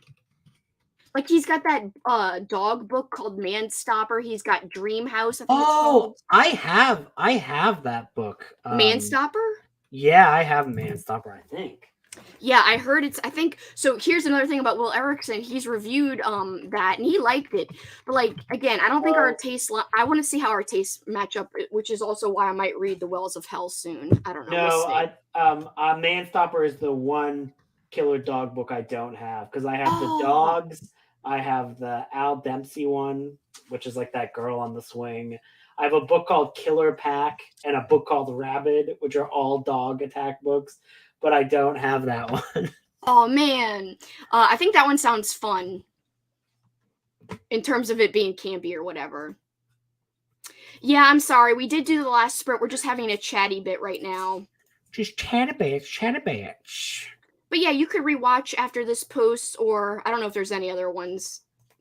Yeah, we're just chatting about vintage Oh. horror right now. He hasn't done too many. Like, Yeah, I'm looking. I don't really see a lot. and it's weird. There's one fantasy in there. Really? Yeah, What's the fantasy you see? I'm just looking at on thrift books, which like won't be Oh. fully accurate, obviously, all the time. But there was a thing called Valeria and the Dragons. Although, like I don't know if this is actually by him. This is very strange. I look on Fantastic Fiction's usually pretty good with like Because the book says by Douglas Borton and highlights. Oh, Douglas Borton you're looking up. I was looking up Stephen Laws. Oh, sorry. I was looking up the opposite. Stephen Laws. I just wanted to see what else the heck. So, Manstopper, Dreamhouse, Death Song was his third. Kane, which I own, which apparently I don't know if that is a that might be a. I think I saw that on slasher lists. Oh, interesting. But I don't know. I could be wrong. I could have sworn I saw that on a slasher list. Let me see. Oh, you know what I want to read that I have and was one of the dumbest purchases I've ever bought is there was this is like a book that was released only to B. Daltons back in the day, which by the way, I never had that in Canada, but it is a Tor horror sampler book that was like given out for free. And it's like, it's got like 120 pages and it's like the first chapter in a whole bunch of like classic horror books, and it was like made to be like an advertisement, so you'd like take it and then you'd like read these like first chapters of all these books and then you'd figure out, oh, should I buy it? Kind of like try a chapter but before book 2. Yeah, and it's like it was like a free sampler back in the day, and I bought it and I own it, and I got it from like thrift books. And, that's cool though. And I'm just trying to figure out, like, it's 120 pages. If I read it, do you think I'd be able to count it for Escape the Readathon? Yeah, because it's an actual book that was. It is. Like, it's a sampler, but it's a book. Like, oh. It's a bind up of like words, and it's got a front and a back. Yeah. Technically, if it was a sampler, I'd say yes, you could count it. Do you remember all the chapters of the books that are in there? 1 second, I'll go grab it. I'm just curious. Because I'm curious as well. Oh my body. I will talk amongst myself, as I always tell people when I have to walk away. I'm like, talk amongst yourselves. So now I'm going to talk amongst myself. Yeah, I want to read everything by Douglas Borton. He's not for everybody, guys, if you're not used to vintage horror, but I am, and I'm kind of addicted to it because it's so zany and fun a lot of times. So I just read Death Song by Douglas Borton, and it was bonkers fun. But it, like I said, it's not for everybody, because vintage horror can be kind of offensive, and like the way the characters speak would not be very acceptable in this day and age, of course, which is understandable. It's a different time, a different decade, but it's still not easy for some people to read that, which I totally understand. For me, I don't know. I'm just like, I try to brush that off because that's how a lot of the books were then, and I just try to get to the core of it, like usually the bonkers soul of it, which usually is fun and worth reading. So I have this. I actually think there might have been multiples of these, because I was looking at the other ones, because like the other one was, it says B. Dalton on the cover on thrift books, but it doesn't say that here. It just says like Tor Horror. I don't freaking think that's a dumb purchase. It looks so cool. I love it how it has a big Tor logo on the front. Yeah, and it is 120 pages though, like it says on the thing. So maybe it is the same one. Here, let me see what is on here. So oh, this is cool. Okay. So we have Wildwood by John Ferris. Ooh, cool. The Waiting Room by T.M. Wright. I have that book. Trance by Graham Masterton. I have that too. Soulstorm by Chet Williamson. Oh, cool. I have that as well. Ladies in Waiting by R.R. Walters. It's kind of scary how many of these I have. I have that too. Ghost Train by Stephen Laws. You could read the first chapter with me. Yeah. Night Show by Richard Lehman. Oh, I have that too. That Lehman book that I have as well. Forbidden Objects by Maggie Davis. Have you ever heard of that?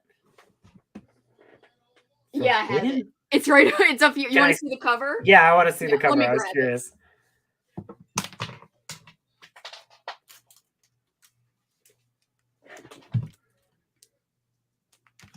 Hold on, let me get it. Sorry, my No, flipping you're fine. headphones. Let me get it to where it's not going to glare for you. Oh, that looks kind of cool. See, look, she's in front of a mirror and there's like a creepy head.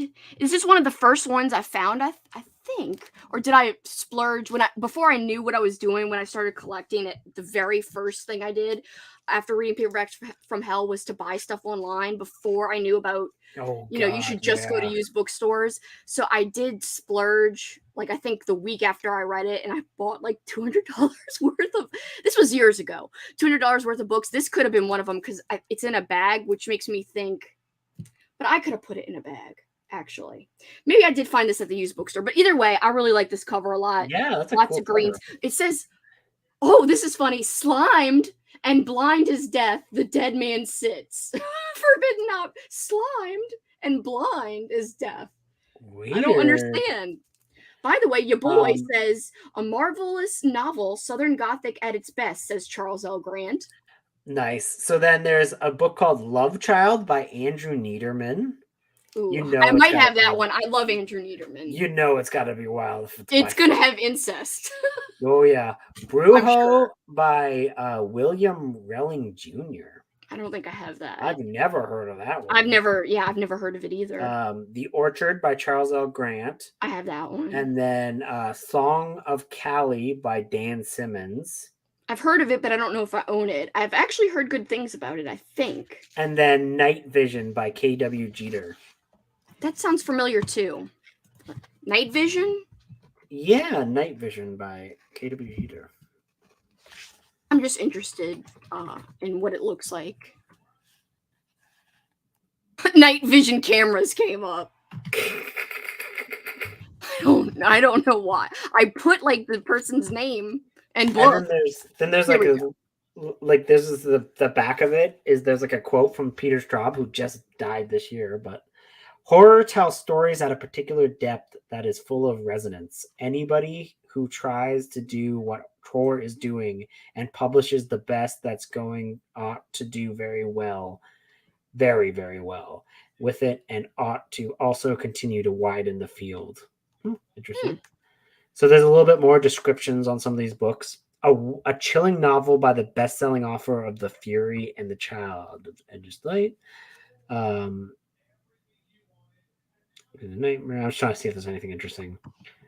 I think it would definitely count. I mean, it's in a book format. Yeah, it's in a book format. If she's letting people count like I think somebody said that somebody could read in our group, in our like private thing. I think Kaylee was like, yeah, you can read an online comic. I don't think it's even an officially published comic, as long as you make sure you've got the page count right to where it meets the page count criteria. Oh, interesting. So like I don't even think that was formally published. And yeah, my team, I think somebody official on my team was like, yeah, you can count it. So I would say you could definitely count that. It was given away. It's bound like a book. It's more than 50 pages. And it's got lots of chapters in it from actual books. So to me, yeah, it seems cool. I don't know if I'm going to do that this month, though, but it's a cool thing to think about. I think it's cool that Ghost Train just happens to be in there and we were just talking about it. Yeah, that's It's so one of the weird. Oh, that's hilarious. It is on Goodreads.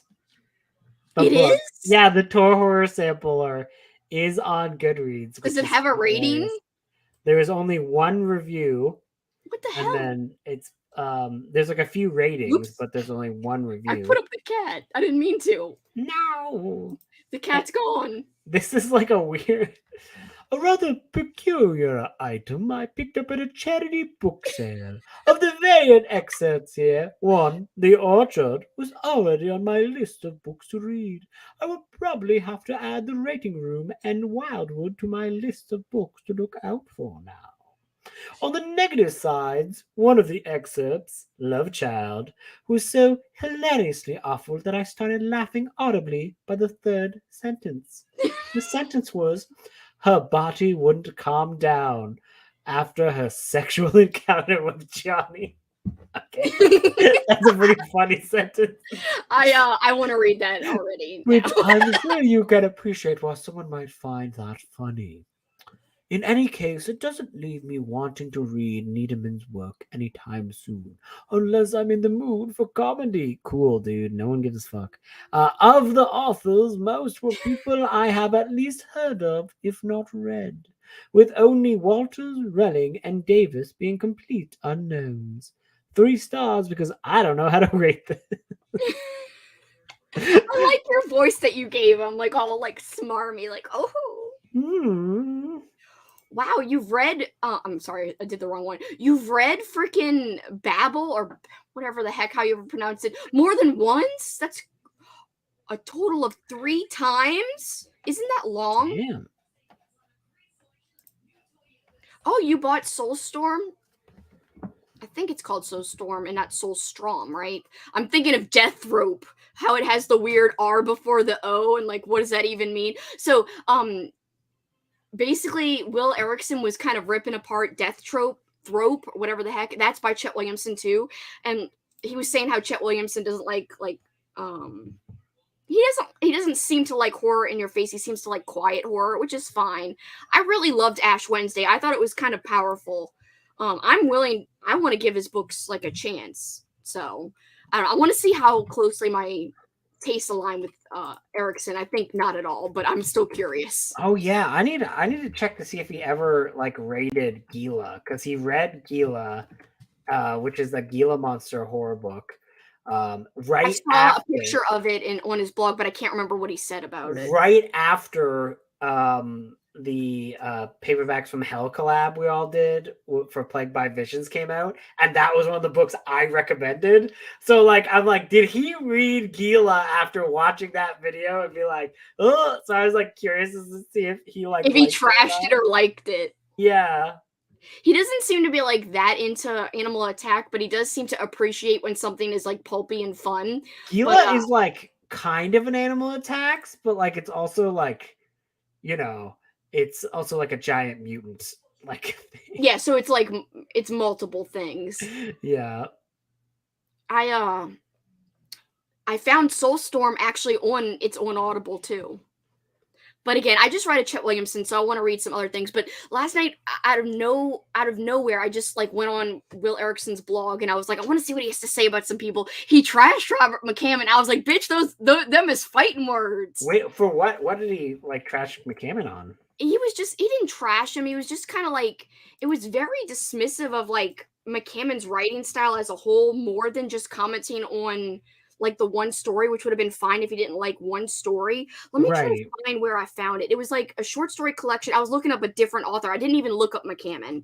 I assumed he didn't have anything on McCammon because if you have ever looked at the back of Paperbacks from Hell in the index, McCammon's really not mentioned, and I don't really think of him as a paper. Like when I do my top Paperbacks from Hell, I don't really consider him a Paperbacks from Hell author personally, except for his early stuff like Nightboat or. I don't know, but like that, like the covers and the way it was sold, he fits in that era, and but he's not mentioned a lot. No, and it's a big oversight now because like it's like if you're gonna mention King, you gotta mention McCammon as well. Like, I don't think he's nearly as big, so I think to them they were like, oh, we don't have to mention him a lot. But like, I do think like They Thirst belongs in there, but I think his later stuff doesn't. Like Boy's Life, it's nowhere close to being a but that's after Paperback from Hell era. Yeah, it basically ended by that point. But yeah, They Thirst could have been mentioned, Nightboat, all of that.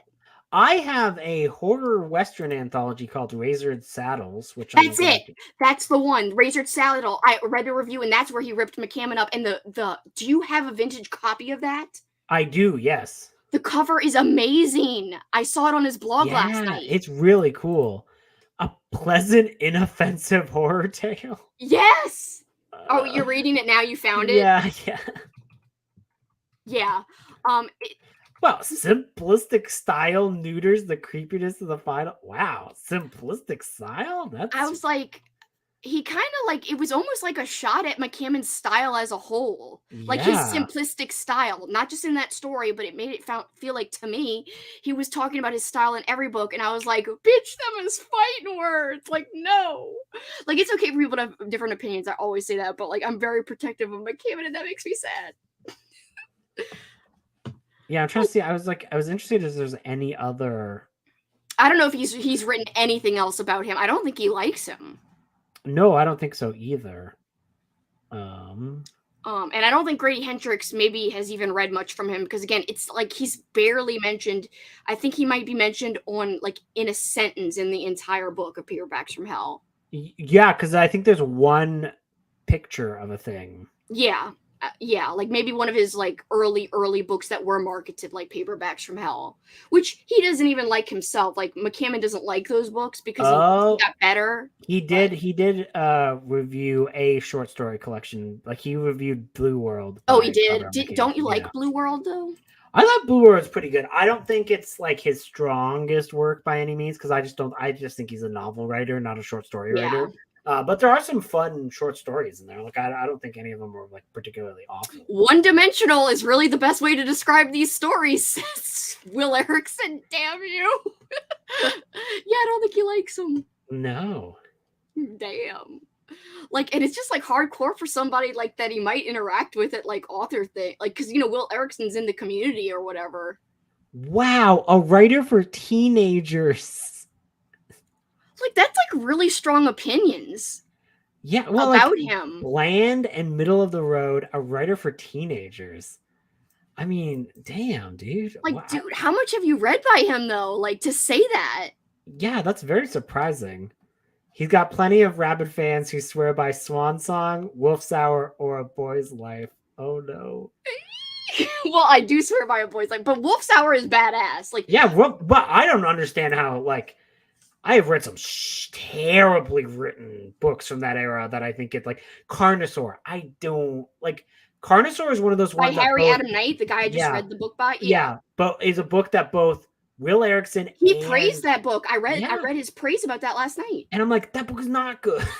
It's not. Yeah, he was like vintage pulpy fun. I mean, Slimer's not good either, but it was fun. Right, but there's like some gross stuff in Carnosaur that it doesn't sound like is in, like, there's some like gross stuff that is like, oh, this is not okay. Yeah. That I don't enjoy. But like Grady Hendrix loved Carnosaur too, and I was like, what the heck?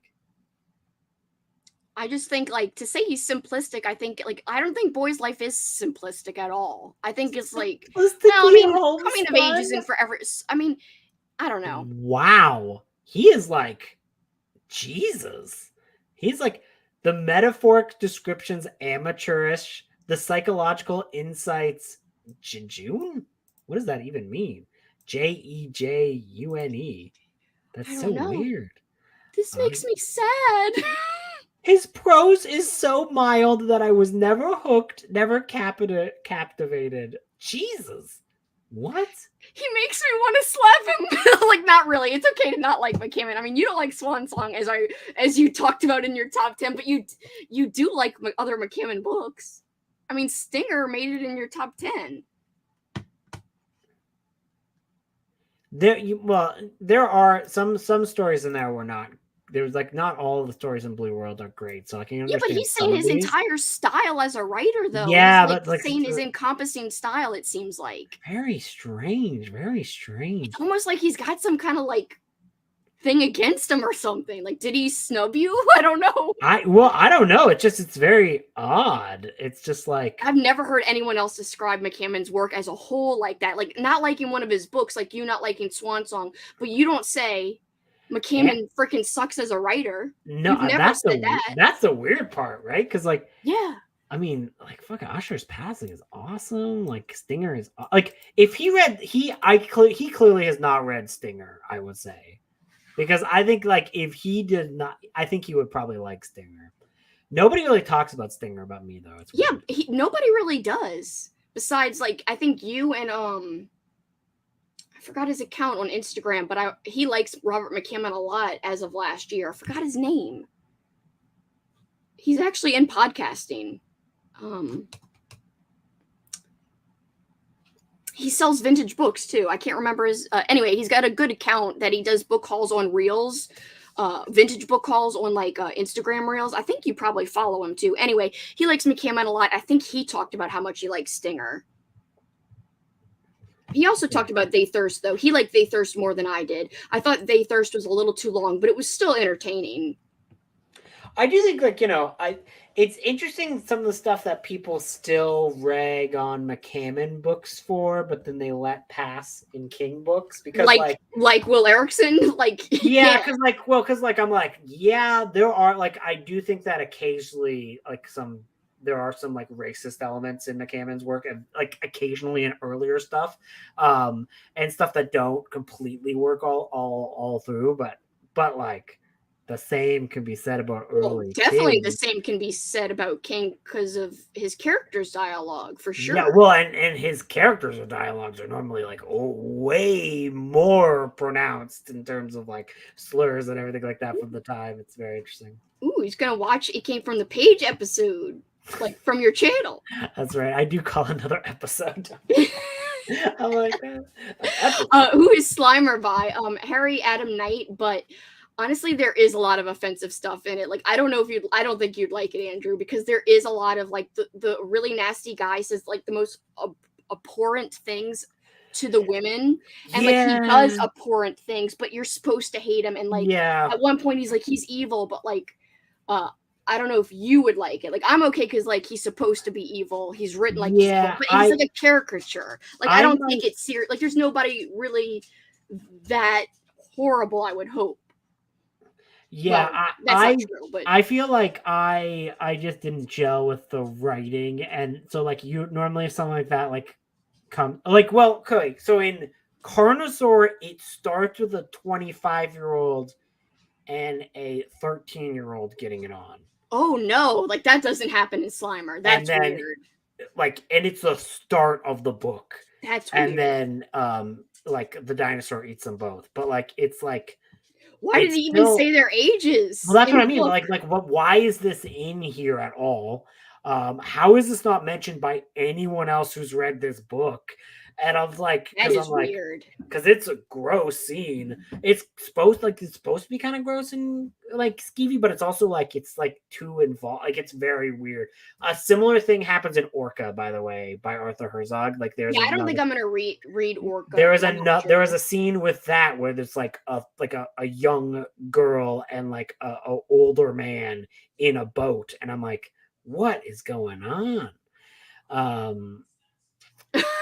Oh, we're just talking about vintage horror, about some of the things that are not good in some vintage horror. Well, yeah, and I'm talking about Carnosaur by Harry Adam Knight, which is a book that people always go like, oh, that's awesome. Blah, blah. But like, yeah, it starts with like statutory rape happening essentially, and you're like, what is like, why is this in here? Why would this be like, he could have just left the ages unsaid. You could have made the yeah, it could have just been like a bad date is what it was like anyways, but like, and then it's like very much like ageist, like it's very weird. It's like one of those books that's like very like, oh my god, there's an older woman and she likes to have sex and that's evil and bad, and you're like, it's just weird. I'm like, what is wrong with you? Because I'm like, what's wrong with you that you have taken this position for like an older woman doing what she wants and like nothing about the young girl that you just wrote about, right? Like, you know what I mean? Like, it's like there's like that kind of stuff where I'm like, I like the dinosaur carnage is fun, but I'm like, this book is bad.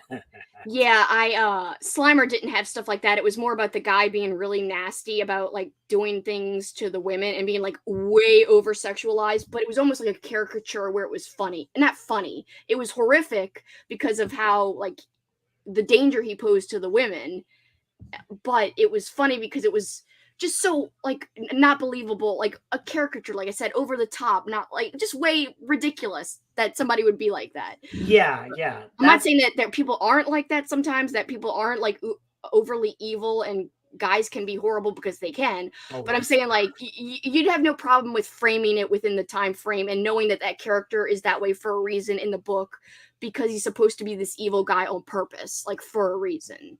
That's what I feel about like a lot of early McCammon stuff where like the more skeevy elements are like like are like characters being like that for a reason to be like, oh, Yeah. they're bad. But like he does fall into like a few stereotypes. There's like one story in Blue World that's pretty racist, but like in a not trying to be racist. Like it's like one of those things where like you can see how it happened. Like it's probably like exactly like the Green Mile in that regard.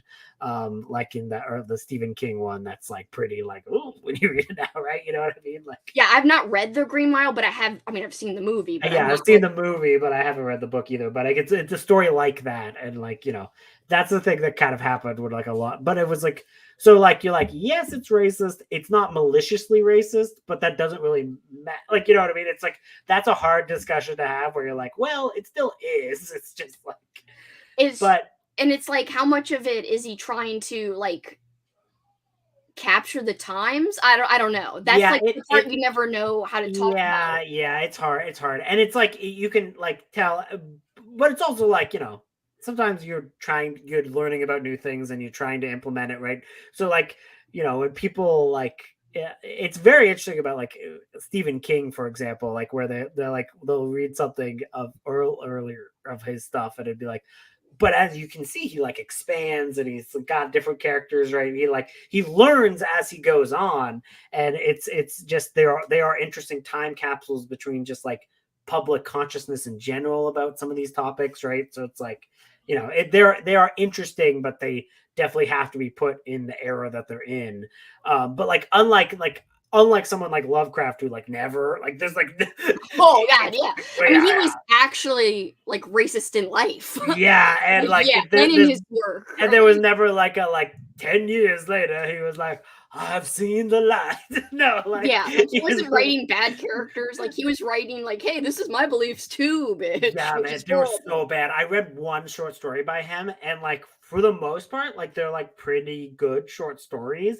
And then like a black character came in. I was like, wow, that's like the most racist thing I may have ever read. Wow. And you're like, I'm like, no, I can't read any more of this. And like, I think I only read Color Out of Space. That didn't have like anything in it because it was because it's just on like one farm. Yeah, like a small thing. And it just like so I'm just like, no, because I read Reanimator. That's the book. Oh. And like the short story is like actually like pretty good until that scene happens. And you're like, oh wow. And it's like a gut punch and it goes on and you're like, wow. Whoa. It's like an entirely different book that just happens and you're like, ooh. And you're like, I can't keep reading this. It feels weird. Nope. Especially knowing how he was in his life too. Yeah, exactly. I just can't believe he railed. Like I didn't see the Blue World thing till just now. Yeah, I mean, Jesus. when you pulled it up too, I had just read the Razor Saddle review and I was like, oh man. By the way, that's so amazing that you own a vintage copy of that. I want to find that now after seeing that cover is so cool. Yeah, with like the skeleton cowboy. Yeah. Like, yeah. Like, I found that like last year. It's amazing. Come on. I'm but yeah, I just can't believe he's like really like talking about his whole style like that hardcore. Like I know that not every story is great in Blue World, but like it's almost like he's saying him as a writer as a whole. Which is sad. Well, yeah, I kind of got the same vibe from like he reviewed Shadows 2, which I loved. Like I thought that almost made I decided to take out short story collections just from like top 10 because I'm like there's a few of them I could have put on there, but I was like, oh, because I almost put Shadows 2 on there as well because I loved that last year. And like he was like, oh yeah, quiet horrors, blah blah blah, it's all bad. And I was like, yeah, like he wrote the intro for the Reaping by Bernard Taylor, and that is quiet horror. Like I don't know any like that's hardcore quiet horror. Yeah, it's very weird. But I mean, he's also like I love reading his blog. He's got a lot of cool photos. No, I know I do too. I respect his opinions, but I don't always agree. Is the point? Yeah, and I want to see if like any of his suggestions where he's like, it's good. Would I ever actually also think it's good? That's what I want to see because it's hard to determine which paperbacks from hell to actually spend your time reading. That's why I like to look at Leon's opinions and like, okay, I want to read these. Yeah, I need to find some other people to grab from too, besides Leo, because he doesn't make videos anymore. The paperback he doesn't. I was going through my photos on my phone, and there's a photo of Loomis watching Leon the Paperback Maniac. Like I'm just like sitting there, like just watching him like on the thing, and I was like, oh my god. That's one of my favorite amazing. channels still. Like sometimes like when I'm feeling nostalgic God. from when I first checked out BookTube, I like go back and watch his videos. His hauls are incredible. And I'm like, I hope he didn't do something like buy a ton of stuff and then like go broke. Cause like you know how much he was buying at one point where he was doing hauls all the time? Yeah. Well, like but I think he like lived with all like vintage horror shops. But he did do a lot of online buying too, I think. Yeah, that's true. And he I would don't know say, why like, I spent too much on this. And I was like, I hope he's okay. Like, where did he go? He just disappeared out of nowhere. And I was like, I loved his channel. Like, I liked but I wouldn't say don't ever go watch his reviews before reading the book because he does spoil the plot. Like, yes. Luckily, I watched his review, and I did this on purpose. After I read The Breeze Horror by Candice Caponegro, I went and watched his review, and he like recaps the entire plot, which is good for but he also, you know, talks about what he felt about it. But if anyone was just going to watch the review, they would, you know, it would spoil the book if they were intending to read it. So yeah, if you ever want to watch his review, I would do it after the book, not before. Yeah, that's fair. That's a good idea. Because actually, I want to go watch his review of Death Song since I finished reading it. I still haven't gone and seen. Obviously, I know he liked it because it was like in his top 10 of whatever year. But yeah, if you guys don't know, Paperback Mania, if you're into vintage horror, he has some amazing book hauls, and you will just be amazed at the cover. He doesn't make videos anymore, but it's still worth checking out and subscribing to his channel because you could spend hours watching his book hauls. I used to watch them on the elliptical while I was exercising, and I would have to be like, I need to make notes of this. Like, what to search for? And I did find out he did review Gila and he liked it. So Will Erickson? Yeah. Oh, cool. Well, like he points out there are some very dated elements in that one as well, but it's also. I mean, there's honestly dated elements in almost every one of these old books. I mean, yeah. Like I can't think of hardly one. Some by women are actually not as offensive because it's almost like I don't know why I say we as in I'm a woman too. I guess have more consciousness even back then because I don't know. Well, because some one bad, of the things about like there's a lot of misogyny is one of the most dated aspects. Yeah, that and of course a woman's not going to have that as much. But D.A. Fowler had some super racist stuff in her books, not in Book of the Damned as much, but in some of her other books, I was like, what the hell? Like Alex and I commented on that in one of our chats or reviews or something. But Book of the Damned is amazing. That's a great book. In terms of getting people into vintage horror, that's like a bonkers book. But I would not recommend Devil's End to people. That one's insane and also kind of offensive. Not that surprised. It seems like there's always like some weird thing that's like kind of comes up and you're like, oh, what? Why is this here? Like it's always a surprise. It's almost it's like, what? Why did this happen? There are so many. I have DNF quite a few where I'm like, this is not good. I read that Blizzard one with like the doll. And, I have that one. Oh, you didn't like that one? Was that offensive? No, it's terrible. It's not anything that it looks like. Like there was like a child gets assaulted in it, like pretty graphically, What? and it's also like they turn into like weird cavemen, and then he bones his daughter. Like it's weird. Toy Cemetery is pretty terrible, like by William W. Johnstone, of course. But like that's like we know that one's wild. Yeah, but the Blizzard one comes out of nowhere. Like I didn't hear that about that till you just said that. Yeah, and I DNF'd it during the Christmas Evil because I was like, oh wow, this is bad. Well, I know not to try to read it. I need to get rid of this. The cover is great, but it's it is bad book, and it gets really boring eventually too because it's like, oh no, it's like I thought there was like a monster was going to show up and it would be a fight, but no, it's just like, oh, we're both. A lot of old school paperbacks not only suffer from being offensive, but having boring parts. I mean, it's almost like everyone. And Blizzard is like a bigger book, and you're like, why? Why did you publish this? I don't know why. Like they were like, it's okay. Like why didn't somebody say it's okay to have a 200-page book and like leave it at that? Yes, and like so many of those, you're like, why? Yeah, like 350 pages. Like you don't need you don't need 100 of the pages.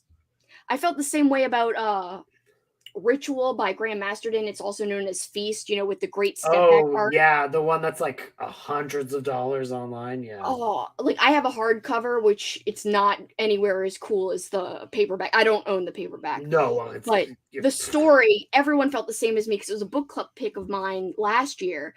Because there's I think there's a Kindle edition of it. I know a lot of people read it with me. Anyway, we all felt the same thing. Like there were some great moments where it was like bonkers crazy. Then freaking stretches of boring, like pointless stuff where like it could have been trimmed down by at least 150. What was he thinking? That's like his first book, right?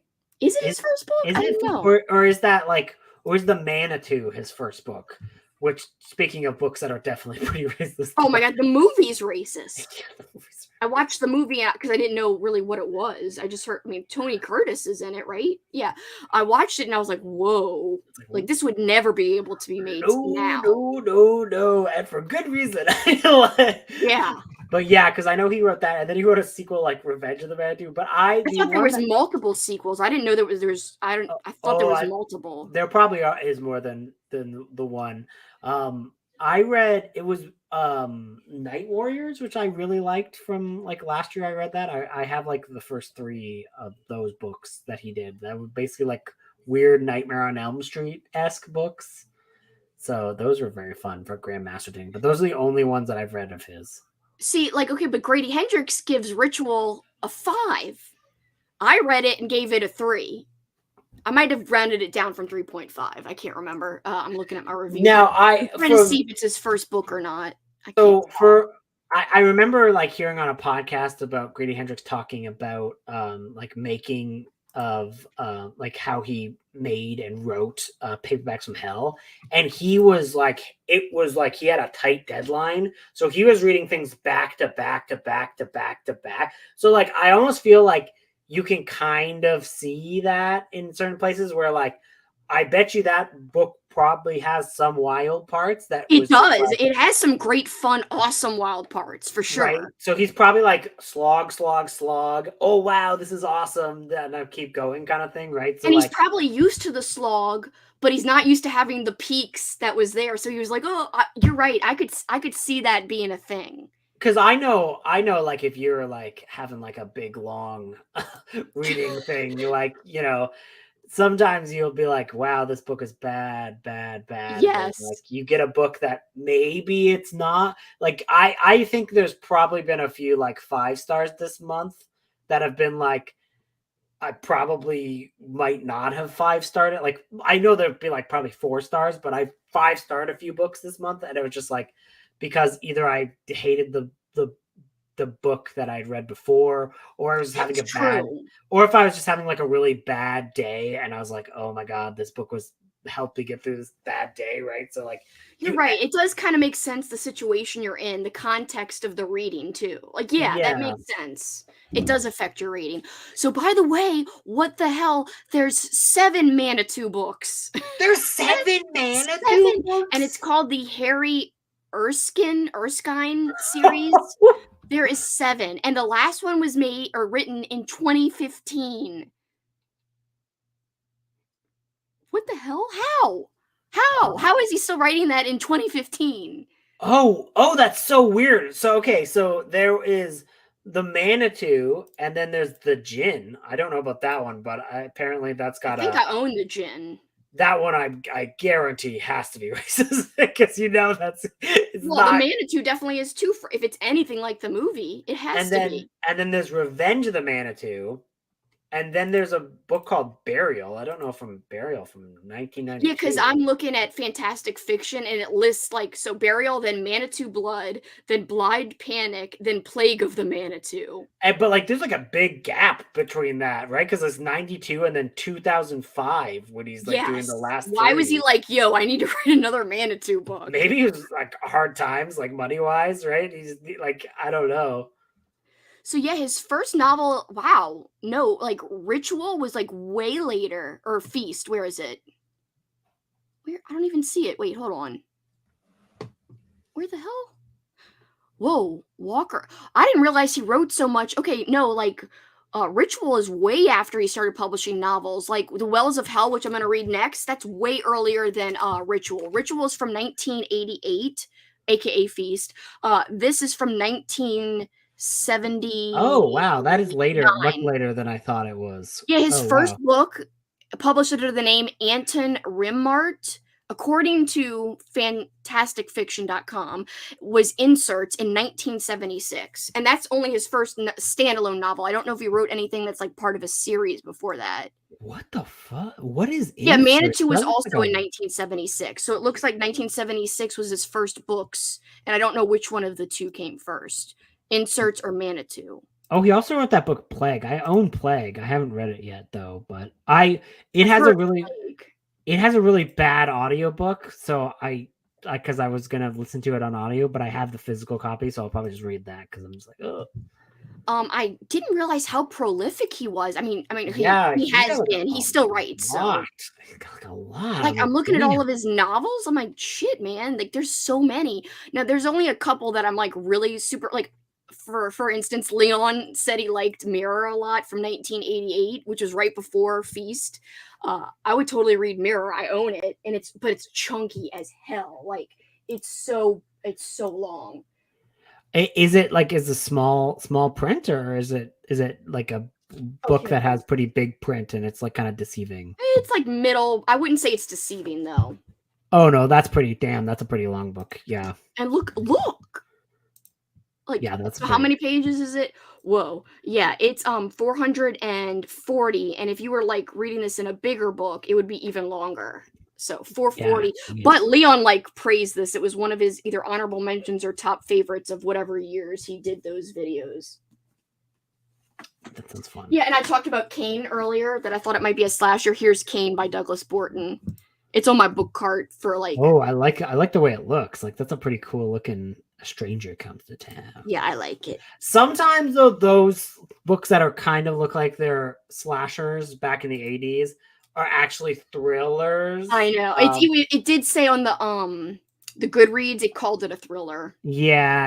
It's like that. I feel like a lot of books that look like slashers back in the day are actually thrillers in disguise. Well, even today, I would say a lot of books characterized or categorized as slashers are not. Like Brother by Anya Alborn, everyone calls that a slasher. It's on tons of slasher lists. And I think I said this earlier when Lauren said she was reading it. I don't consider it a slasher after having read it. Yeah. Same thing. I'm trying to think. There's other ones like that too. That last year I had said some of these books on my recommendation video, and after having read it, I was like, I wouldn't call it. Yeah, again, that varies for people. It definitely varies for people. Their definition of what a slasher is. I think it is somewhat subjective. And that goes for slasher movies too, but I think it's easier to categorize a film as a slasher than it is a book a slasher per se. Yeah. Well, because I think like there's very few pure slasher books. Yes, I agree. Because like Joyride is a pure slasher. Like, that is a slasher book. And like, I have a video that I just need to get more research on to read a little bit more. But I have like this theory that like almost all pure slasher books are actually more like Silent Night, Deadly Night than any other slasher movies, because Joyride definitely has this. They all have elements of the killer's past in them. Like even Camp Slaughter, some of the ones that I really like do have those elements of like flashbacking and like figuring out how they got there. And it's so prevalent that I think that's one of the reasons why in the Final Girl support group, Linnea Quigley is the main character in that movie. And like, because like, that's like she has the exact same backstory from Silent Night, Deadly Night as like who she is. Like, yeah. So like, I wonder if that was like Grady Hendrix commenting on how in the literary form, like it's almost always Silent Night, Deadly Night is like the template, it seems. But that makes sense to me, because like otherwise, but you know, the thing they I've always like, you know, do you really categorize Nightmare on Elm Street as a pure like, to me more Halloween feels like a slasher, but we all call Freddy Krueger like part of like the slasher, like one of the slasher villains. And but to me, if you really looked at what like a slasher is, I feel like it's more of a Jason or a Michael kind of. And we do get hints about their past too. That's part of the freaking thing. Like Michael, we hear about, like, we see his past in Halloween. Jason, we hear about his past from his mom. you know? Yeah. I need to read some of those novelizations, and also there's a whole bunch of like original Jason books that I need to read. I did sell some of my Jason X books, but I can just listen to the audio on the My one of my greatest finds ever. I've got Jason Lives, the novelization. Wow, Very really? excited. Yeah. Wow, that's I found it awesome. at a used bookstore for That's like freaking awesome. $1. And I was like, That's I found it and I was like, I was That's like freaking out. awesome. Yeah, I might do that. There's like some like 2000s Jason books that I really want to read that I will never find otherwise, just listening to those audiobooks that are on there. Well, Because like Slash Tracks has a lot of slasher he's like got audiobooks. all of those. And like there's like this book called like it's like Hate Kill Repeat. It's just a dumb title. I think that's very funny. There is like wait, here's the best title for a Jason book. The Church of the Divine Psychopath. I like it though. And I'm like, what? It's dumb, but I like it though. I love it too. Yeah. And like, I need to read these. And also, there's like Death Moon, which is supposed to be the worst of the worst, like one of the worst books ever written. And that's like a Jason X novel. I used to own it, but I once tried reading it. Like, it's very hard to read because it's like really poorly written. Oh, no. Like, it's really poorly written. And that's one of the ones that I sold. Another one of Alex gave me this. I can't believe she had an extra, so she gave me this. Those are fun. Those are fun. I think I'm gonna like read it, but also listen along to the Slash Tracks YouTube audio maybe. She did read this and said it was a lot of fun, and I might read it for the Slasher Readathon, but I've got like, again, I told you this earlier, but I have like 15 or 16 books picked out for an 11-day Patreon readathon. It's ridiculous. There's no way I'm gonna read that much. And a lot of them don't have audio, by the way. A lot of slasher books, for some reason, like newer ones, like quote newer slashers, because again, I don't think they're all pure slashers. It's very hard, like you said, to find an old pure slasher, but I do think it's hard to find a newer horror pure slasher. But it's becoming easier because a lot of these authors are influenced by slasher movies, so they write the book with that in mind. But sometimes, like, I feel like a lot of people miscategorize cannibal books as part of slashers, and I don't know why that's thrown in with slashers. Do you consider cannibal stuff with slashers? Well, I think it just comes down to the Texas Chainsaw Massacre element. Yeah. I think that's kind of where that goes, because like Camp Slaughter has a lot of cannibal-ish elements to it, but it's definitely a slasher. So it's just like, but it's very inspired by things like, Texas Chainsaw Massacre and those things. So that's probably where that comes into play, kind of thing. I could talk about what makes a slasher all day. Me and Kat, like when we did our slasher watchathons, because we weren't really reading slashers at the time, we like dove deep. Like there's websites about like what makes a slasher. Here's an article with like 50 things, like whatever. And we like quoted all these articles. It's one of my favorite like video series we did from, I think it was 2 years ago, where we just like reviewed a bunch of slashers and like dove deep into what makes a slasher. And we talked about Leslie Vernon, that awesome movie where it kind of is like a spoof of like a commentary on slashers. It was just so much fun. I'm really proud of those. Kelsey, you have to hear this. Because I was looking up Friday the 13th novels just to get some more on this. So this is the book called Hell Lake. Okay, listen to the description of this. Yeah. When serial killer Wayne Sanchez was executed, he was looking forward to meeting his hero Jason in hell. When they discover there is a way back up into the real world, Sanchez persuades Jason to go back with him, assembling an army of hell's worst inhabitants along the way. The world will soon be at the mercy of an army of the most terrifying and infamous killers in history, brought back from the dead with Jason at their head. Oh my god, I want to read it so bad. What? That's like the wildest. Like I want to read that so bad. You're like, what? And that's Hell Lake. That sounds incredible. Honestly, I would read it in a heartbeat. Jason at the head of the freaking, like, come on, killers, let's go. Oh my god, yes.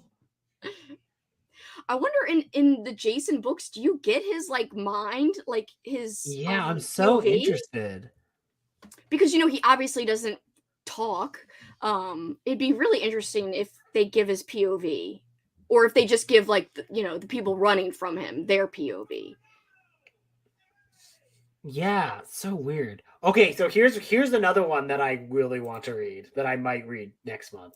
So this is wait, you own Hell Lake, or you want to own it? no, the Hell Lake is like I'll listen to the Slasher Tracks audio book. I want to listen to that one. Yeah. There's so audio bad. for all of these, but this is the one that I was trying to remember the title of. So this is called The Jason Strain, is what this is called.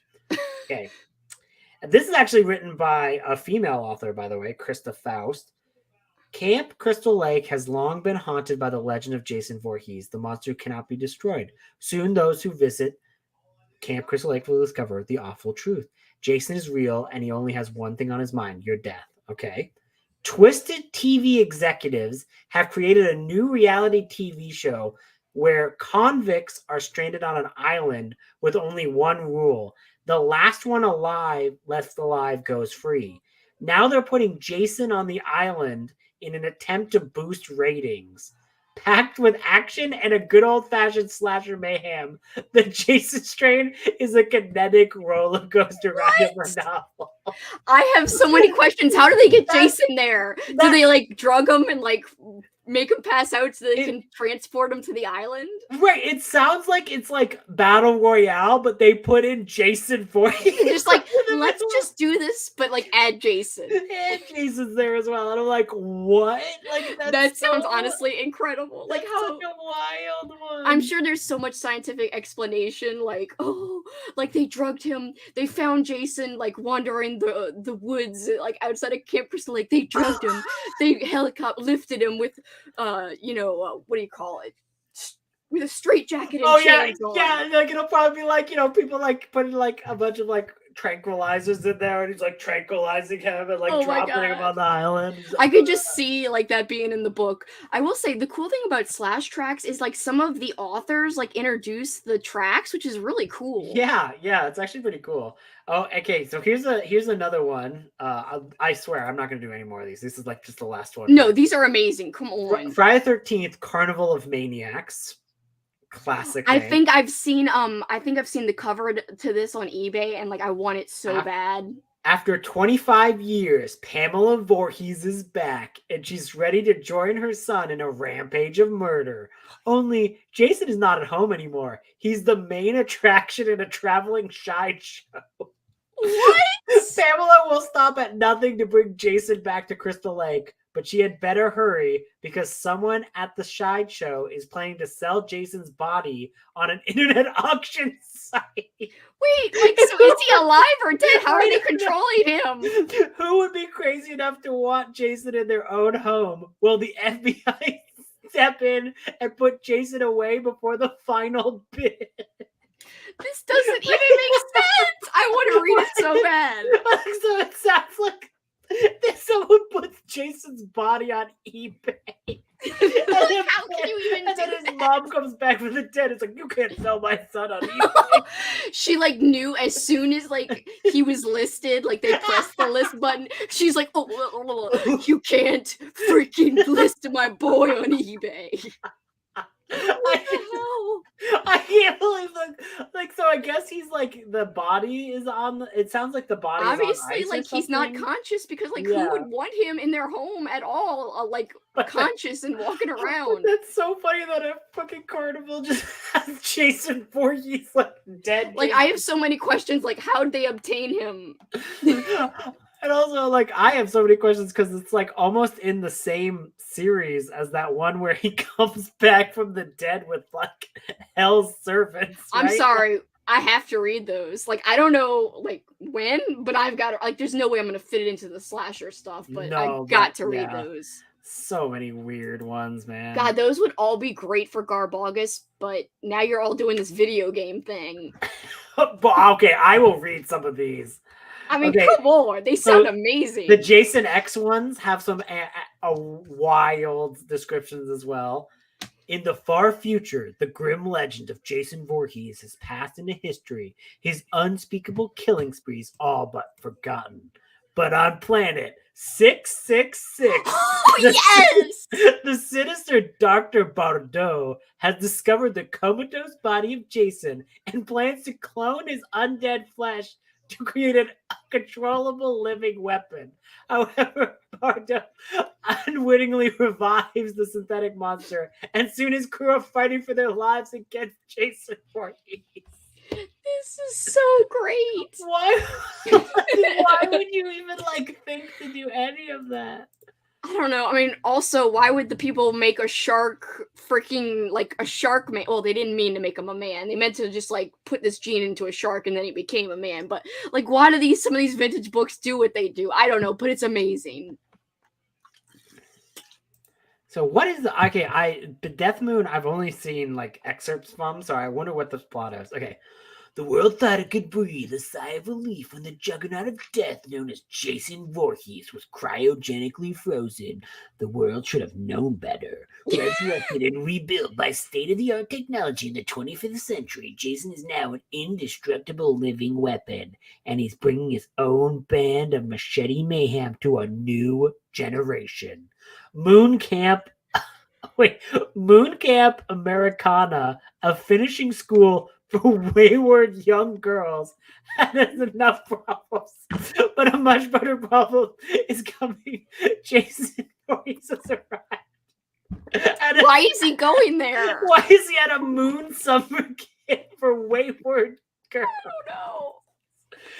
Okay, this is the last one I'll read. This is Jason X to the third power. Oh, no. The moon of Americana. Wait, what? Okay. Why are these all on the moon? Why is this Americana? Is home to a vast prison complex holding some of the most dangerous convicts in the universe. But when a team of cyber engineers uncovers the body of an altered cybernetic Jason beneath the prison, they must fight through rioting inmates to stop the deadly monster they have unleashed. That actually sounds rad. Yeah. That's also written by a woman as well, Nancy Kilpatrick. Honestly, I want to read all of these. It's kind of scary how much I want to read these. I don't care if they're trash. I guarantee they're trash, but I don't care. I want to read them too. Sorry, guys, we're talking randomly about Jason novelizations for Friday the 13th, like movies. It's ridiculous, but we should buddy read one of those in Garbagus. Hell yes, please. I kind of want to do the Legion, like not the Legion, the Hell Lake one where all the freaking people, or I don't know, the other one, which is the one you said right after that one. Jason Strain, where he's on the freaking island. The Battle yes, that one's island. Great too. I don't know. I can't choose. I don't know. Great. I don't know if I can make it to August. Like I know, with knowing that exists. I almost want to listen to that tomorrow. Like I want to wake up and be like, "Yeah, bitch." I wonder how long it is. I would love to get like, because I know Lexie gets notifications when people like read certain books on there. Like, I would love to get a reaction when she's like, "Church of the Divine Psychopath." What the hell? She'd be like, "What is this?" Like, what? This is not a real book. Someone made this up. And then she like looks it up. I have a few, but like my collection is like nowhere close to where it should be in terms of I need to step up my game. I have a lot. Randomly, I accidentally bought 2 copies. I have the novelization of The Deer Hunter, which I'm like the only person who cares about that movie. I freaking love that movie. That movie's amazing. That's a great movie. That's a fantastic movie. But I can't imagine that novelization will make you happy. No. Oh my god. Well, the movie's so depressing as it is. I can only imagine what the book. It's a short book too. Also, randomly, I might be the only person who has this novelization too. Cameron and I, when we hung out when I went to Ohio last year, I forgot why we were talking about the movie Enough with Jennifer Lopez. Oh my God. But we were talking about the movie in his car when we were driving to places, and freaking he gave me and bought me and shipped me the novelization of Enough.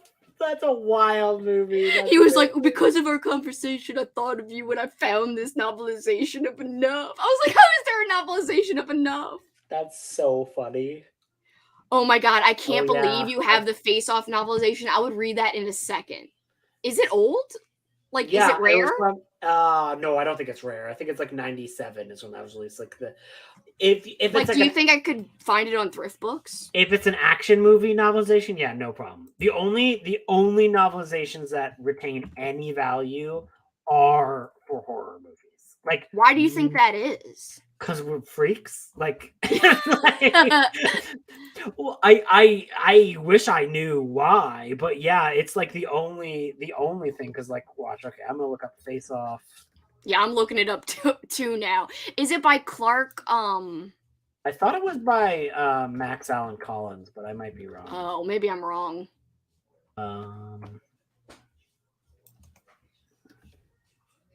don't know if I have the right thing. Maybe I do. Oh no, it's by Clark Carlton, I guess. But yeah, it's $5 on thrift books. I kind of wanna get it. I think that would be pretty fun. I think that would be really fun. That would be very fun. Yeah. I'm on like I mean, obviously, I know it's just a book, and like it's not actually Nicolas Cage in the book, but because he's in the movie, I'll be picturing Nicolas Cage, and it'll be fun. I'm on like a little Nicolas Cage kick right now. Yes. After freaking, it was all because of the week of weird. The week of weird got me started on this with these weird Nicolas Cage books I found, and I was like, ah, now I'm on this Nicolas Cage kick, and I can't stop. Never stop. Never stop. It's In fact, I might even have a like, you know, thrift books gives you like not coupons, whatever you call them. The free book. Yeah. Oh yeah. I wonder if I have one coming up right now. That would be cool if I did. I think I'm like 200 points away, but the problem is like shipping has not like the Oh my god, is there a Con Air one? Is there a Con? Oh, I think so. I think if there is, I would freaking buy that in a second too. Yes, there is Con Air novel. Yep, that one's 13, but I'd still. I mean, that's not a lot. Like that's not a no, newer that's not book a lot, is more but... expensive. Yeah, well, yeah. Of course, it should be, but yeah.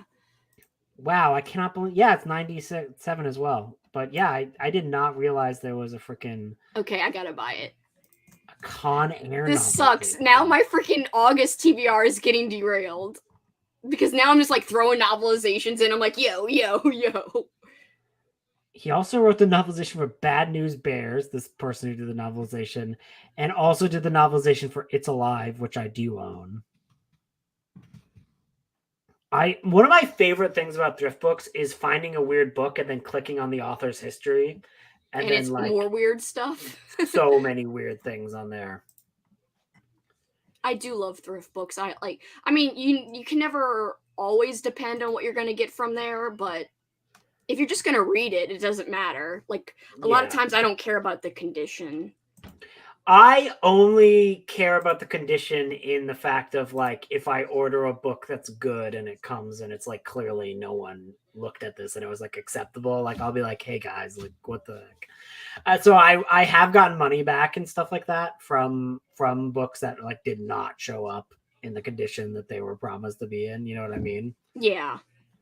That hasn't happened in a while, but that used to happen quite often. So by the way, there is so the Con Air one is by Richard Woodley, right? Yeah. I want to freaking read it. I'm buying it.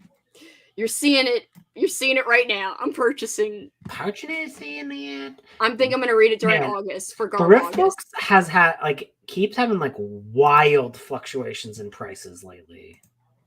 Really? What is think raise in prices? Well, but it's like sometimes it's up and sometimes it's down. Like I've had books that I've been like $6 and then they're $30 the next day. Wow. But then in 2 weeks they're back down to $6. Like things fluctuate like crazy right now. I don't know. It must just be like an automated system that it's in. You know what I mean? Like yeah. It's got to just be like a weird system or something. P.S. That earned me a free book. Yeah. What's your favorite, like, not good novelization? I know you've talked about novelizations you think are good, but like most bonkers one, like funnest one. I'm trying to think of like bonkers one. There's like books that I haven't, like movies I have never seen. I've never seen the movie Blue Sunshine, but that novelization was pretty wild. It's a quick novelization. I read that last year. I enjoyed that one quite a bit. I'm trying to think because like there's like a lot of weird ones. I know I own one more. I found Deer Hunter, and I found one other thing at the same time that was a novelization that I was excited about, and I can't remember what it was. There was one book that I don't know why, but I really want it, and it used to be $5, and now it's $75 everywhere. What? And that is the Jaws 2 log, which is all about the making of Jaws 2 that was released like concurrently. And like that movie had like huge production issues. So it's one of those things where it's like, wow, I want to like read this original thing. I could have sworn I got my dad that book from a used bookstore. You probably did, but now it's like all because it used to be like cheap, and now it's like $40 everywhere. And I'm like, I'm not That's spending crazy. $40 for the Jaws 2 log. No one wants this but me. Yeah, like who's out there willing to pay freaking $40 and $70? Because freaking $34. That's insane. I gotta close all these tabs or I'm gonna start freaking Beep, boop, boop, boop, beep, boop. the thing Right. will start going slow. Yeah, it'll just go Like my slower. brain. My brain's going slow right now. My brain's going slow. Oh, I forgot to write down that I finished a book tonight on my little spreadsheet. I might as well just write the name so I don't forget tomorrow. I'll be like, did I finish a book? I did already submit it though for Escape the Readathon. I did that like I had like 1 minute left before we came back, and I was like, I'm submitting it as fast as I can. Submitting it. Are you well, I'm not gonna ask, but like I'm assuming you're still at the door, which would be crazy. We're still at the freaking door. Yeah. Oh my god. You guys you guys got through that door and you're on further on, right? Yeah. Mm-hmm. Yeah. Did you get the surprise? Mm-hmm. I can't say what it's. No, I'm not asking. I'm just was curious how you got the surprise. That's all. Yeah. She said that I forgot if she was gonna make a announcement when she told everyone the surprise. Because she was like, make sure that you do not talk about this in any vlogs. Do not talk about this online. Do not talk about this in sprints until everyone knows. And I was like, okay, I'm gonna obey. Because I already accidentally gave away other things, and I don't want to do it again. Obey. I don't want her eyebrows angry at me. Did you guys just get into there, or did that happen a while ago for you guys? It was recent. It wasn't a while ago. Because I was sick of our prompts, and I was like, I want to get past these prompts. I did. Yeah. Because one of them was like, read an author debut, and I was like, I'm over this prompt. Like, I don't want to read an author debut. Like. Yeah, because I feel like I for whatever reason it feels like this is like the one. I guess door 3 is like a long one for everyone. It seems It was. We were there for. It felt like a while at door 3. Yeah. Maybe that's by design because I think she does want it to last the whole month. So. Yeah, but isn't there 4 doors? I thought there was 4 doors, but I guess we'll figure it out. But I don't. I'm not gonna make you spoil anything. Don't make me spoil anything. I won't. I'm not. She'll kill me. Well, she won't really kill me, but you know what I mean. Oh, maybe she will really kill you. We'll see in the group chat tomorrow, Kelsey. I'm gonna kill you. I'm like, what? I'm like, I just want to get out of this. But this one is like so annoying. I don't know why, but I'm like, it is past the thing of being like enjoyable. I'm just like, get me out. Well, when you have to keep reading like for the same prompts, like for an extended period, like you've really been at the store a long time. It seems like no, let us out. Like I just want to read like whatever I want. Free us. Yeah, like. My favorite part is before the prompts are fun, but my favorite part's in between the prompts. I'm like, oh, I like that part where you just read whatever. Yeah, it's like it's fun. It's fun. Damn, man. Like Death Song like on thrift books is $33 right now. Oh, really? That sucks. Yeah. It is rare. I don't know if you'd love it as much as me, but it was fun. It's very weird because like I feel like books that used to be very expensive are now cheap, and then the opposite as well. Like it's not like Death Song has like, I mean, it's got a cool cover, but it's not like uber epic like a zebra cover or. Yeah, I don't know how some of these books got up that far in price when I'm like, I don't think anyone really wants these. Well, I know for a while because Leon talked about like Cold Front. I mean, I don't think you could find it anyway, but like when you search for Cold Front, like his video comes up right away. Like, I don't know if it drove it like to where everyone was looking for it after he released that video or what, but I still don't like.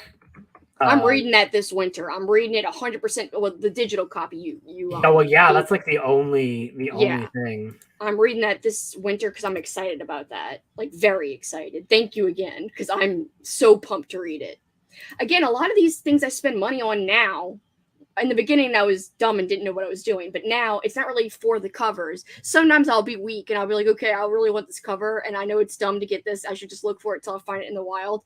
But and then I'll like splurge and do it. But most of the time lately, it's just because I want to read it. Like, I'm dying to read it for some reason. I'm like, I want to read this so bad. I will spend a little bit extra I shouldn't be spending. I should just wait till I find it. But whoa, what? What? So I'm reading a thing about Cold Front by Barry Hammond. Yeah. And like there's a thing that says there are 5 to 6 known copies in existence. No way. And Leon owns one of them? Yeah, and then because I found the other one is like in a local like there's like a university. Yeah, I looked at my interlibrary loan and it didn't have it. No one else it's in one Canadian library, and they sent it to me and I read it. But that's what that e-copy is from. Someone else got it from that library and made an e-copy of that, and that's where that is so from. Cool that they did that though, because I mean, there's no copies. Yeah, but yeah, it's just like not, you know. But why? I don't know. It's like it's a good book. It's a pretty good book. I obviously would not want you to, you know. I would want anyone to spend like a crazy. Well, I mean, even if I wanted to spend a crazy amount, you can't even find it to purchase it. No, it's like so last time. I don't know what you're seeing now, but when I googled it last, you couldn't even find it to buy it. Like at all. That was like the same with for a while. Joyride was the same way, where there was like no copies, and then it finally started because I was fucking spent some money on freaking Joyride. You did? Yeah, because I bought it and the original copy of Off Season, and like I got those two in a double pack. Yeah. What does the original copy even look like? It's just like a black. It's like a black cover with like some like blood on the thing. It's like a cool cover. I don't have it anymore because I gave it to Juan from Plagued by Visions because he's a big fan, and that's like his favorite author. Yeah, his copy was in a rattier shape, so I just sent him my copy. That's sweet. But I spent like $50 US on the two of them, and like that's a lot in Canadian dollars. Like that's a lot. There's like $70 by the end. Damn. It was rare. Well, I mean, I'm glad you enjoyed it, but like I know you probably were like, I shouldn't spend that much on it. No, I should not have spent that much on it.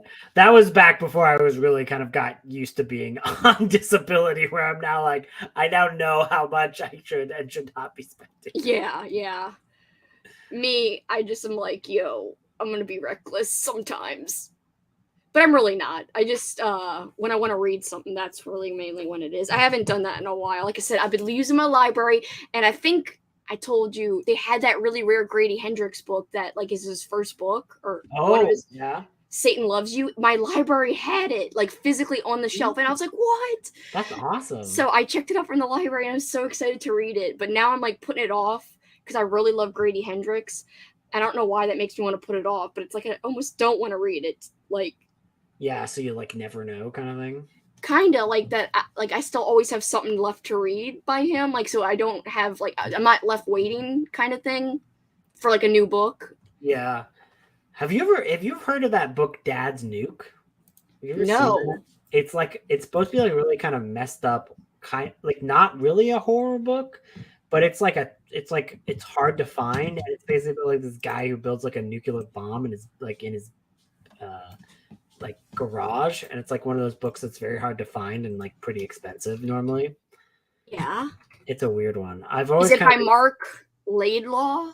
Yeah, and I think there's a digital version out, and I'm kind of interested to eventually like get into that. But it seems like Ruby Jean Jensen's books have gone down in price, which is nice because they were pretty freaking expensive for a while. Like, geez, I've read, is it 3 or 4 now? I'm not like blown away by her writing, but Cameron Chaney from Library Macabre did read, I think it was Mama was the one he read, and he really liked it. But I still think overall, like, I'm not against quiet horror, but like just after I read her book The Reckoning, I felt like it was pretty bloody. Right. And I don't feel like her other books, like, around that I read after that were not, like, they were, like, way quieter. And I'm like, it's kind of hard when they're just so different. Right. Yeah, exactly. Now I'm, like, interested in Dad's Nuke, and I'm looking it up. The paperback is going for $59.98 on Yeah, that's Amazon. high. That's high. I was That's just a curious, lot. like, at what it was going for. Yeah, it used to go for way more, so it's gone down in price a little bit. Like I used to see it on for 100 all the time. Like it was Gamer nerds must own. Someone said in a review, the similarities are too striking for this book to not have been a building block for the tone and lore of the Fallout game series. Someone said. Oh, interesting! Really? Yeah. Oh, fascinating. I like those games quite a bit. Now you want to find it even more. I needs it. See, that's where I always fall into that trap where it's like, I really want to read this. But someone gave it a 1 star though, but that guy who said it was like Fallout gave it a good rating. Interesting. I'm trying to see their books might have it, but it's a first edition. I bet you it's expensive. Oh wait, no. Yeah. What the hell? Well, it doesn't show it. I don't know if this is right. It says a used hardcover copy is $10.88 on Books. Was there a modern reprint? Because like that's one of those things where it might be a modern reprint that like. It's from the United Kingdom, so maybe it's a UK edition. Oh, it would be a UK version. That'd be interesting. I bet. Sometimes the UK. Oh, it's $13 shipping though from the UK to here. The freaking shipping can kill you in the UK. Yeah. It's like, oh my god. Jesus, man. Joe R. Landale's Act of Love is going for $54, and that's the one with like the knife through the strawberry cover. Oh yeah, I have the knife through the cherry cover, I think. Right, yeah. I knew there was like a few. Which one that is, but that's the only fruit one I have. I think if it's cool, we might end soon because I'm getting tired as hell. I'm like, yeah, no, that's fair. I've been overtired this entire day. I did not sleep well, so I'm trying to like that's why I took that little mini nap. But like now it's the nap's wearing off and it's catching up to me. I slept so bad. Yeah, I've been trying to I have like minor because I was in the Eastern time zone last week, and then I'm like my time zones are all kind of messed up, so I'm trying to stay a little later so I could sleep. You know? Oh, I see what you mean. So you kind of get back. Yeah, I'm trying. Where it was. Yeah, and also I did have a lot of wine last night. Yeah, I know. I mean, well, you showed me the mug pouring, and it made the greatest sound. It was like glug glug glug glug glug. I was like ASMR with wine. Wine ASMR in the mug that was the old school April mug. I was like. Old school April. Oh yeah, so guys, thank you all for watching and hanging with us. Really appreciate you guys, and thanks for letting us just talk and chat about old school horror for a while, because we don't often get to do that on live, since Andrew and Mir and Katrina too are the only ones who actually read vintage horror out of our little crew. Well, Kelly does too, but I'm talking about the Escape the Readathon crew. So I really appreciate you guys letting us go on about it, because that was fun. Yeah, that was fun. It was just a fun. And now I have a copy of Face Off and a copy of Con Air, and I want to read freaking Hell's Lake. I took a face. Oh, yes. I wonder if that's in the novel like that. Yeah, I would I want to know how they wrote that scene. It's I took his face. Oh, thank you so much. I'm so glad you hung out, and I'm sorry that you fell asleep when you were trying to start The Shining, and then you wake up and we're not even sprinting. Thank you guys. I hope you have a good rest too. Yeah, thank Again, you, I appreciate all of you guys, and anybody watching on the playback, appreciate you guys too. Bye guys. Bye-bye. Bye. Bye.